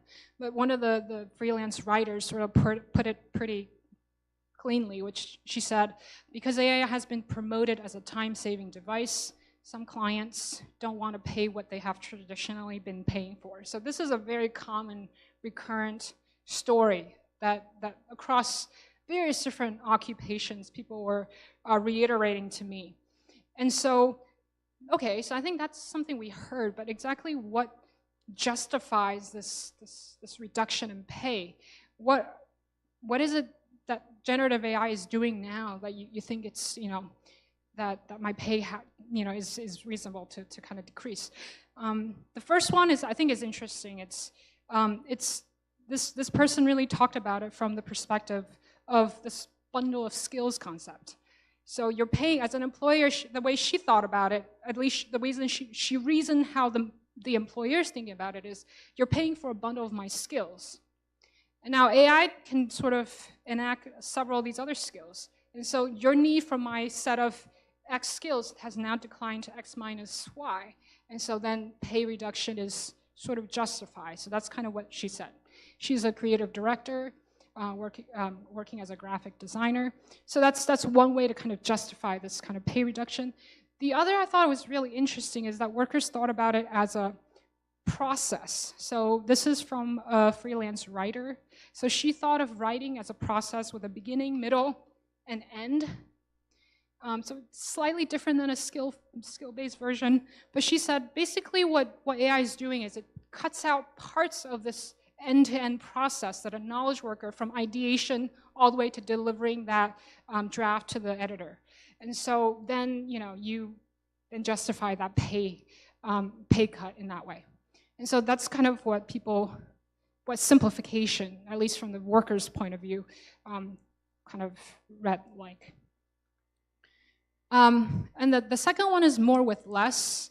And so the way that a lot of workers across various different industries talked about it, and I'm just using one such quote to kind of highlight this from a software engineering manager, is, now you have this tool. So I'll just read the quote. If we introduce this tool, our developers are in theory going to be more effective, and so we can do more with less. The cynical view is I don't have to hire another developer because instead I can make all my current developers more efficient. Therefore, I don't need a new person to take on more work. Everyone else will just be able to do more work. So that's kind of what the work. And so this is from a software engineer, but you hear the same echo from various different other people as well. From journalists, where the newsroom is truncating, and they're trying to squeeze more. So I assume maybe you guys maybe even heard some of this in the folks you encounter every day. And so what are some of the implications of this? I find it really interesting. There are two kind of slight variations. One is this idea of absorption. The generative AI allows for some degree of absorption of roles. So this is one UX designer who actually she was recently laid off. And she sort of described this more with less in terms of if you have your budget is already contracting. If you only have budget to hire one role, it has to be a software engineer over her own role, UX designer, if you have to make a call like that. So it possibly allows for the absorption of some sort of existing role because now you sort of can delegate that. The other one is this, I guess, more representative of the quote from the software engineer, this bundling of existing roles. So again, from this creative director, she said, I was paid as a retainer monthly, so having me to do it didn't cost them any extra money, her employer. She was experiencing some sort of downsizing within her company, and sending it back to that freelance graphic designer would have. So what generative AI did for her was it shifted the workload to somebody else that made it more effective for the employer, but it makes it much harder for the employee. And so I have a lot of more context because I talked to her for a couple of hours. But what she was saying right there is she's a full-time worker.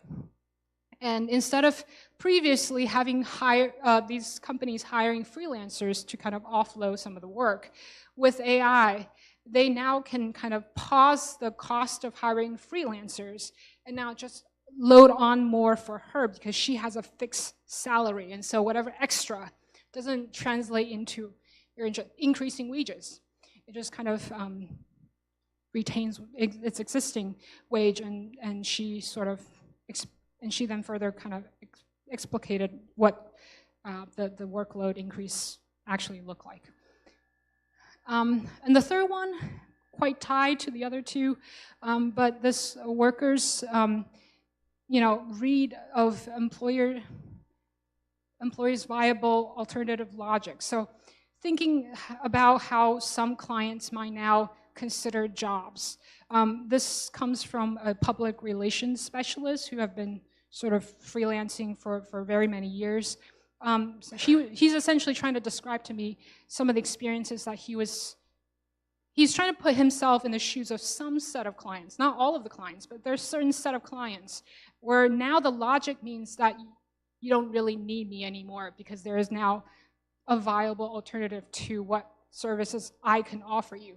So again, kind of similar to the bundle of skills, but now it's kind of a wholesale, like you just maybe don't even need me. And so he talked about it, especially now that AI is there for them. A client that would come to me, maybe in the past, to develop a letter for them, some sort of communication to their customers, could now go to AI and say, hey, write me a letter to my customer about blah, blah, blah, new location.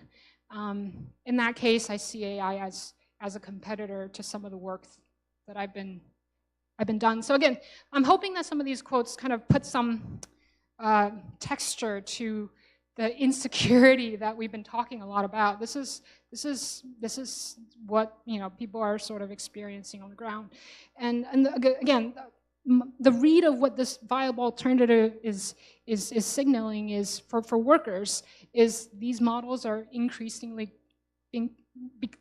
becoming more capable, and these people often acknowledge just the kinds of capabilities that these systems are exhibiting in the work, and this comes from an epidemiologist.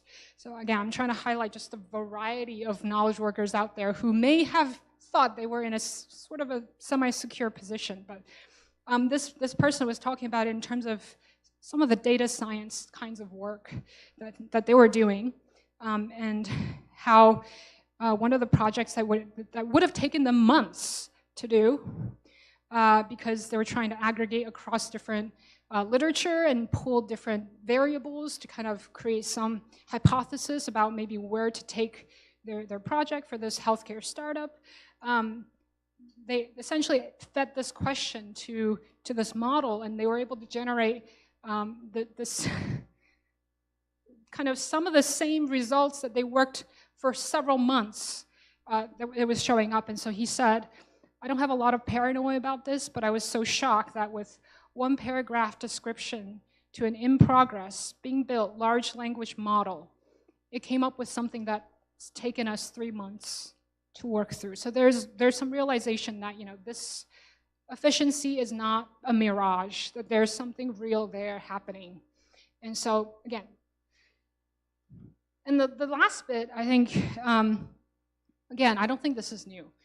We hear often that with new technology, there's always the promise of increased efficiency, productivity, but it kind of comes back to the worker as being more work for them. And so not a new story, but I just kind of want to highlight exactly what is creating more work when they're using technology such as generative AI. And this kind of ties into some of the characteristics about this technology that I mentioned earlier, which is one of them is sort of the need to manage non-deterministic outputs. This comes from a translator. And so translation, I don't know how much you know about that, but their field has really been changing quite a lot. Initially from what they call pure translation into post-machine editing, I think is what they call it. So now the initial pass is no longer the human who did the initial translation, it's the machine that did the initial translation. It is the human then sort of, this is the common thing now, we understand. We become sort of the add-on to make it kind of teasing out some of the machine qualities in translation. And so the issue with this non-deterministic output with generative AI is that you sort of apply this translation for all kinds of translation work. And so he's sort of forced now, also in a very precarious situation. He's working for a freelance company. He's now sort of forced to engage with machine translation work, but translation doesn't always work well every time. So when he was doing more of the pure translation himself, he has more control because he knows his own weaknesses, he knows his own strengths, so he can more or less predict, or there's more predictability. Okay, this, because it's so-and-so type of translation, it's going to take me X number of hours, versus this is going to take 2x number of hours because of these different variables to this type of translation. Now sort of everything fed to him as post-machine translation with the expectation that it's actually simplifying your work, because as that lady said, it's cutting out parts of this process. It should be simplifying for you, but it's not. And in some cases, when it's applied to the ill-applied to the wrong type of translation task that it might not be very well suited for, that's when it creates more work. So hopefully that kind of clarifies that picture, that kind of understanding that we hear often.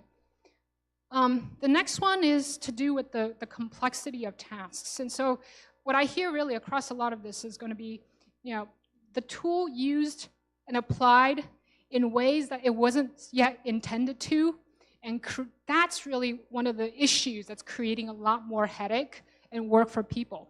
So this is one of the examples that come from a creative writer who really talked about, he found this job on Upwork, where now people are trying to write novels with these tools. And so it's essentially an expanded version of the translation problem that I talked about earlier, because now the complexity of this that you're asking these models to do, producing a sort of a novel, is much higher. And so when he's stepping in and he's accepting this job and he's trying to kind of work his way to kind of humanify this novel that's created by generative AI, it's really hard to be able to get your mind in the mind of a machine to kind of think about what was it that this thing was trying to do with the plot here. And so he talked a lot about how the plot just don't make sense at all. And so this is what he said. Well, the main plot wasn't really resolved at that point. They could have ended the story there, but if you're going to submit a story, you can't have story stopping and restarting. So that's what he saw. He saw just kind of very random, because it's applied to kind of a task problem above its capability. Now they're just threads of the plots that just suddenly stops. How, as a person, are you to edit that? Because as an editor of, a human-made thing, you can at least position your mind to kind of imagine what a human author maybe was thinking there, but you can't. The black box nature of this thing means that there's not even a sort of theory of mind. You cannot envision what this person is doing. And so how do you course correct in this situation? So that's kind of, again, trying to highlight just how difficult. And when we say difficult, it's not just time. It's just difficult, because you have to put your mind in something that's black box. The next one is difference across output modality. I find this to be really interesting, which is that because this multimodal is not just producing text, but it's also producing images. It's generating anything that can be datafied, music, anything. But different modalities have different affordances in terms of whether you can edit. I can generate a piece of blog, but words are much easier to edit, right? You agree? But if I generate an image, how do you go about the editing process? So the modality actually have differentiated impacts on how difficult some of these tasks could be. And so I'll give this example from the creative director.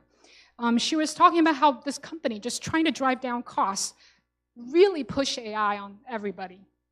And so what happens is, instead of hiring that freelance graphic designer, you have AI to do it. You have Midjourney to generate something. Okay, great. But what I learned in the process is, how do graphic designers actually do their jobs? When you have an idea, you don't just directly, boom, create the final result. They have to piece it together through various different layers. Maybe you're trying to design like commercial end image that includes a pool, includes sunset. You actually have to grab various different pieces of these images and creates a composite that lets you join. It's a slower process, but what it allows is it allows for edits. It gives us some flexibility when the end client comes to me and say, I don't really like where that sun is placed. Okay, then I can change it because I have those layers that I can go back to. Well, now you don't have that because all you get is the end result. So now if you have only the end result, what are you going to do? This is what she did. I had to spend the time to create 18 pages with artwork in it because after trying for a week with AI to get the right artwork, it just couldn't get it unless they were going to get involved themselves. And the boss wanted them to use the AI for artwork. So it was literally me going in, throwing a flag on the plan. I was like, we can't do it. It's not going to work, and we have to present this tomorrow. So I stayed up all night to get it done to present it. And so human still is, we talked about this, the accountable person. She has to stand in front of the client and explain what was the decision here. And I think the other thing she talked about was, I didn't think about this, but when something is visual, our human eyes are so good at catching irregularities that are so subtle in ways that maybe actually modalities like text is easier to hide if you don't put the time into reading passages. And so when you rely heavily on these systems to do that end output, it's easy for clients to catch it, and she knows it. And her neck is on the line because she's the one presenting to customers. And so she has to stay up and essentially redo all this work. And that kind of ties, again, into this last bit, being accountable for the output, which this film editor, it's a similar creative process. And he essentially made that point really clear, which is that, you know, if a client says, hey, why did you make this? And you are the one to explain. Now you have to fix the choices that, using his word, you know, the computer has made. And that, again, end up accumulate more time rather than reducing it. And so hopefully, I mean, I don't know. This, to me, is really more just unpacking some of those like broader narratives that we often hear, but exactly what does it mean and what does it look like? And my work really, what it shows is that these 1, 2, 3 on the left is kind of awful, but when the 1, 2, 3 is coupled with the simplification not guaranteed, that makes the awfulness worse because you're making them do more work, you're not paying them more. And sometimes you actually, you know, the logic of the simplification gives you talking points to pay people less. And a lot of times what I find is for these workers, them articulating what is actually hard about working with AI. That takes a long time to get it out of them because it's not a really obvious thing. Like when I talked to the writer about what's really hard, it took a while to just, oh, this is actually what's hard about it because you know, it's not a big red glowing error that showed up. There's no error. And so the error is usually how we learn about system, what's breaking, what's not working so that I can course correct. A lot of the mistakes that AI systems make are so subtle, like the hallucinations. If you're a non-expert in a particular area and you know, the result comes back. It's actually super subtle, and you don't look, but without the glaring error, like an error message, like that awful, you know, window pop-up that we maybe hate, we lose the ability to learn. And so that actually makes it even harder to generate a sensible mental model about how these systems work. And so actually makes workers experience some degree of difficulty even explaining to another person, what's it doing to your job and why is it making it hard? Because for them, they can understand the client logic quite well too. And so I think that's kind of what I find to be kind of interesting.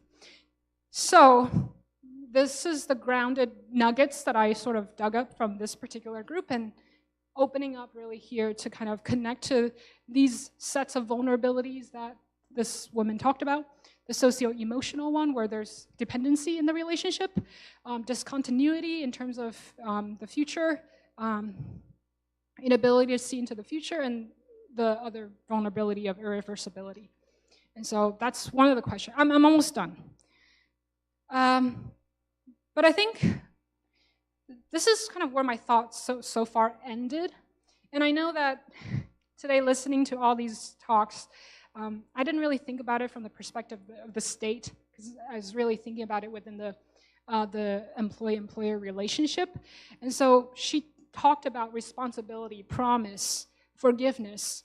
These are sort of the questions that I start to kind of think about, which is, you know, there are obviously socio-emotional vulnerabilities, I think, that shows up in the data. And so what are some of the responsibilities? What responsibilities does Gen AI create for employers towards employees? Maybe actually what we talk about today is replacing the employer with state. Is the level of analysis, maybe? I don't know. But you can kind of think about it in that same, you know, relational difference there. And the second one is, what promises could employers make to ensure employee well-being in the AI-mediated workplaces to kind of counter the vulnerability of discontinuity? And the last one I've been thinking about is, how should employers consider the role of forgiveness when errors arise from employees' uses of AI to complete their kinds of work tasks? Yeah, that I think kind of interesting to think through, and I was just hoping to kind of open up if you guys want to chime in on any of this. So thank you.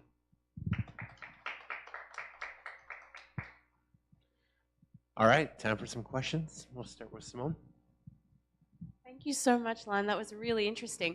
And I love your data. It's awesome. It's kind of like a vibes question about the people you're interviewing, I guess. But I read this article about Upwork, which talked about a particular cohort of workers who had been hired to basically train their replacements. So people who were, like gig workers in the tech industry who were looking for jobs, and the only jobs they could find were jobs training AI agents to do the sorts of jobs that they used to do. So this is like today, this is a year down the line. And that struck me as a kind of evolution of you can see all the elements of it in your data set, like the people who are being reconciled to their obsolescence, but they're not there yet. But now we're on the cusp of entire sets of workers becoming obsolescent and also being subjected in this moment to the indignity of training the inhuman thing that will replace them. It's like a particularly acute sort of alienation. Marx, couldn't have dreamed of this in his worst nightmares. And so I wondered about how much, you said there were these two outliers who were aware of, in your first study, who were worried about the future. I kind of wonder about even the people who weren't outliers, was there anger in the mix, or were people was there a kind of rage against the machine? What was the affective dimension of these people? Absolutely. Yeah. That's a great question. I'll just maybe an indirect way to ask this or answer you is that when I interview these workers, I became very careful. For example, I interview one person, he's a virtual assistant, PM. In the first hour or so, we didn't really talk about this replaceability aspect, but it's completely there because so many of the tools that project manager, the tasks that he does to scheduling meetings for people to send out, they're being completely automated. And so that's kind of what I don't know if that indirectly answered you, but that's a direct experience that I had.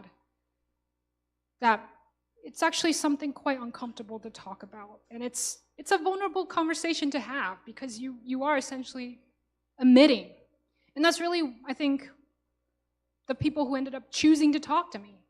Because by choosing to say, actually, I'm thinking about this, is to admit that I'm worried about this. And really, what are you worried about? And actually getting that, what are you worried about, takes a lot of care to talk about.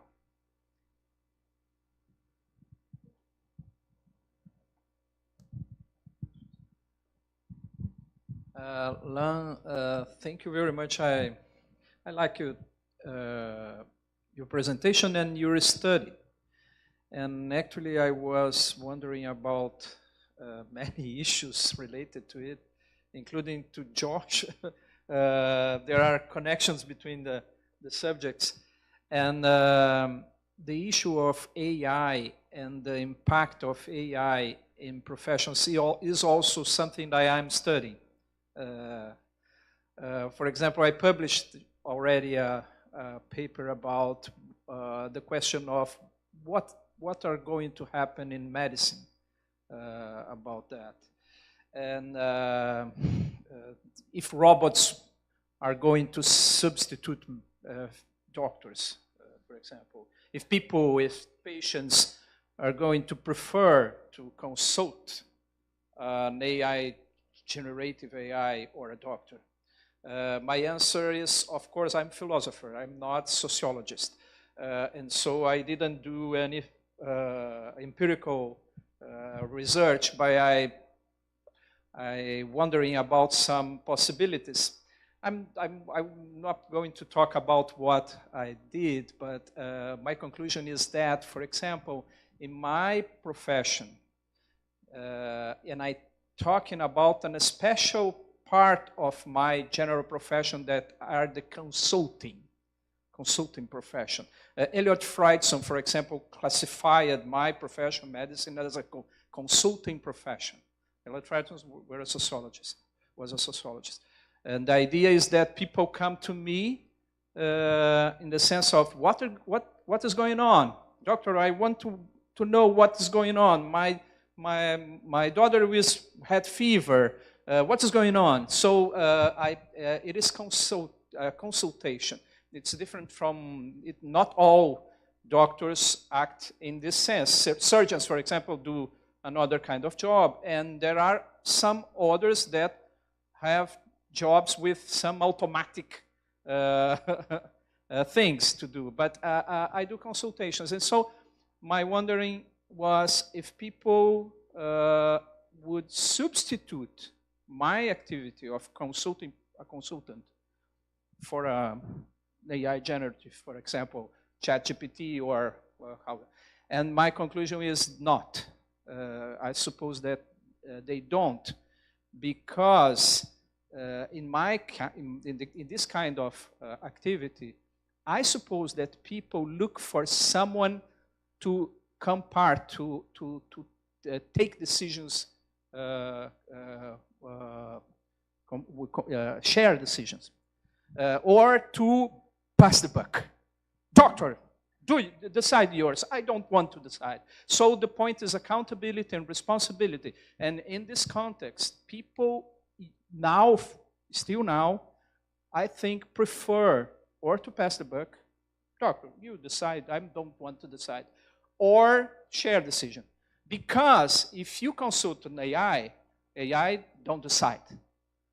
It doesn't have a responsibility.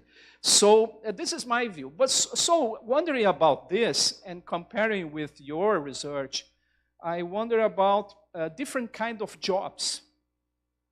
And for example, about Josh presented to us something about the workers in general. So when we were talking about that, I was wondering about Hannah Arendt, for example, distinction between labor, the labor work and the action. And so I was wondering about the difference between the impact of AI in general and generative AI in some kind of works. And for example, maybe it's good for us people that AI can automatize in the near future many kinds of labor or work that are simply labor. That is, activities that can be automatized because they merely how Arendt saw, but now I can't say about it, but they can be substituted without problem. This is different, for example, the knowledge workers. Knowledge workers, if I understood, are, of course, they do some labor works, me too, as doctor, but they mainly are responsible for producing something, to produce something. This, in another sense, is work, the work of artists and creative workers. And so maybe I think there are different impact in the domain of those kind of jobs that are not merely labor, but involve productive activity. And so I was wondering, for example, to conclude, me, for example, as a doctor, I'm addicted to AI today. I used to do in my practice. Including I'm addicted because I love to talk with AI, even for simple questions that I don't need to talk. I love. But I can't do that because this makes my job less too much. So when you are talking about that, for example, I realized that in my practice, for example, I am a slow physician today. I'm slow. The AI makes my job slower. I have to, for example, if you give to me a problem, a fever, and I discuss this with AI, this increase the domain of discussions. So I wonder and think about other issues and not only take a decision. And so my colleagues hate AI. They don't want to make, because they need automatization. They want to attend more patients and more money, etc. But they don't want to discuss. I am a philosopher, so I love to discuss, but these are different impacts, I think, and it will change my job. But for example, my daughter is 35 years old, and he works in cinema. He's a screenwriter. She doesn't do AI. She dislikes when you are talking about the directors and something like this, I was thinking about her. And it's not because she doesn't know how to use. I'm not sure, but I think it's not because that. I think because she thinks that it's complicated and it's not good for the job. They don't, and so there are many different kind of impacts. And my general point is that we are in a transition of so many changes in the domain of work, and we actually don't know or comprehensively what are going to have in the next future. But maybe we can think about on some utopias. For example, if people will get rid of some jobs that are replaceable, and if we are going to have some some time to other kind of works, more. No, you got it.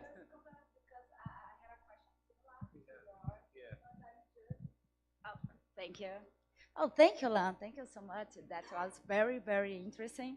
And my question is similar, and it is just about how knowledge workers are working with that, with the vulnerabilities, how they are dealing with that, and if you have any data, because you talk about the adaptation, but how these adaptations are working, and if you have a data or something that try to explain this kind of adaptation in the transition and job. Absolutely, yeah, sure. That's why I sort of jumped to this slide to try to highlight just the various different decisions that people are making. For example, the translator that I interviewed at that point, it was 2024 or 5, but he was fed up. I mean, those experiences of translation that I sort of described, he wanted to pivot to programming. And so he was trying to learn this on his own. He was trying to, sign up for courses and MOOCs and Coursera and paying money and trying to enter boot camps. And of course, when I'm interviewing him, AI is already kind of becoming much stronger in terms of generating code, which is one of the modalities that is most conducive, obviously, right now. And so that's one of your question of, how are they dealing with the vulnerability? They're dealing with it by trying to enact changes in their lives that are, again, discontinuity, vulnerability, we don't know. Only a couple years ago, the push was CS for all. But now it's like you see layoffs left and right. I mean, so how, with these various different shifts, how do people deal? And what I try to show is really, they are trying to address these vulnerabilities. They're trying to pivot to various different other occupations and fields. Like you said, it's not probably going to be, and they're making their bets. One of the areas that are kind of popular is healthcare. And it has to, a lot of times the thinking is around the consequentiality of what you're doing, right? Maybe healthcare requires this more human types of interaction. Maybe that's safer. I mean, that was exactly the path that this young woman told me about. She was planning to go into law school, but a lot of the stuff, the legal fields, I mean, the type of legal documents, those are some of the most structured types of documents that are actually most conducive to kinds of summarization and sort of these capabilities that LLMs are. And so she pivoted. She's paying money, she's paying real dollars now, choosing to go into nursing. And so that's what I'm saying. Right now, individuals are making bets. And where we end, I don't know. And that's kind of the scary thing. I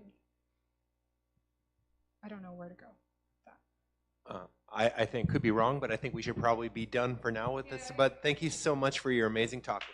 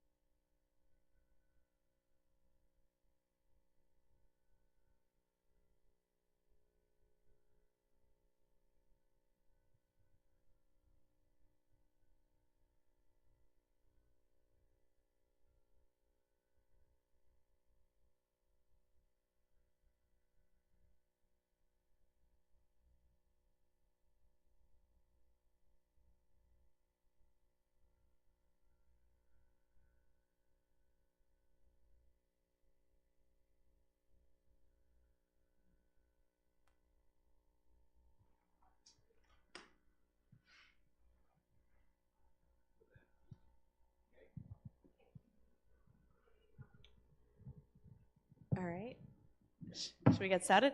So it is my supreme pleasure to welcome Evandro Barbosa and Thais Alves Costa to give the final talk for today, Challenging Context as a Test for Theories of Justice. Thank you. Thank you. Okay, I stand up. First of all, thank you for all of you accept this invitation for being here today.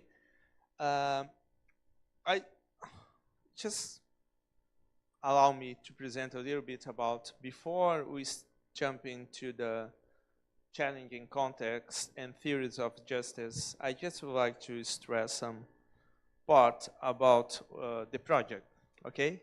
The Face of Vulnerability project has started like 2021, I guess. It's like 5 years ago. The original project was Moral Emotions and Normativity in a Pandemic Age. As a result, we has published this Moral Challenge in a Pandemic Age, who I appreciate your contribution for this companion. We had this, another thing is a symposium on pandemic relationship. It was in Portuguese among Brazilian researchers in 2021. And we used to say that was the kickoff, what is that? Yeah, this is the first paper when we start to think about the idea about severe scarcity conditions and challenging contexts. That came from Jennifer Morton class that we had. So this is the first. Just the second part is a brief pause to experience to be a father. This is our little Otto. So I put 2023, but so long. It's go further. So this is, yeah. And so after that, we start the second stage, is Face of Vulnerability. This is the current project we have. And we had some achievements, I could say. The special one is this special issue for the graduate students in Portuguese in the Two-Issue Journal of Philosophy. The second is a special issue in Unicínio's Journal of Philosophy. It'll be in Portuguese, it's Brazilian researchers. And this is the third part of the project, the symposium, and something that I hope you can discuss in the closing meeting about something about our research or what we can do with that. So this is briefly the part of the project. And now we have the opportunity, probably going to in the third phase, that's called being vulnerable and being moral in a challenging context. It's a preliminary approval, so we need to wait a little bit, but we have great expectations that we're gonna have some money to organize some second symposium in 2028 in Brazil, US, blah, blah, blah, Argentina, I don't know. This is not the most important part. So this about our project, I hope you can read that part. The first part is, once we start to discuss about this challenging, the condition of scarcity, we decide change the idea and call what we will call challenging context. That is, there is some theories of justice, I mean ideal theory of justice, who undermined the context relevance and his approach they have about this. So first part of that is theory about principles of justice cannot ignore the role of context. And I mean, there is a justification, they can explain the principle of justice, they can explain how moral decision making by agent with a specific context. So this is the hypothesis we have, how that theory of justice cannot sometimes adjust or accommodate these 2 points in his ideas. And the second, what brings the problem? Some theories of justice we put it in the way that is insufficient to accommodate the role of the context. That is the main part, which brings us that we will propose what we will call the moral challenging context or just challenging context. This is a verification test we call to identify the extent to which theories of justice incorporate the context, how we have this relation. I saw earlier, I guess, Josh, and especially, I guess, Josh mentioned about this ideal part of ideal theories, and we are concerned about how much ideal theories is enough to have a good theories of justice to solve some real problems. So based on that, we will discuss the idea about vulnerability, and we will say that no ideal circumstance matters for that part. We already have these three different papers. One is about David Hume, one is about Adam Smith, sorry, and today we have this one about John Rawls. So we try to have to put this idea about this test, challenging context test, in different theories of justice. So we had Hume, Smith, Rawls, and we hope in the future maybe Kant, John Stuart Mill, and Aristotle. That's what you call, is a kind of a test. We understand how powerful they have, how powerful their theories they are, but we would like to put the finger and say, there is something wrong, at least some part. So we will discuss Rawls because I think in the middle of the last century, he was one of the strongest thinker about the theory of justice idea.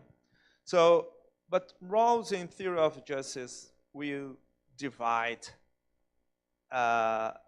his theory in two parts: the ideal part, and where he put the well-ordered society and original position, and the no ideal part, where they say who is there, who is we, you and I, in the real world in some way. So what is the point here is the same assumptions that make the ideal part of the theory relevant is the limit of the applicability of the principles of justice in what we call challenging context. So what is the strength is the weakness in some way, because the ideal part works well, and that's in part is the problem when you cannot engage with the no ideal part. So all your presentation today in some way gave us some elements, content to, I say, put flesh on the bones and make more consistent this no ideal part, or how relevant is this no ideal part. We don't have time to talk about the interactive contextualism is just specifically to Rawls, but the other parts, they are important. And I don't know where is the best. I would like to see you. So Rawls put in just as fairness is an idea of theory of justice, blah, blah, blah.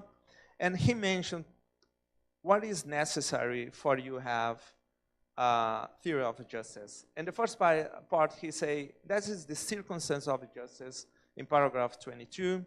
And he put objective circumstance and subjective circumstance.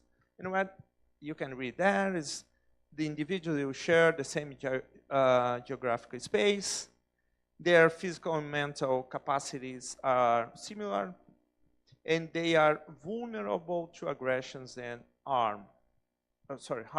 So this vulnerability part is important in this process. And I just put an additional conditions as Rawls goes to David Hume to talk about moderate scarcity, but it simply is a copy and paste.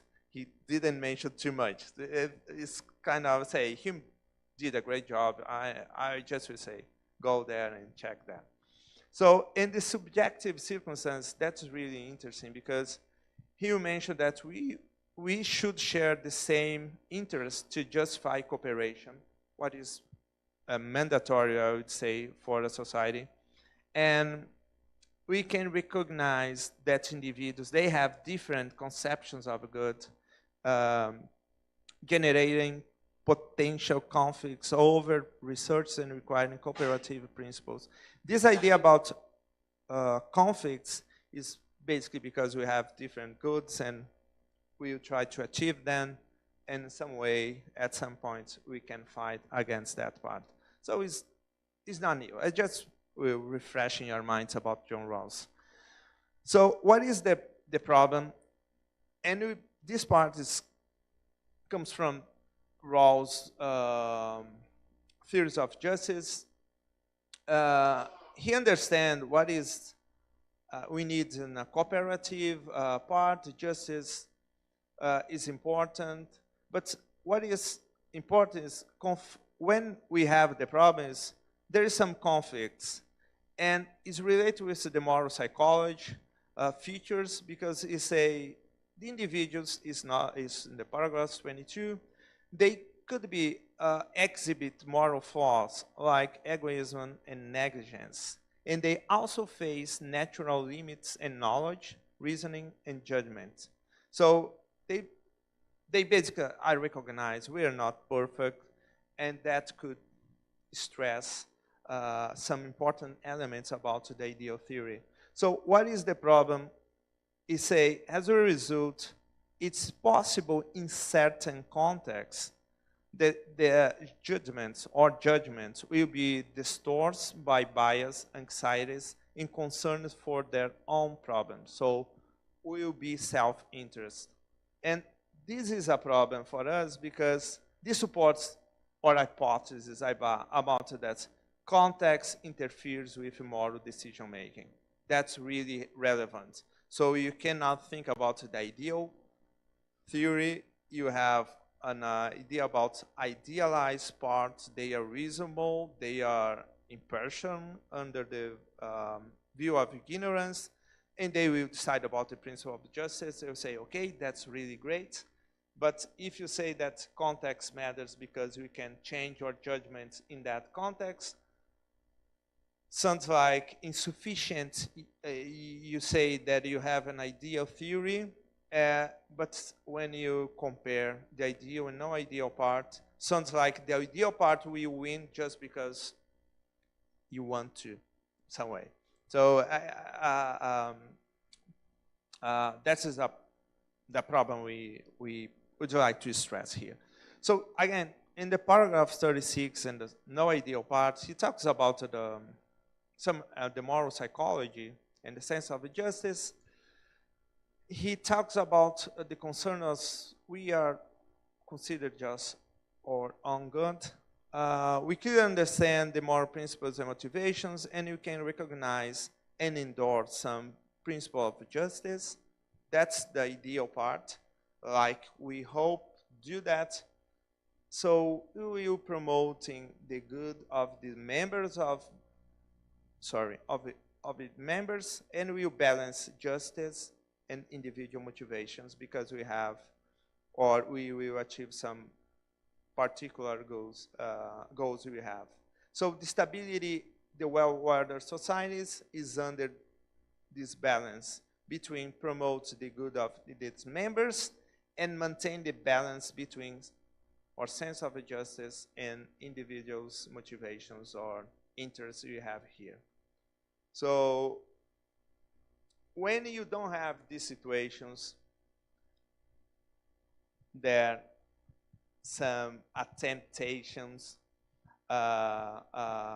to act unjustly. So a concept of justice is more stable than another if the sense of justice tends to generate stronger and more likely to override the stabilized inclination, and institutions give rise to weaker impulse and the temptations to act unjustly. This part is just a strong ideal theory of justice is strong because the individuals, they are engaged and they agree with that part. So it's about cooperation. It's about we buy this package. What is the two central points here is that the relation between subjective and objective conditions stress some parts here. What type of theory should guide action before justice is restored? Because Rawls mentions what they call, this is from Rawls, quasi-stability society. So even though we have a change in the social circumstances may cause its institutions to cease being just, like for a moment, in due course they are reformed as required by the situation and justice is restored.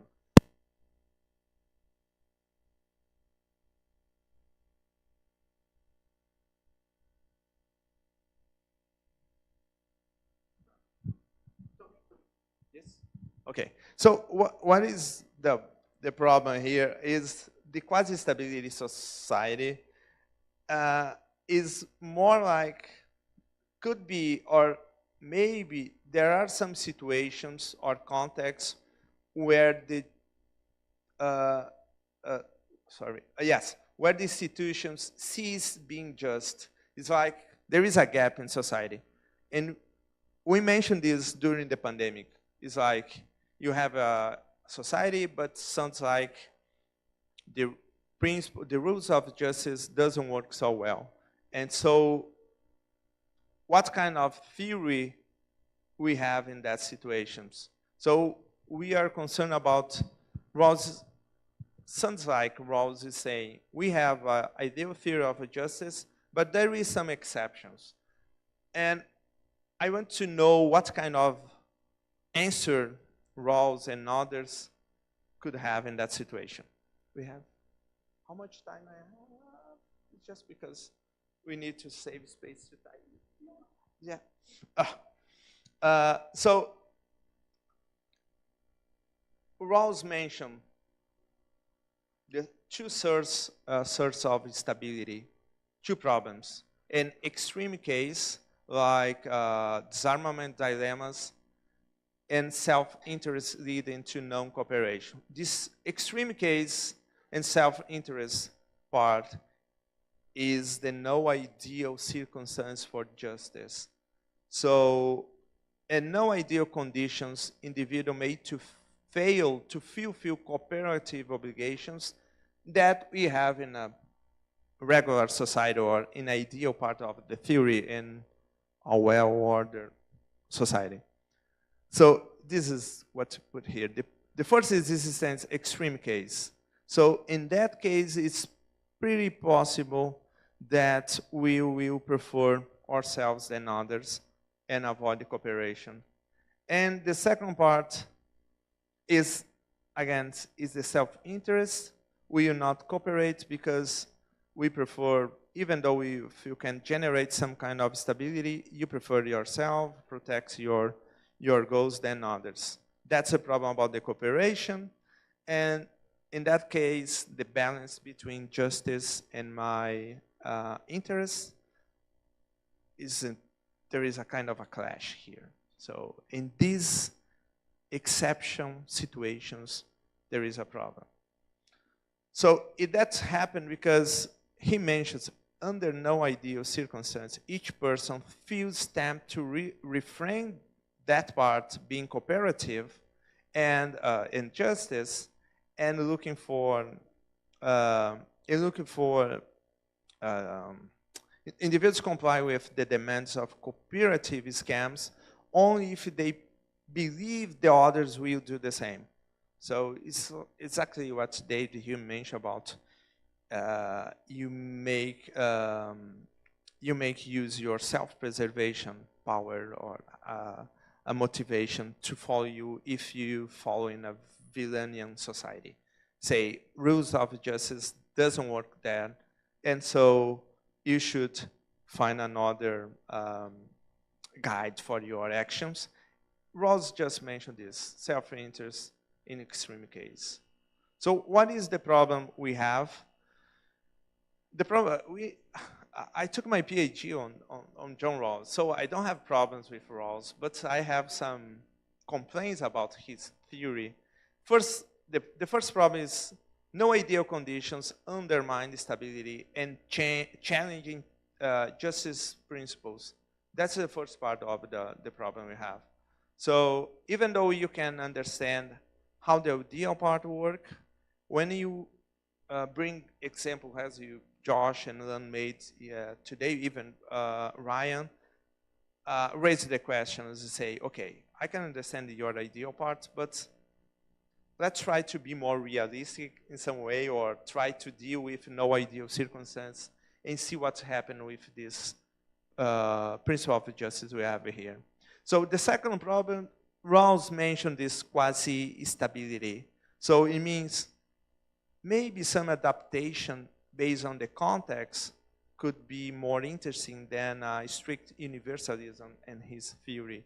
Or at least he could mention or explain better this footnote quasi-stability problem he mentioned. So this is the open the door for your considerations. So what do you have in mind here comes from David Miller papers. It's called Two Ways to Think About Justice. And Professor Michael Buckley, who you present tomorrow, has a paper on the same problem. And it's called Contextualism and Justice. So I will, oh, this is your part. Okay, no. That's I'll finish here. Your part is next. So what's happened in this relation between context and justice? They will say in contextualism and justice, they will mention no single universal principle applies in all contexts. So we have different contexts. What for them require different principles? We are not saying that. We just agree with some part. We adopt this view, not that part necessarily, and define challenging contexts as imposing greater moral burden, a more heavier burden for some people or groups than others. So that's the idea about contextualism and justice. They will just say there's no single blah, blah, blah, blah. So different blah, blah, blah. The context of this discussion highlights a challenge faced by ideal theories, such as in John Rawls, and they will say that such principles may be contingent upon the specific social, economic, and political circumstances that characterize different societies. So we take that idea to propose the next part with Thais, what is not the original part, but it's more our part, right? Yes, thank you. Evandro is concerned about the time because I always complain because when we share the time, he uses almost all the time, and he leaves just 3 minutes for I just finish. But it's not the case. Today I'm in the middle, so. So just to recap, Evandro talked about roles, and we use this challenging context in different theories. And we use first with Hume, and a lot with Smith, and now with Rawls. And we are using a paper, and this paper we talk that even though Rawls has a theory, ideal theory and a no-ideal theory, the no-ideal theory, it's not enough to deal with some context. And one of the problems that we present is the challenging context. And we are talking so much about challenging context, but what is this? So a challenging context is a situation in which the complexity and dynamic nature of circumstance significantly complicate ethical decision-making. It involves scenarios where standard moral principles or decision-making process are tested and conditions that often require navigating competitive interest, and significant potential consequence. So what is that? It's a context that changed the normal order of things.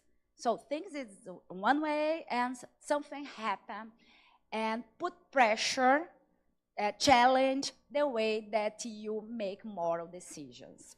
When we start with the challenging context discussion, this discussion starts in 2020, so 6 years. And when we start with that, we start studying about pandemic, because pandemic was a challenging context.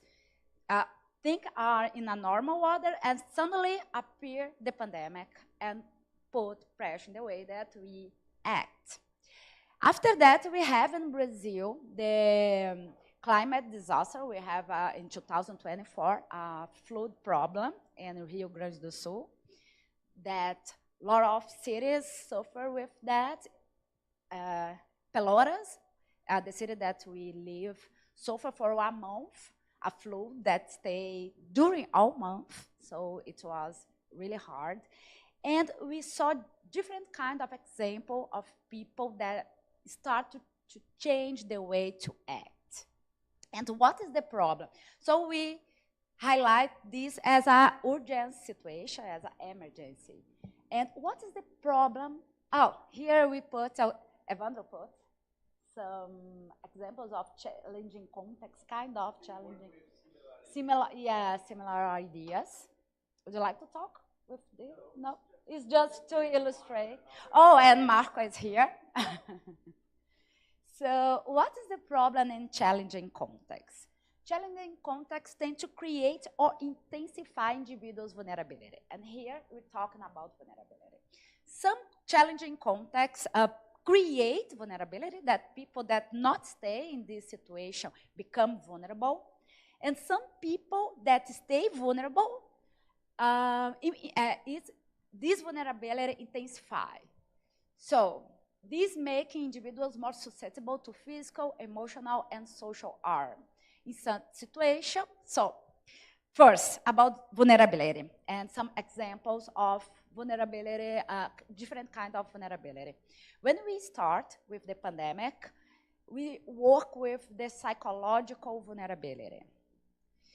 But we discovered that we have also the social vulnerability, because people that stay in risk, social risk, are people that had this vulnerability intensified. But we also work, now we are writing a paper that we work with environmental vulnerability. And I had the opportunity to work in my last postdoc in law with the digital vulnerability. And digital vulnerability, for example, it's a good illustration that some people that not stay in vulnerability suddenly stay now. For example, when you imagine the digital,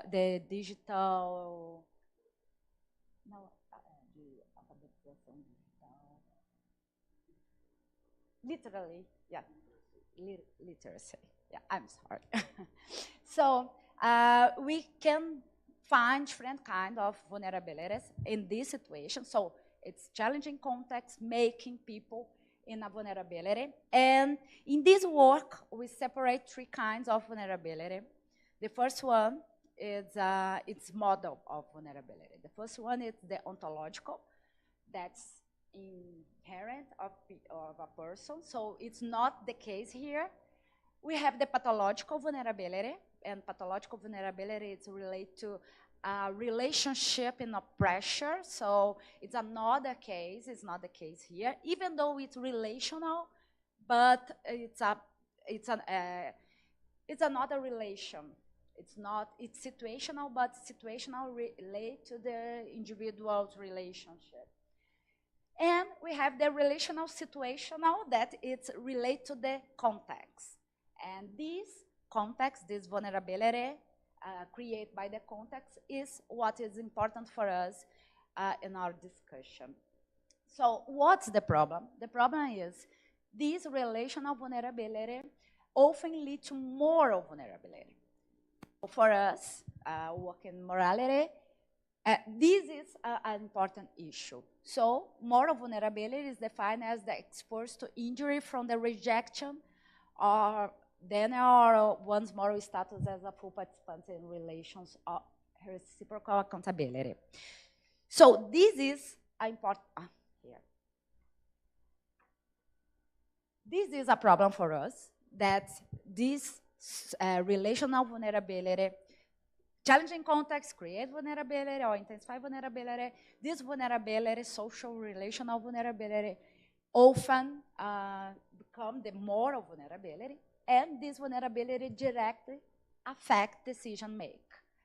So put pressure in the way that people act and making choice more difficult than in non-vulnerable contexts. And we present two examples of that. So research has shown that areas or neighborhoods with low average wage, low education levels, and high crime rates tend to suffer more severely from the consequence of challenging contexts. And the World Bank identified that the poorest individuals experienced the most significant economic losses during the pandemic and took the longest to recover financially. This is just to show examples of how these contexts impact vulnerability. And the most important for us is this vulnerability in how this impact in the what we consider right and wrong and the way that we act in society. I promised to Evandro that it's about Rawls and not about Adam Smith, but sorry. But we use Adam Smith to explain how people can make moral judgments, biased moral judgment, even though believe that this is the good thing to do. And we use the idea of the corruption of impartial spectator. This is just a footnote, because I promised to Evandro that is not the case today. But just to mention that this argument is deeper than that, and we try to explain how people really act in a different way in moral terms. But for today, we are focused on Rawls, and we used to illustrate this situation. I think that is the representation. We think that is the... Evandro really believe that because it's his favorite book. We use the Fantine, and Fantine is still alive. Would you like to talk about Fantine? I'd like to talk about Fantine, definitely. Sorry, I back to you. This is a way we find to represent the idea about vulnerability is we try to create a kind of recreate in a tale Fantine. If you had the chance to read the Les Miserables, sorry my poor French, we will find Fantine is a grisette who works that. And if you had the chance to read the book or saw some play, there is a Dream song when they say that, was Fantine saying that, I had a dream my life would be different from how I live in. So different from what it seemed. Now life has killed the dream I dream. That's really, I think it's really powerful part. But what is this part captured is the hope that Fantine has in relation to a new life or a better life. And what's happened is Fantine cannot find or achieve this goal, and he suffered a lot. That's the best answer. So in some way, Fantine embodies the condition of human vulnerability in a way that exposes the moral weights in the context in which we have this kind of society or we have this kind of person suffering. So Fantine was in a society is unequal, rigid moral expectations, general asymmetries, and different parts. So, and when we, we have this. You just has to remember that Fantini, he's a modern, and he lost his humanity in different ways. And one of that ways, say, when he has to, what is that part? Fantini become progressively stripped not only material research, but also of your dignity. And one part, Victor Hugo mentions that Fantini beauty is described by her own Dory, gold in her long blonde hair, and pearls and her radiant smile. But he had to solve that. So this is the point. To what extent is Fantini accountable for her fate? And sounds like there are some outside conditions, so no ideal circumstance that undermine the better life that Fantini could have. So Fantini exemplify what we call challenging context. So that's really powerful for us. That's a tale on vulnerability. That's why you think that Fantini is still alive in that way.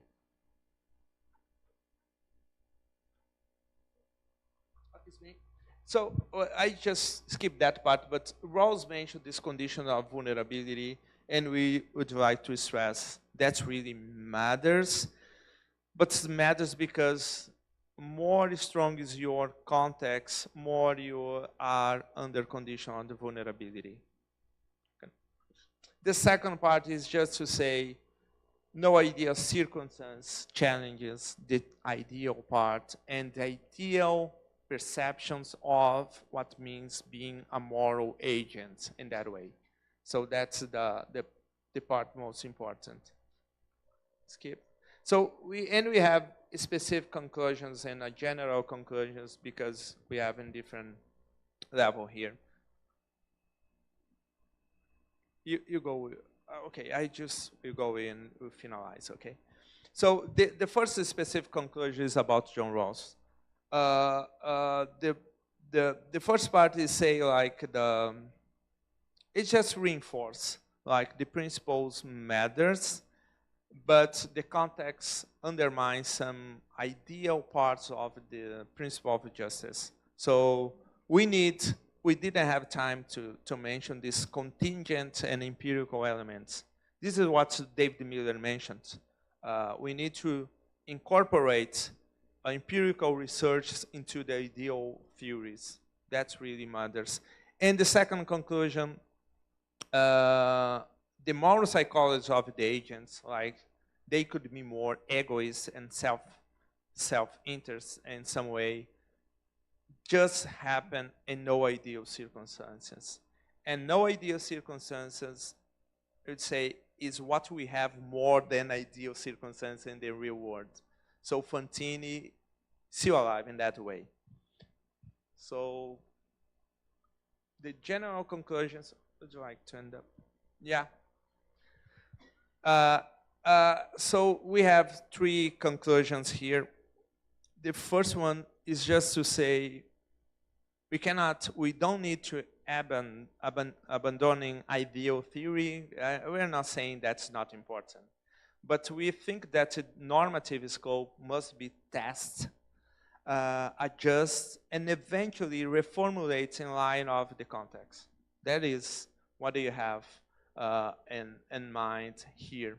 So it's kind of a laboratory to explore that part.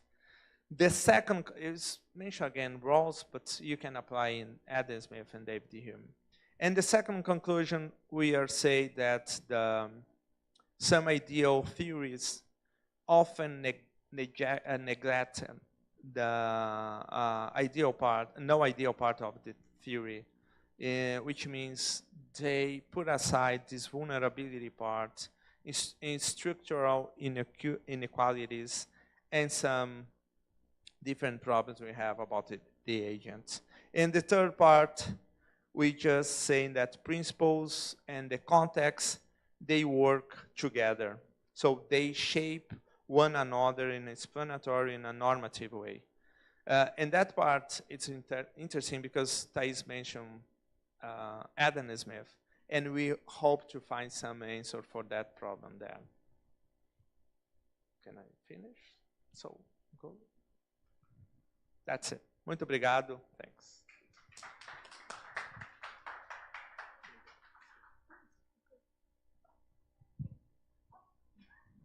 All right, do we have questions?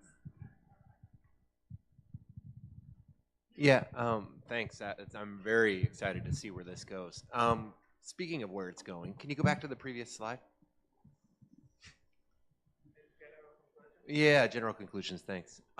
You say this direction will develop the next section. I was wondering if you could give me an example of how one might, let's put this, I mean, you want to use words, test, adjust, and eventually reformulate the normative scope of something. Can you just walk me through how that might look like? What would the theorists be doing? How would they decide they needed to, how would they test it? How would they adjust the normative scope? Give me a little bit of a, maybe like a semi-concrete, it could be kind of a made-up or toy example, but just to talk me through how that would look.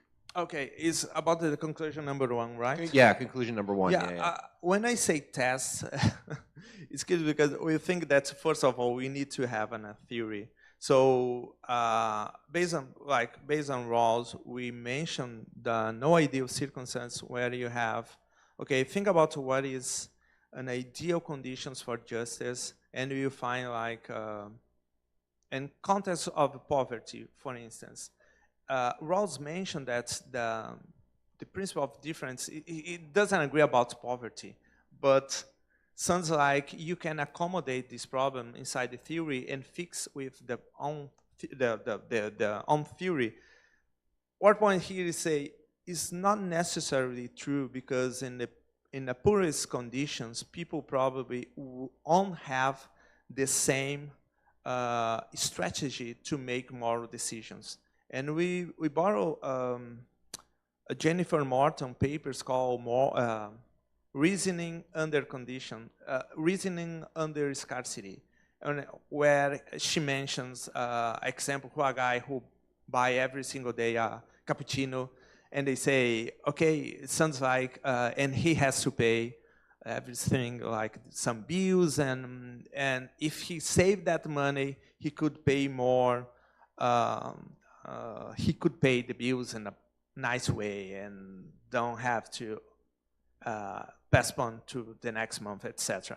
So, and he said that's a way to think about how people reasoning under circumstance. But the idea is reasoning under scarcity or no ideal circumstances.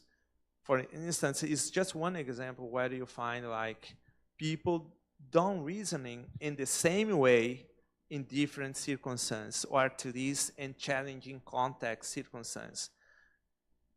This is a kind of example I have in mind here. I don't think it's enough for you. No, but I think well, maybe it's not quite enough. We'll leave it there for now, and then we'll get to it. Yeah, okay. That's good. I think I get what you mean.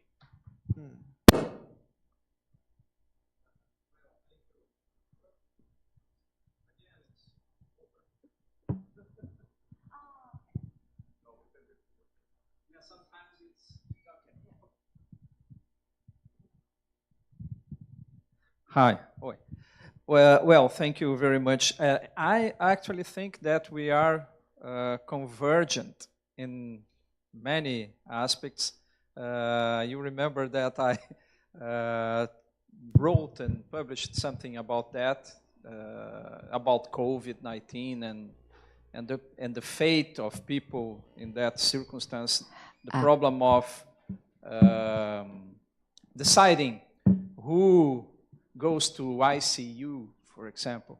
And yes, I discriminated between ordinary circumstance and extraordinary circumstance. And it's the same, I think, that you call the context and challenging context, or this non-ideal circumstance. But maybe the difference is this, I think, and I think that I can present this putting the example. One example I thought about was a mental experiment, thinking about 3 persons, Peter, John, and Mary, So Peter and John get COVID, serious COVID, and we have one ventilator. I will simplify this. And we have one ventilator. This is an extraordinary circumstance. This is not the ordinary circumstance. So we simply don't have other ventilator. We cannot transfer. We cannot do something different from him, use another kind of device. No. The problem is one of them will die. So, okay, so we have one ventilator. We had those situations in COVID. I had. Comparing John and Peter, the likelihood of survival of Peter is higher than John. So utilitarianism serves here to decide that we have to put Peter in the ICU and not John. So I think that this is a thought experiment that thinks that utilitarianism is used here as a theory, including, to decide that the best outcome overall is better, and this justify putting, in this case, Peter in the ICU. Why this is extraordinary? Because in ordinary circumstance, when we create a triage system, one consequence that is necessary is that following this triage system, nobody will be harmed. So if we follow the Manchester system that classified people by colors, blue, yellow, after orange and red and green after blue. So there is a difference in possibilities of including people to be waiting in the raw. So when we do that, the person that, for example, is not putting in front for be attended, the person that is green or blue, maybe they have some disadvantage in having to wait more time to be attended. But this is not harm. This does not change their general conditions of well-being. So if we put a line between people that are worse off and people that are well off, they are well off. So the decision to put them in the raw and wait for minutes don't put them below the threshold. And this is, I think, my concept of harm. They are not harmed in this sense. We do not change their general circumstance of well-being. They are well. The disadvantage is minor. This is the point. So in extraordinary circumstances, different, because they are the consequence of, for example, choosing Peter and not John is death for Peter. So in extraordinary circumstances, we have harm as a consequence. So this makes us put us in a commitment. That is, the extraordinary circumstance, we have to rid of them. This is not a circumstance that is acceptable. They are completely extraordinary. That's my conclusion one. But the problem is, why, if we, in COVID, for example, we have John and Peter. Peter have a higher likelihood of survival than John. So we choose Peter. But now we put Peter in the ICU with a ventilator. And now comes Mary. Arrives Mary. And Mary have a better likelihood of survival than Peter. In COVID-19, we didn't take the ventilator from Peter. And this is, I think, is amazing. Why not? Because the same reasoning was applied to take the ventilator to Peter. Why we didn't, and we didn't. I didn't say this. Some people thought about that, and including suggested that, but I don't know any case that we throw the ventilator, the tube, from the person that get the tube after. So why? Why we did not? And so I think a conclusion is Rawlsian. I think that Rawls is the idea of thinking the circumstance under a veil of ignorance, putting ourselves in their places in a veil of ignorance. We decide not to take the ventilator. This is very complicated, but the difference of my approach, maybe to yours, is that surprisingly, the approach of Rawls come in the extraordinary circumstance to solve the problem against utilitarians. That's my point.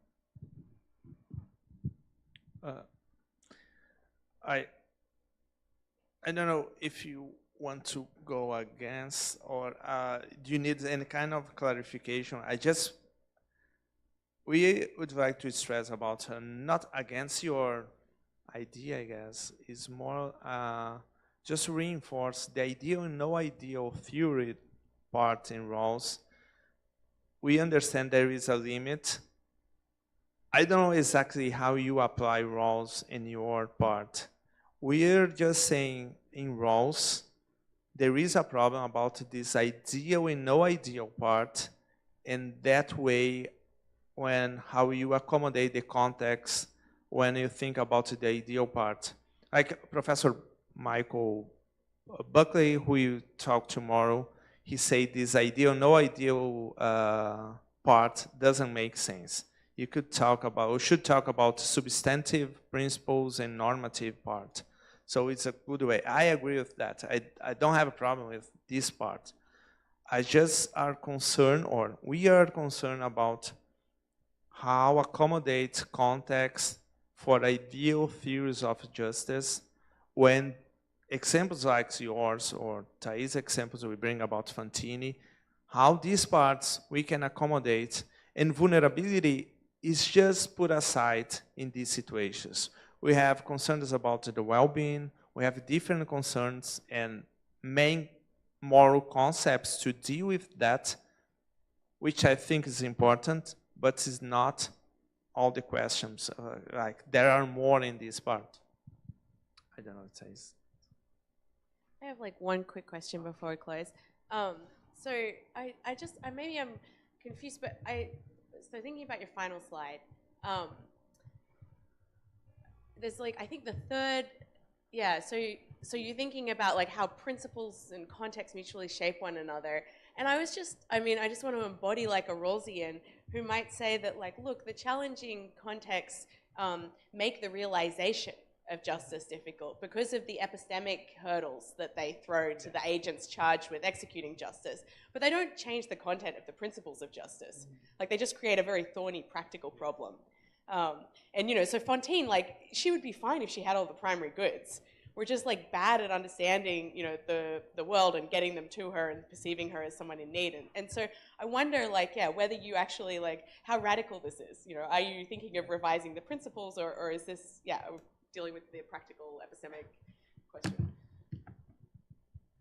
This Rawlsian part is my part.